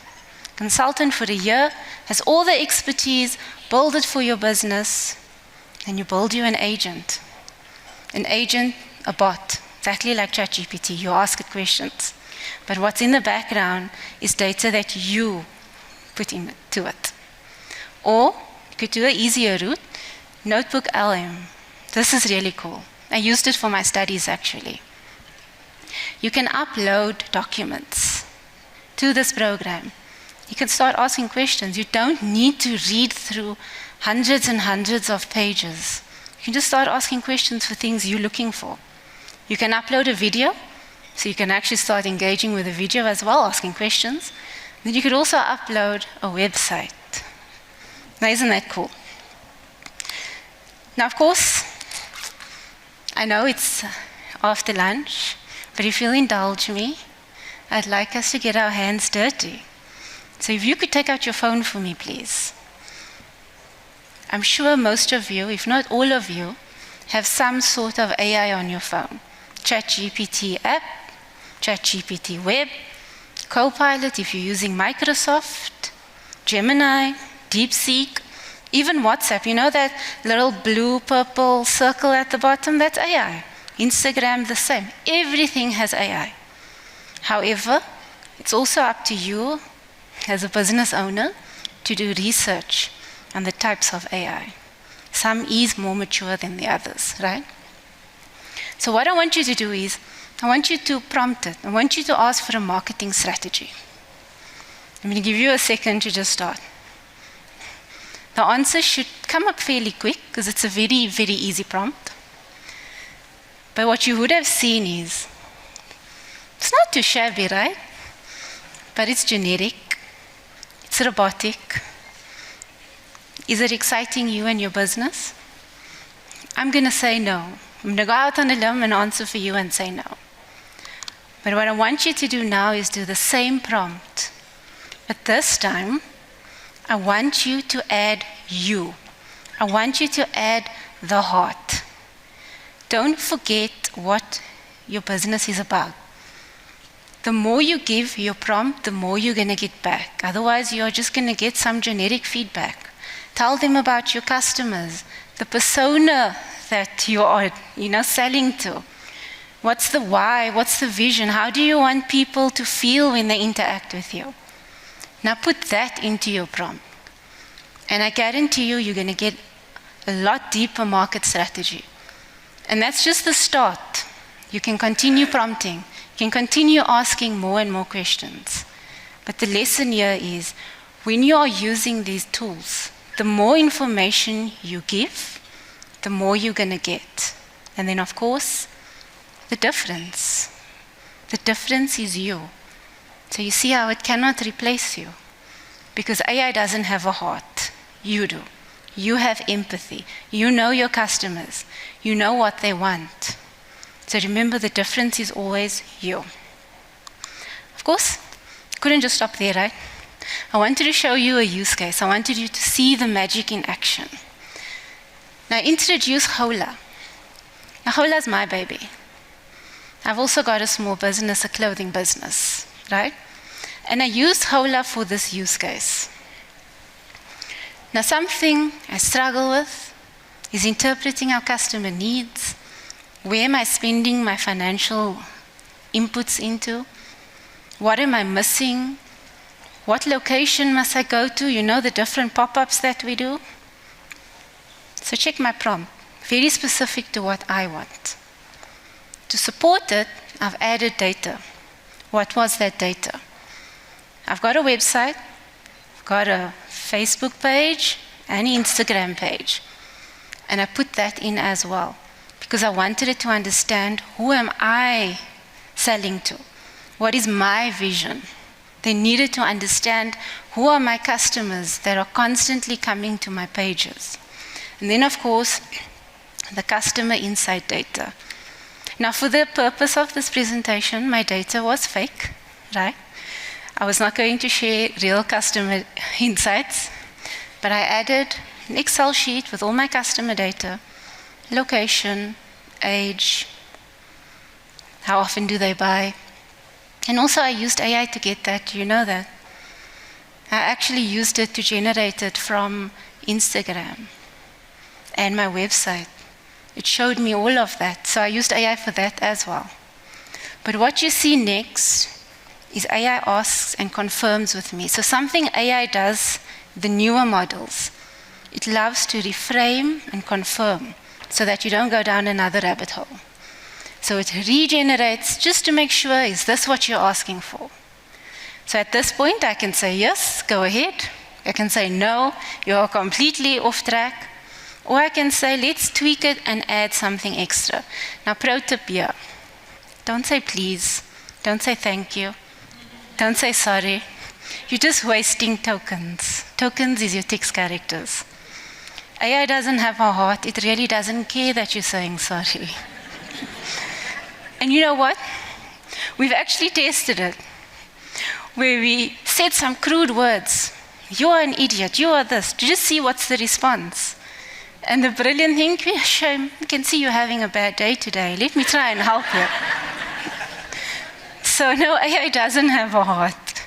And if you're going to try, it's actually going to insult you more, right? But what was the output of this? This is what I got. A business insights report. I got a lot of accompanying documents as well. I couldn't add everything to the slide, but this tells you a picture. It told me, Caftons is your number one thing that sells. Spend more money there. People don't care for accessories. Why are you wasting your time? Joburg, go spend more time in Joburg. They love the pop-ups over there. They tell me who's my average age that I'm marketing to. They also tell me that, oh, they think your material or your fabric is not the best of quality. Spend more money there. But now you see, if you just close the loop to everything else I said and you bring it together, spend the money where it's valid and it's necessary. For me to get more customers, I needed to get more caftons, better quality fabric, right? But if I use any of the AI tools, I could save cost and invest it there. Now this took me 30 minutes to get all of this.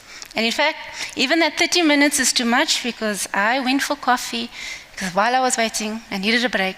So it's actually less than 30 minutes. Now you know today, I spend just under 10,000 Rand per month for a marketing agency. This is not half of what I got from it, for 10,000 Rand, right? I use ChatGPT for this. It cost me $20 per month.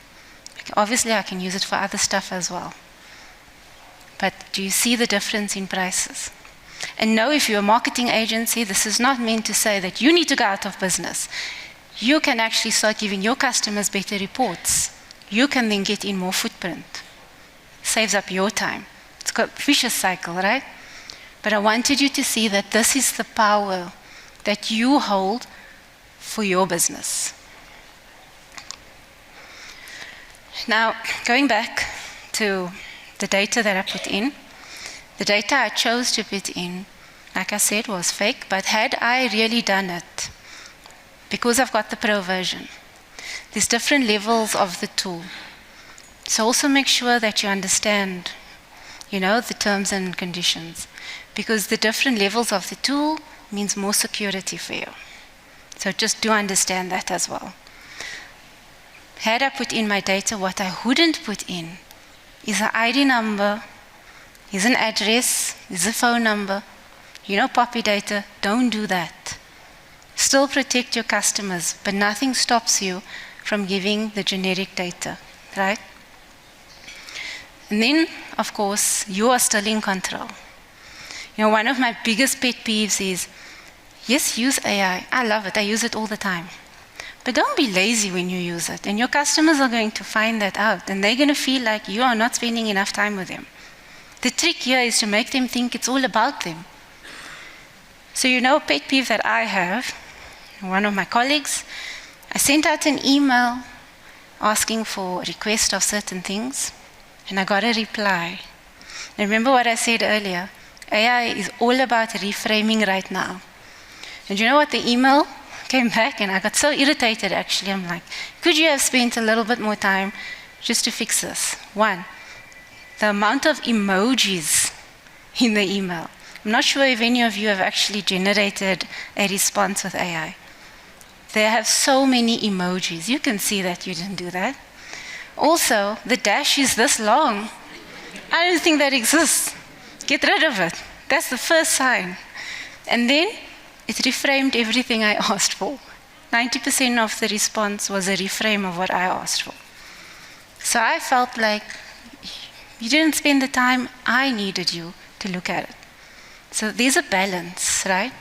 Use AI to your advantage, but find that balance, find the sweet spot. Always fact check. AI isn't perfect. Humans make mistakes, so does AI. So always fact check. Because you are still accountable for your business, make sure that the output is correct. And then understand your data privacy. I've spoken about that one. And then finally, be authentic. Like I said in the beginning, the difference between AI and you is you. You are the magic, you are the heart. Still be authentic. Still be you. You're just using AI to enable you. Now, I'm going to tell you a secret of what I do there, right? So I'm busy trying to build my authentic leadership self. So I use AI. So what I've started doing, started AI to fact check my response. But according to different communication styles, different Enneagram styles, personality styles, because I could be asking you for something, but you're not hearing what I'm saying because you need it to come to you in a different way or a different form. I've been using AI as a virtual coach. And I must tell you, the results, I have started seeing things change. People are more open with you, they understand your communication. So play around, experiment. Doesn't mean that my actual human coach is not needed, because she comes with the authenticity and the experience. So now, this. You can take another picture. This is your toolbox. This is the tools that I recommend to you. You can literally sit here right now and you can start accessing this for your business. Low cost. Of course, if you're going to go to different levels, you know, pro, premium, plus, enterprise, business, etc., you're going to pay more. But you can do this right now. Nothing stops you. You can walk out of here and you can use AI. And that is why I added the use case. I wanted you to see the beauty of AI. Also, like I said earlier, always validate your tools, right? Understand what it's doing because only you know what your business needs. So understand the security, data privacy, terms and conditions. Make sure that you protect your client. Know that? I actually want to tell you, go out, have fun, explore, experiment, be a child. Experiment, have fun, and create magic. Thank you.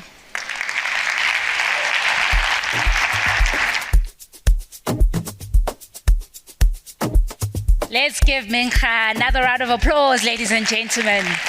The difference between AI and you is you. You are the magic. So yeah, that was a powerful presentation. Thank you, Mincha. Up Up next, we have another insightful panel discussion on the topic of SMMEs driving change, the role of SMMEs in job creation and economic justice. Now I'm going to call up our esteemed panelists onto the stage. Can I ask that as I call your name, you make your way to the stage? First up, we've got Monde Ndlovu, who is the Managing Director of the Black Management Forum.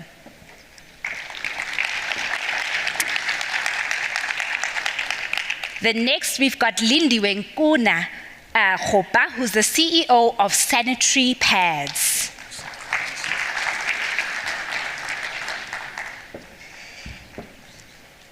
And then following Lindiwe is Lerato Sibata, and I must say she's looking absolutely fabulous. She is the CEO of ROI Group. And then finally, to lead and facilitate this powerful panel discussion, please give a warm round of applause for Silebogo Molefe from Grassroots Entrepreneurship Architects. Molweni sanibonani. Hey guys, don't mind me having a laptop. I misplaced my iPad, so I don't look as fancy as other people. This discussion is meant to focus on the role of SMEs in job creation. And it's a challenging one in a country like ours, as we know.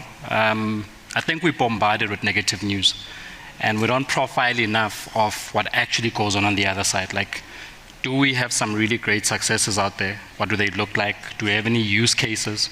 And that's why we've invited people that are in the field, that are doing some amazing work, and that have a point of view to share around what's going on, you know. So I'm going to start with Umonde, because he focuses quite a bit around Black economic empowerment and policy advocacy. So I'm not picking on you because you're the only gent on the other side. I just think it's important that you understand that, Monde. Anyway, my question for you is, what is economic justice, right? And how does that feed into the broader broader transformation of the country?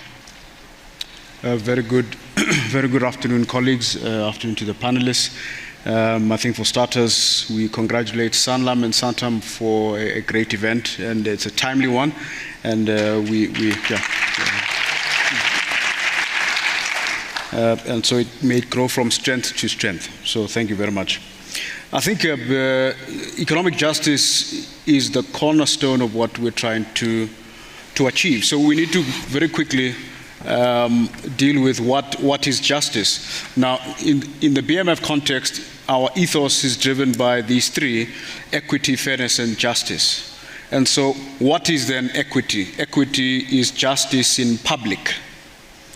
What is fairness? Fairness is justice in private. What is justice? Justice is a mindset, it is a process that creates and recreates that which is right. What is right? Rightness is the true state of treating every citizen with dignity and respect, most importantly, upholding the highest ideals of humanity for its own sake. And so, when we then talk about justice in public, which is equity, is this happening in the context of the economy? Are we upholding the highest ideals of our humanity as we run our economy publicly, what is being seen?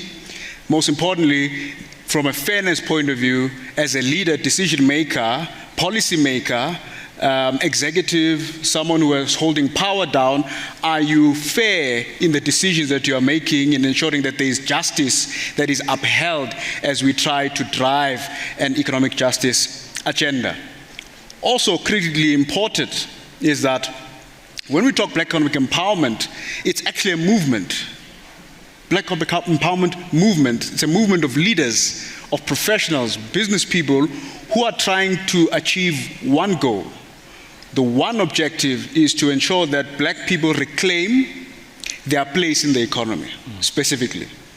And how we do that, that's why we always hear ownership, control, and management as the three avenues to try and reclaim black people in the heart of the economy. So in that sense, in a nutshell, to answer your question, that's how these ideas are interlinked in terms of what is justice, what is equity, what is fairness, what is the key objective that we're trying to drive, and especially from a BBB perspective, we're trying to ensure that there is ownership, management, and control, and it's a movement, and this movement has given birth to so many things, not just the act itself.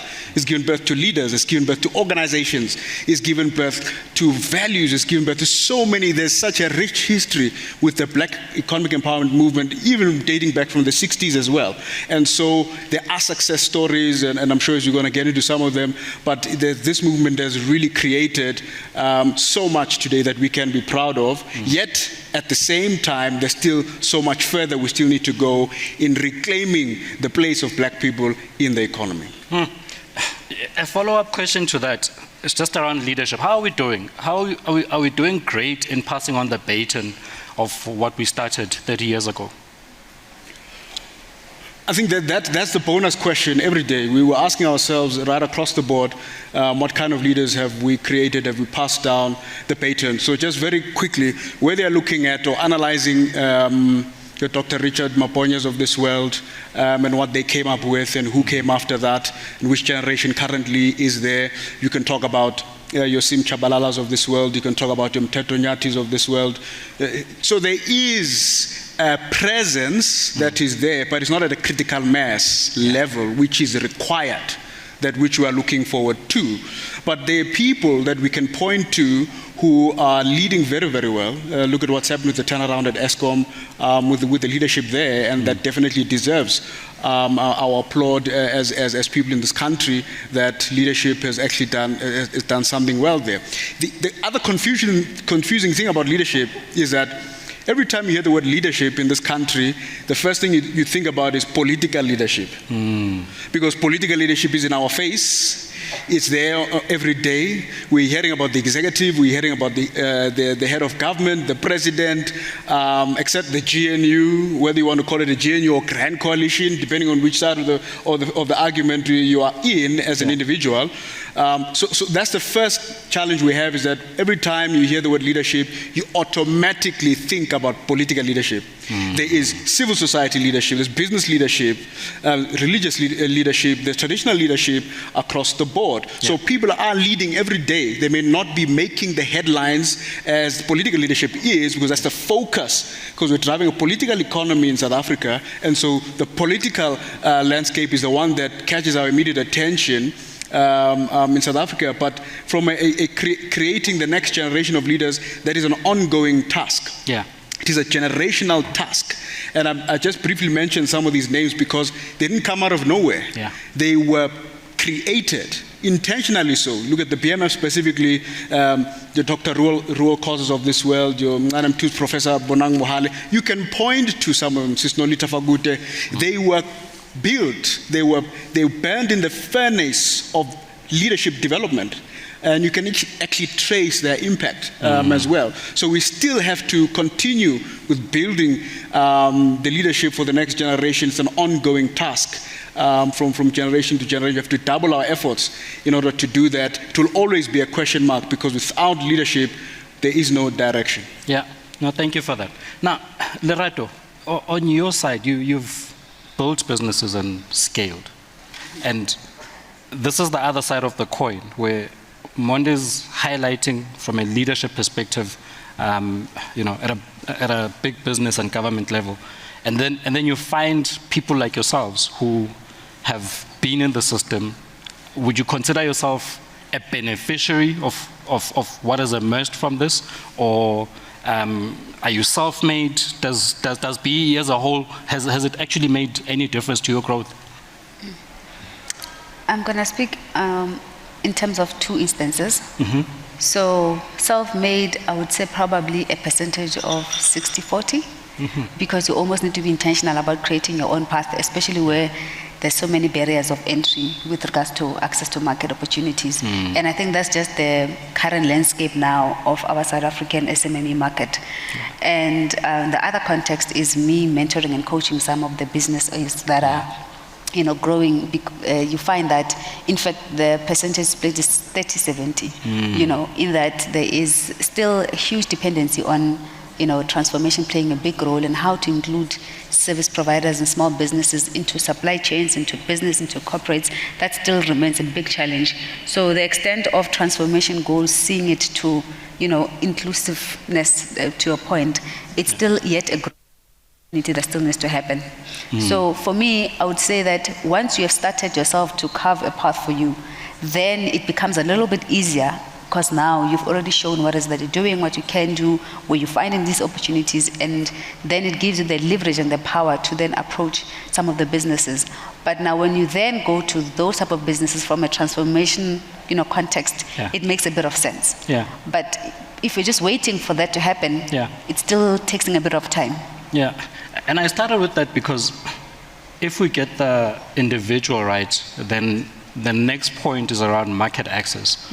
Like, what's the best route, what's the best way to leverage or to even gain access to market? I mean, I was talking to some SMEs offline earlier, and some of them are feeling a bit jaded.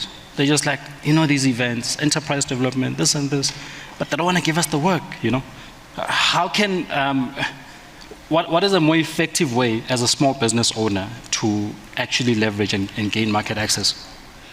The issue of market access remains a challenge because the gap is so wide that even the small efforts that are being made, it almost feels like there isn't much that has been done. But it's because there's a huge amount of lack of information and understanding. But also this comes from a corporate perspective. What has been discussed in the boardroom in terms of the initiatives, the projects, the stuff that has been done, the launch of this event, is not speaking to the actual user and the guys that are needing the opportunity. And sometimes that's where there's a missing gap of understanding, how do I go and actually get those opportunities? One, because I am a procurement, professional, and specializing in getting businesses market ready to access those opportunities. The issues you'll find is, you don't meet the criteria enough to actually be part of this opportunity. You are not compliant. You have red tape here and there. But on the inverse, for the most part, some probably did not know this action that I'm doing will lead into an issue for me in the future. Or it's not because I don't have a good idea as a business owner, but I don't have good opportunities for me to break these barriers. Because if you see, businesses and corporates have huge expectation from a market entry perspective to give you the contract. But the small businesses understand that I cannot meet those requirements because I'm only starting. So there's still a big issue in between, and how do you actually open up those gaps? And I think it's important to have this conversation because it does highlight that the problem is not necessarily that the businesses are not ready. It's the barriers that are still there, that are still not yet broken. We attended another event with JSE, and the issue they had was that when you do a risk matrix and a check, it's the same thing as doing to an individual and to a big corporate. The effort is the same. Is that fair? SARS is already now implementing some checks with regards to custom tax. That is now being checked to say, for small businesses that are importing some of the items and trying to localize, tax still charged from a small business the same as a normal big corporate company.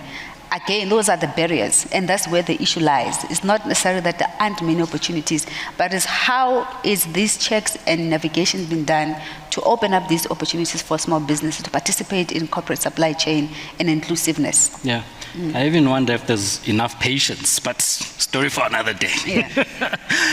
Sis Lindiwe, coming to you, I mean, you're in social entrepreneurship and you've got a deep heart for women as well.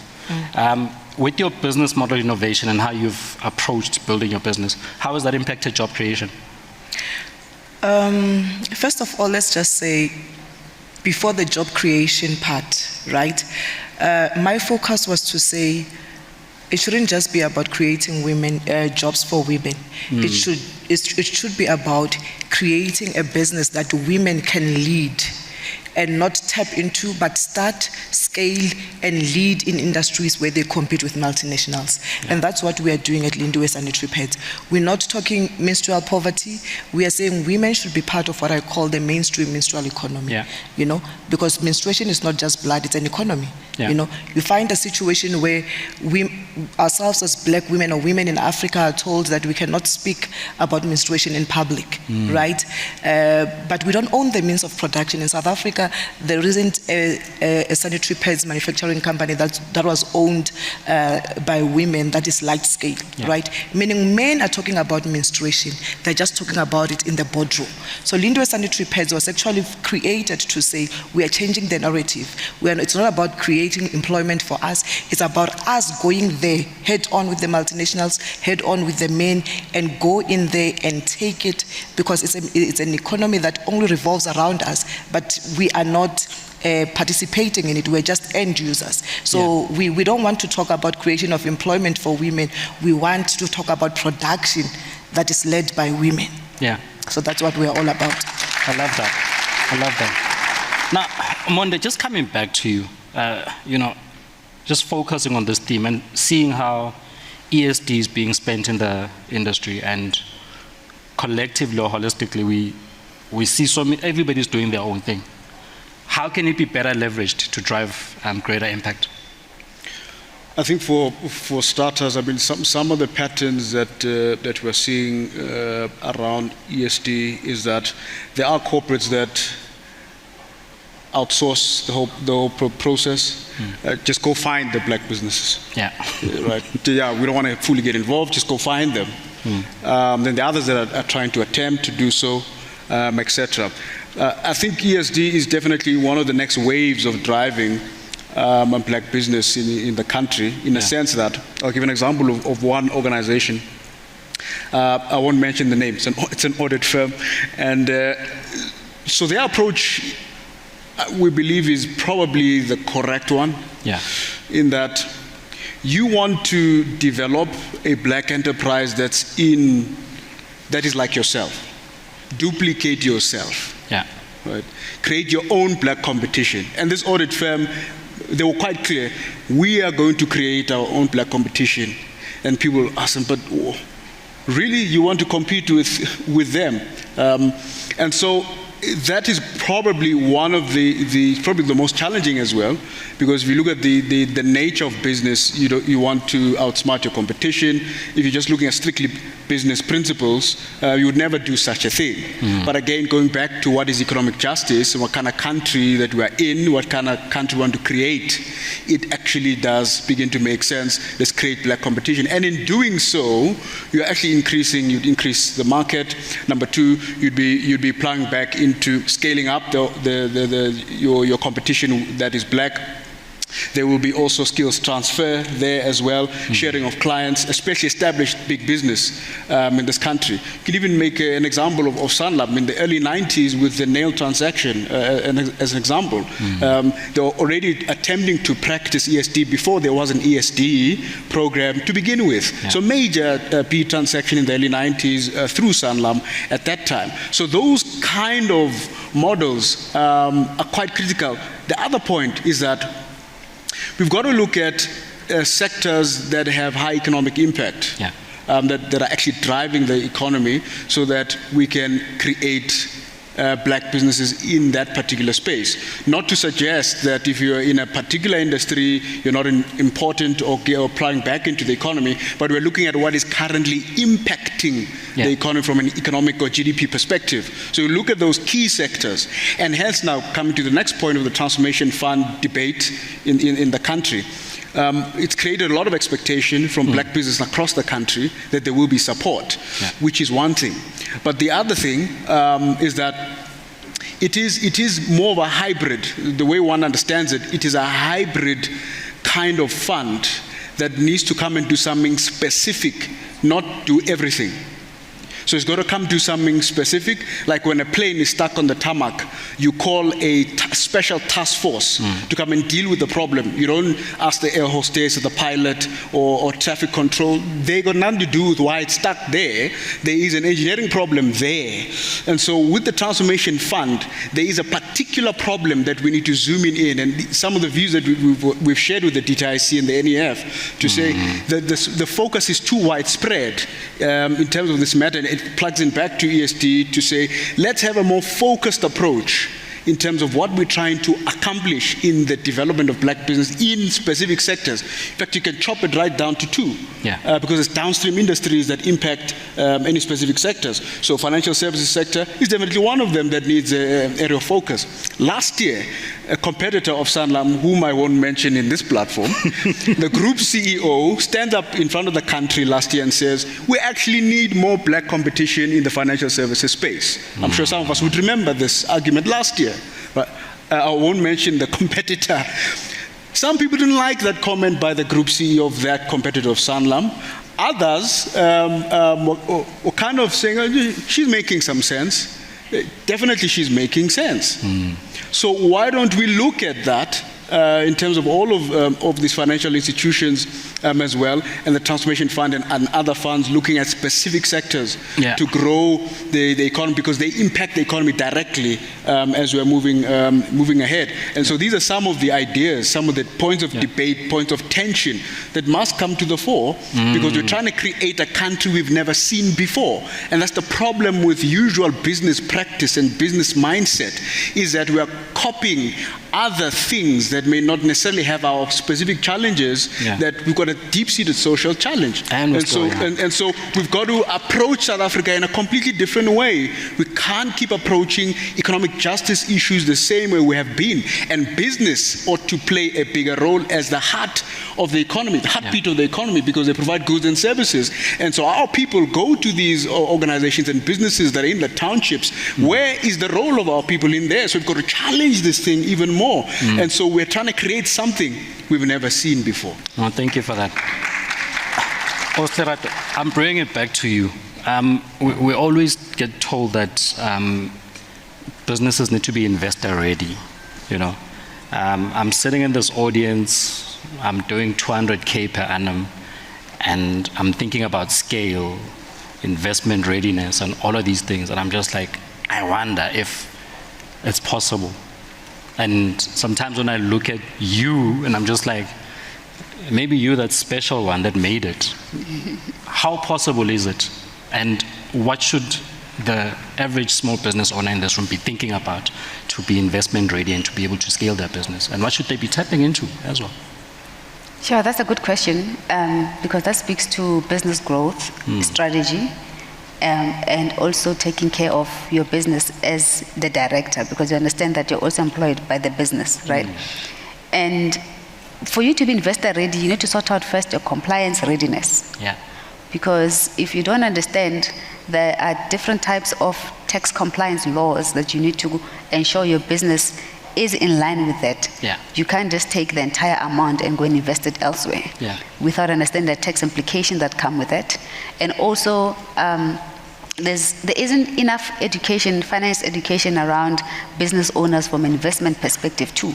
To say what part of the component in your financial statements and books can you now put it into the investment portfolios, and how does that translate into your business? Already accessing finance as a small business is a huge challenge. You know, the working capital is a problem. Growing your business, if one finances capital, when that large sum amount of money that comes in, the one client pays, you already have a deficit of where you're working with, you know, owing people, not paying the suppliers, you know, or staff, or whatever the case. Sometimes you don't even get paid yourself as a director. So then how do you move from that perspective to even think of investment readiness?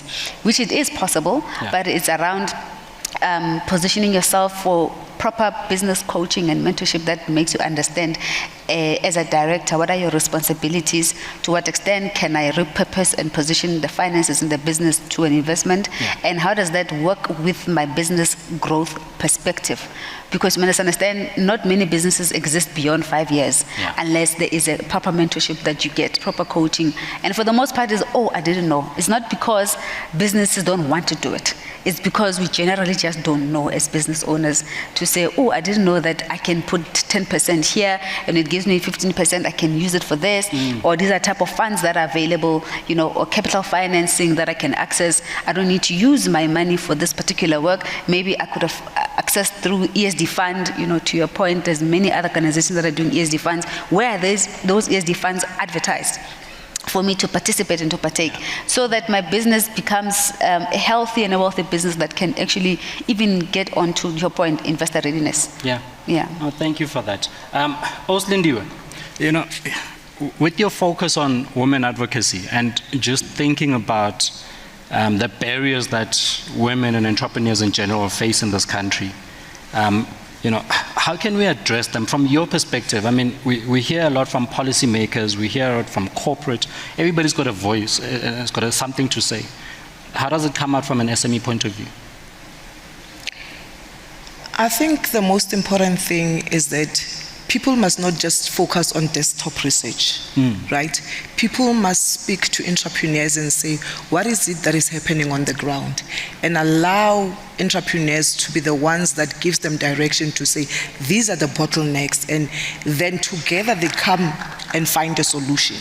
But the situation that we find in South Africa is that we've got professionals that are sitting in their own offices that have never actually ran businesses, and because they are policy makers, they go and make policies, right, that do not speak to what is happening on the ground, right? And they expect that we work out miracles to make sure that we use those very same solutions that are not tailor-made for the problems that we are facing to be able to build the economy. And that is not possible. So for me, I think in terms of enterprise development, there's been some progress, right? Because most of the enterprise development programs that are there, they speak to the challenges that we face as entrepreneurs, right? And I, for one, today, owning Africa's first large-scale sanitary pads manufacturing company that's woman-owned, right, with capacity to produce 800 sanitary pads per minute, right? I can confidently say, right, I am a product of enterprise development, right? But also the other challenge that we face as SMMEs is that we do not want to plug into the enterprise development programs based on the requirements. We want to go and negotiate that change the requirements. Sometimes negotiation of changing the requirements takes time, right? So it's always sometimes better and to your own advantage to make sure that you go and find resources within the enterprise development space to make sure that you are investment ready. That's what we did, right, at Lindwe Santry, because I started my business in the kitchen and we're not even 10 years old, right? I started in the kitchen, and I'll go from enterprise development program to enterprise development program. Where they say you get a business plan, I go. Where they say business partners is giving, there's awards, you go and you win 100,000. That's cash flow for you. Where they say Proudly South African is offering market access, you go there, and there's, so, and you put all of this in a basket. And through all of that, and you've built a puzzle, through all of that, you're able to raise 100 million. And that's how you actually get to be funding ready. Because when you come from a background like myself, where you don't necessarily have a trust fund to back you up and stuff, you just have to just go around gathering the small resources that you get everywhere else until you build a business that shows that you're actually sustainable and people can actually be confident enough to invest in you. Because what I can tell entrepreneurs now is two things, right? People must not be scared to start. There's power in starting. Right? Because how I started is I was just in an event like this and somebody said there's never been a sanitary pads there's no sanitary pads manufacturing company in South Africa that's owned by a woman, and we've never had a female president. I said, oh, okay, let me run with this one. Right? And today we are sitting with this. We are sitting with this success story that is Lindwe Sanitary Pads.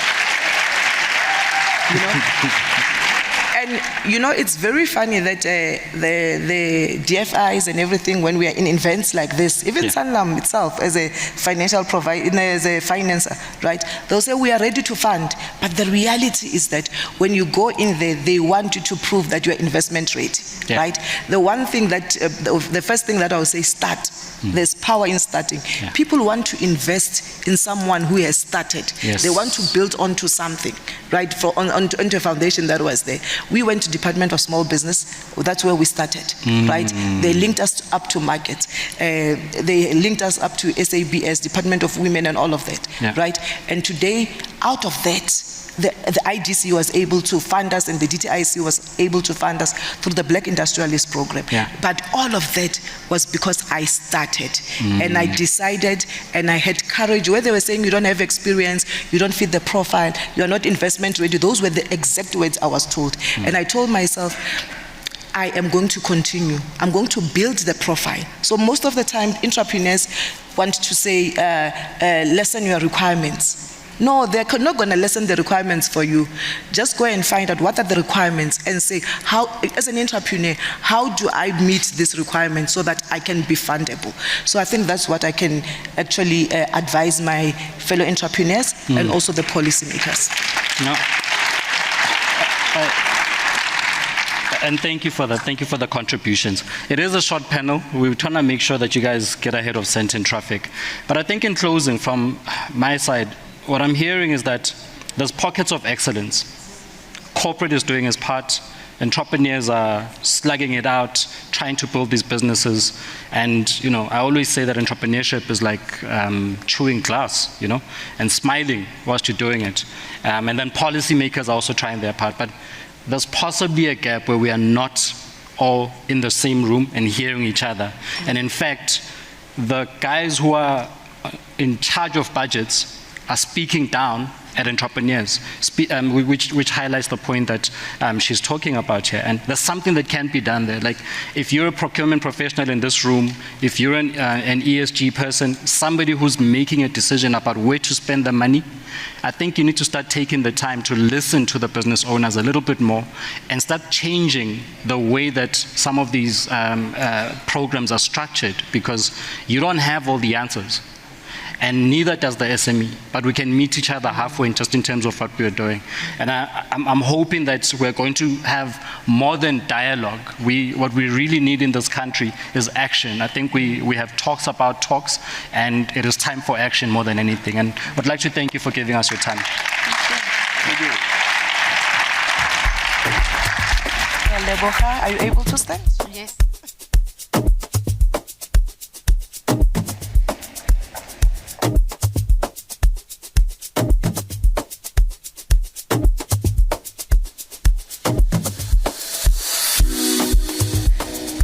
Thank you very much to all our amazing panelists. And as you heard, there's power in starting. And it's important to be bold and courageous and go after your dreams. We are very close to the end. But before that, you would have heard in one of the panel discussions, one of our chief of transformation from Group Office, Tandeka, mentioned that there's beautiful artwork that's been displayed in the gallery. So there was an art competition that was taking place, and now it's that time to announce the winners. So I am going to ask Nodidi Mehlo Makulu from our Sanlam Group Office and Stefan Hunt from us, who is our Sanlam Art Curator, to come and announce the winners. I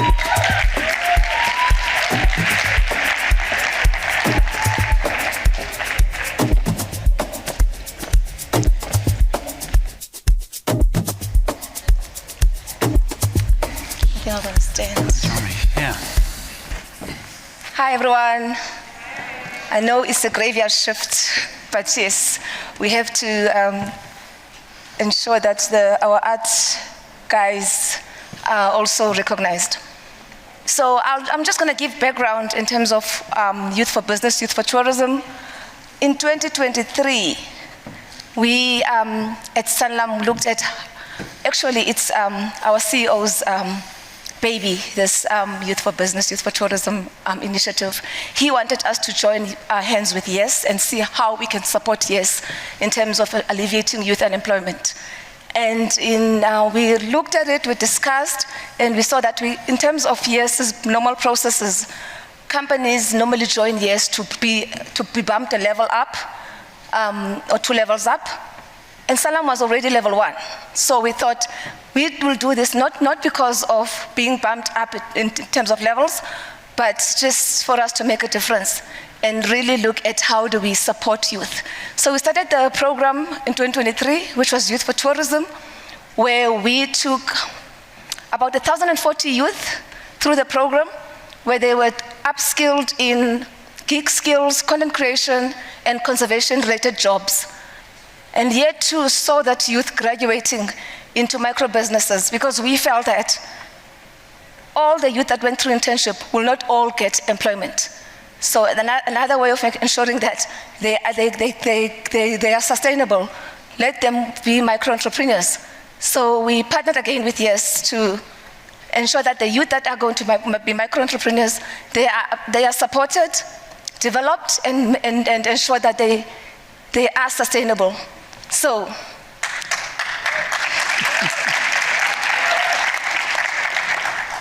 that youth now have their own businesses. They can do tenders, they can rate, and some of those the ones that have entered the Youth for Business competition. I'll let Stefan talk about. I'll let Stefan, our art creator, talk about the process in terms of the competition, and Tom will talk about the judging. Thank you, Rodidi. Just to give you a little bit of background and about the selection process, but I think what one should just remind everybody, that exhibition in the back of the hall next door is very worthwhile going to view. And if some of you want to buy one of the trophies from there, you're welcome to get in touch with Sibusiso from Y4B, and speak to him about from the Youth Content Collective. I think it's always interesting to see what young people's perspective on the world is. And you get a very good sense of that from these photographs. And they were there to rise up and resonate with the world that they're in. And I think you'll see that particularly in some of the videos as well. But we had 2 judges.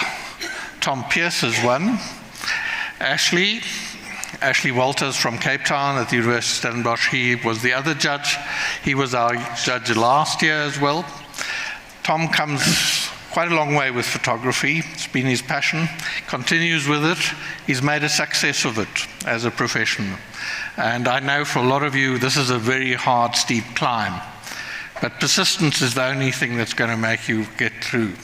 And of course, entering competitions helps as well. It gets your name out of there. And certainly out of the 98 entries, we reduced it down to 30, and there are 6 winners, 3 in photography and 3 in videography.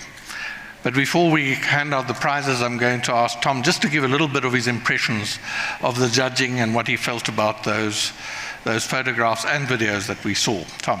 Yeah, thanks. On behalf of myself and Ashley, we'd like to thank everybody who entered their images and their videos into the competition. It was a really high standard, and we really enjoyed going through all of the content to see what had been produced and what had been submitted. For me, as a portrait photographer, it was really lovely to see a lot of up-and-coming portrait photographers, and you'll see from the exhibition that probably 90% of it is portrait photography, and a really high standard overall. So well done to everybody. And I think as up-and-coming photographers, it's really, really important to put your work into competitions, to get it into exhibitions, to get it seen. It can be really fulfilling, and to get feedback on your work as well. And any of you that would like feedback on your individual shots are welcome to get in touch with me or talk to me when we're over there at the exhibition. Yeah, I think just very quickly from my point of view of judging and then seeing the images on the wall here, it's two different things to see something on a computer screen and to see something in print. And it's a wonderful thing as photographers to see your work in print. It looks amazing on the walls, and I was actually blown away when I walked in and saw it. On the screen, it jumps out at you, and we could see in minute detail how everything looked, and we judged it on all sorts of different criteria, from the composition to the inspiration behind it, and then the finishing touches. And there were some that didn't make it into the final show because the finishing touches were not quite what they should have been, and some improvements to be made there. But everything that's on display are images that jumped out at us, and we really enjoyed doing it, and we're really pleased with the final 30, I think it is. So well done. Yeah.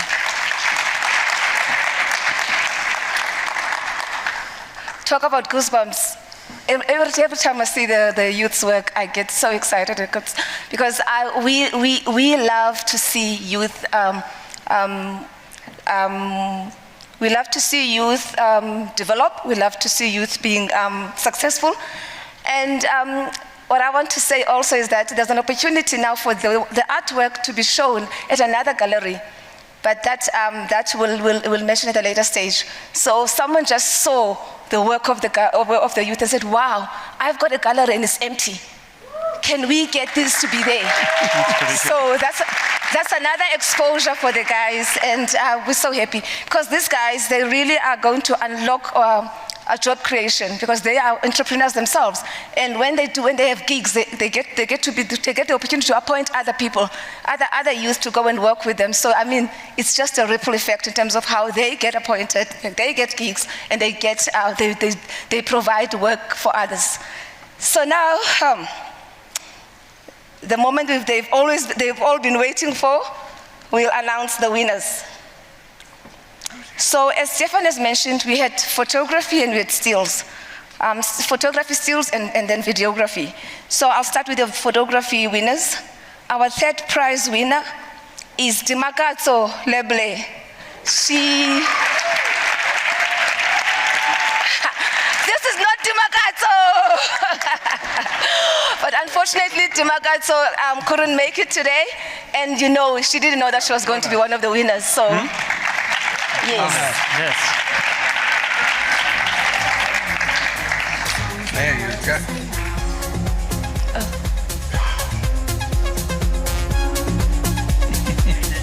Oh.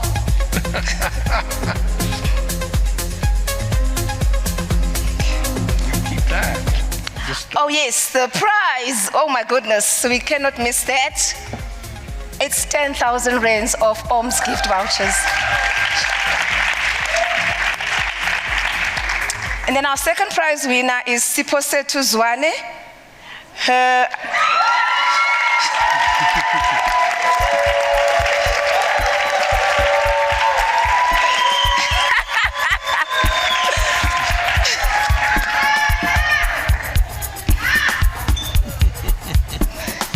prize worth of 12,000 rands.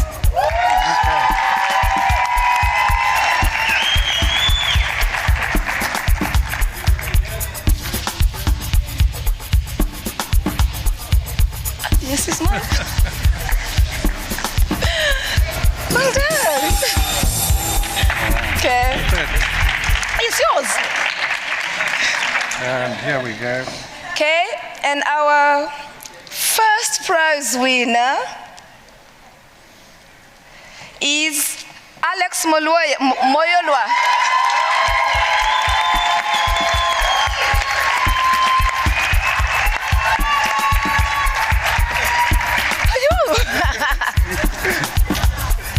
Well done.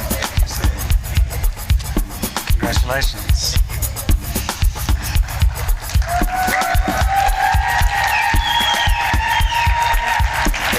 Thank you. Okay, so now we move on to the videography. Our third prize winner for videography is Buntle Lungile Ramela.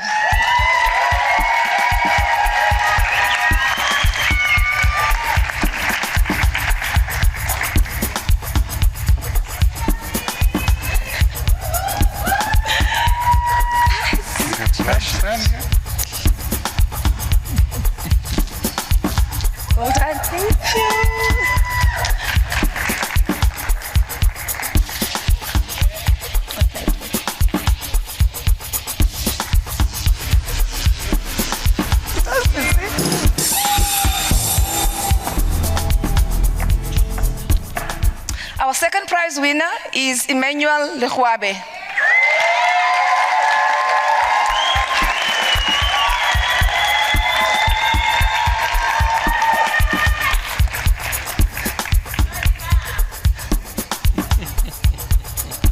Careful. Okay. Well done.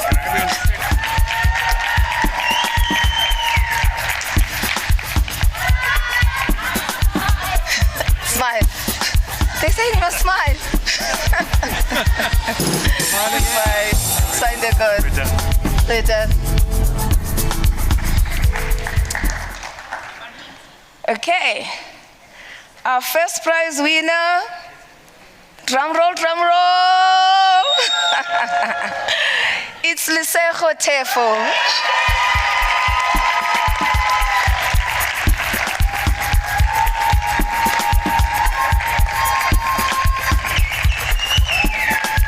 Oh wow, he was taking pictures earlier on.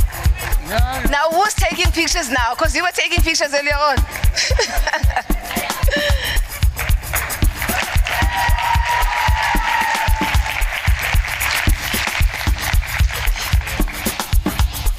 Okay, so that's it. Thank you very much. Dimakato was a lady?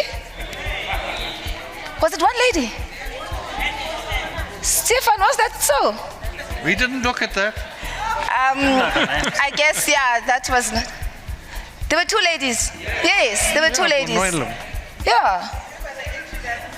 And we do, that's the only place where I'm in group transformation, but the only place where it wasn't noted gender and race was with this competition. No, so yeah, had I been the judge, you would have known all women. Thank you very much, everyone. Thank you so much. Thank you so much, Notidi. Can we give them a round of applause? A special well done to all our videographers, our arts, what do you call them, content creators? Yeah, a special well done to all of you. Ladies and gentlemen, we've made it to the end of today. Now to help me do the closing, I'm going to call up Neptal Khoza, who is the head of our market development at Sanlam. Neptal, over to you.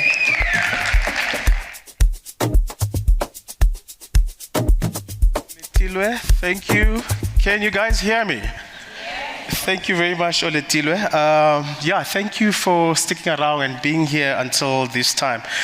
You know, someone once told me, because you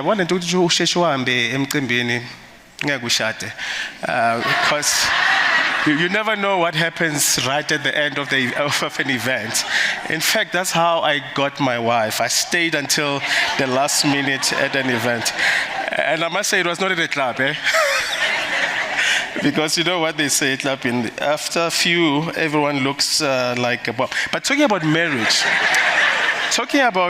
getting married, and my team actually gave me a strict instruction that I must inform you that outside there are a jewelry or jewelers that are actually showcasing their work. And again, this is one of those entrepreneurs who have come through our initiative. There's actually a school that we support in Rustenburg.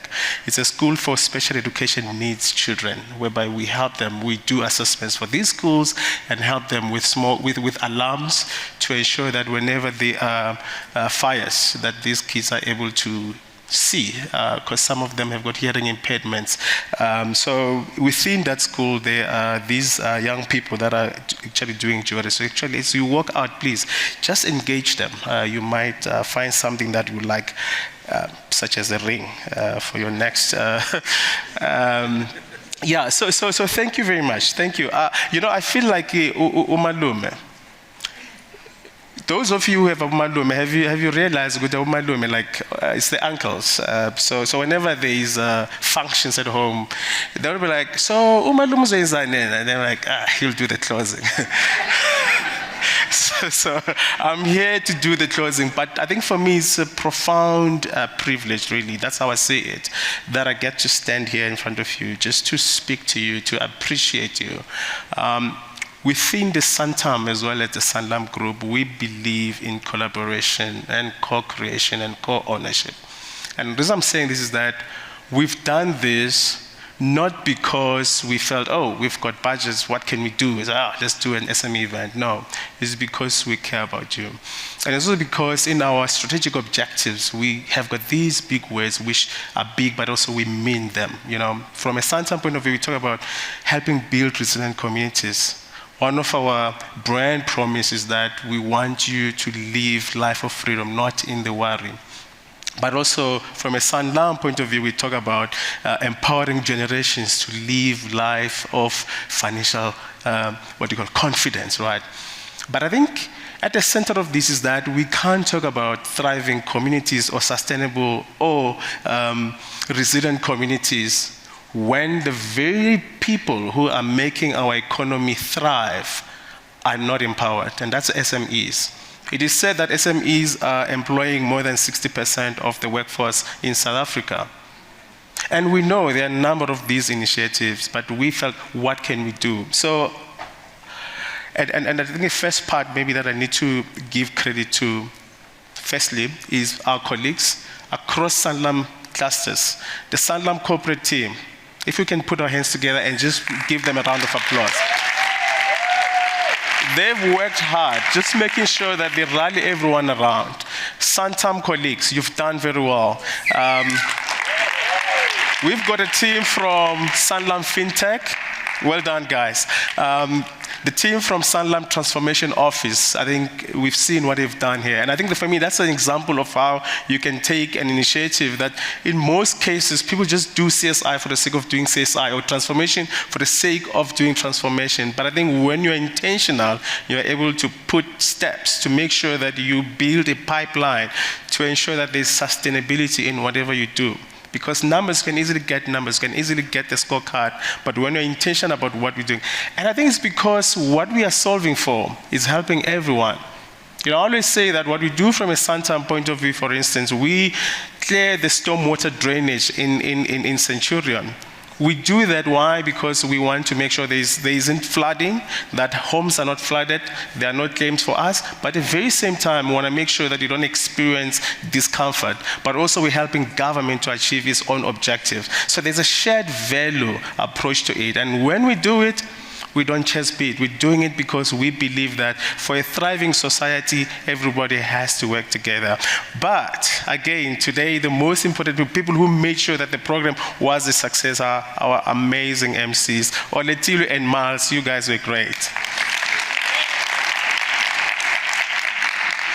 But also because we don't necessarily have all the knowledge and all the tools and programs. So I want to really give a recognition to all the partners that I've worked with. I mean, your BMFs, the Department of Small Business Development, Gauteng Department for Economic Development, everyone really who was here today helping us to ensure that we enrich this program, because if it wasn't for them, I don't think we would have been able to give you guys what we believe is a successful event.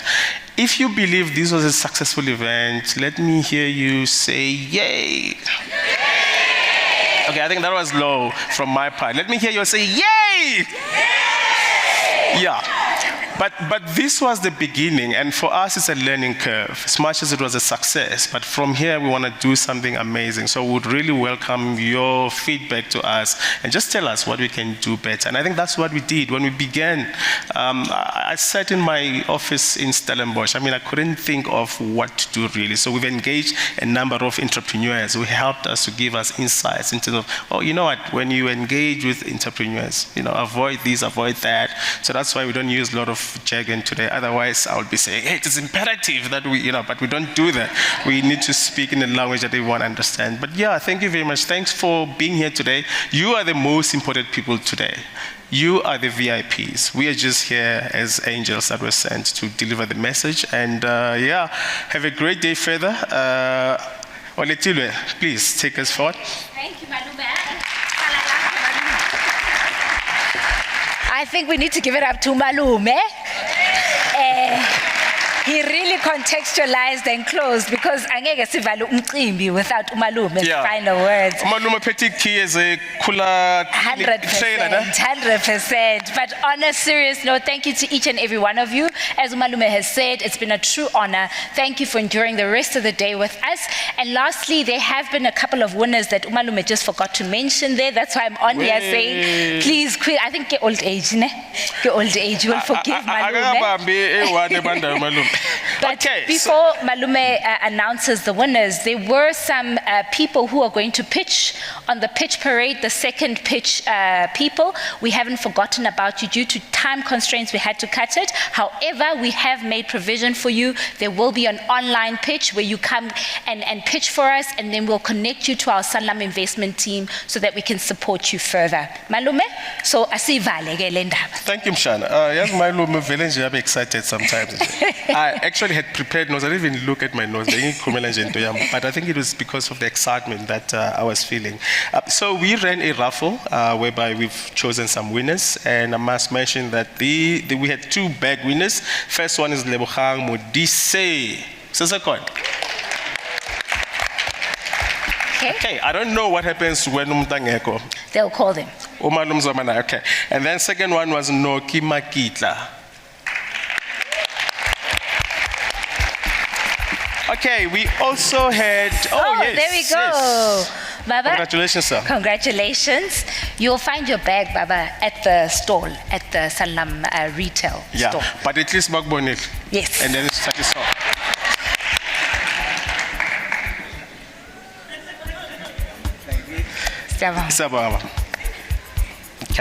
Okay, and we also had another winner.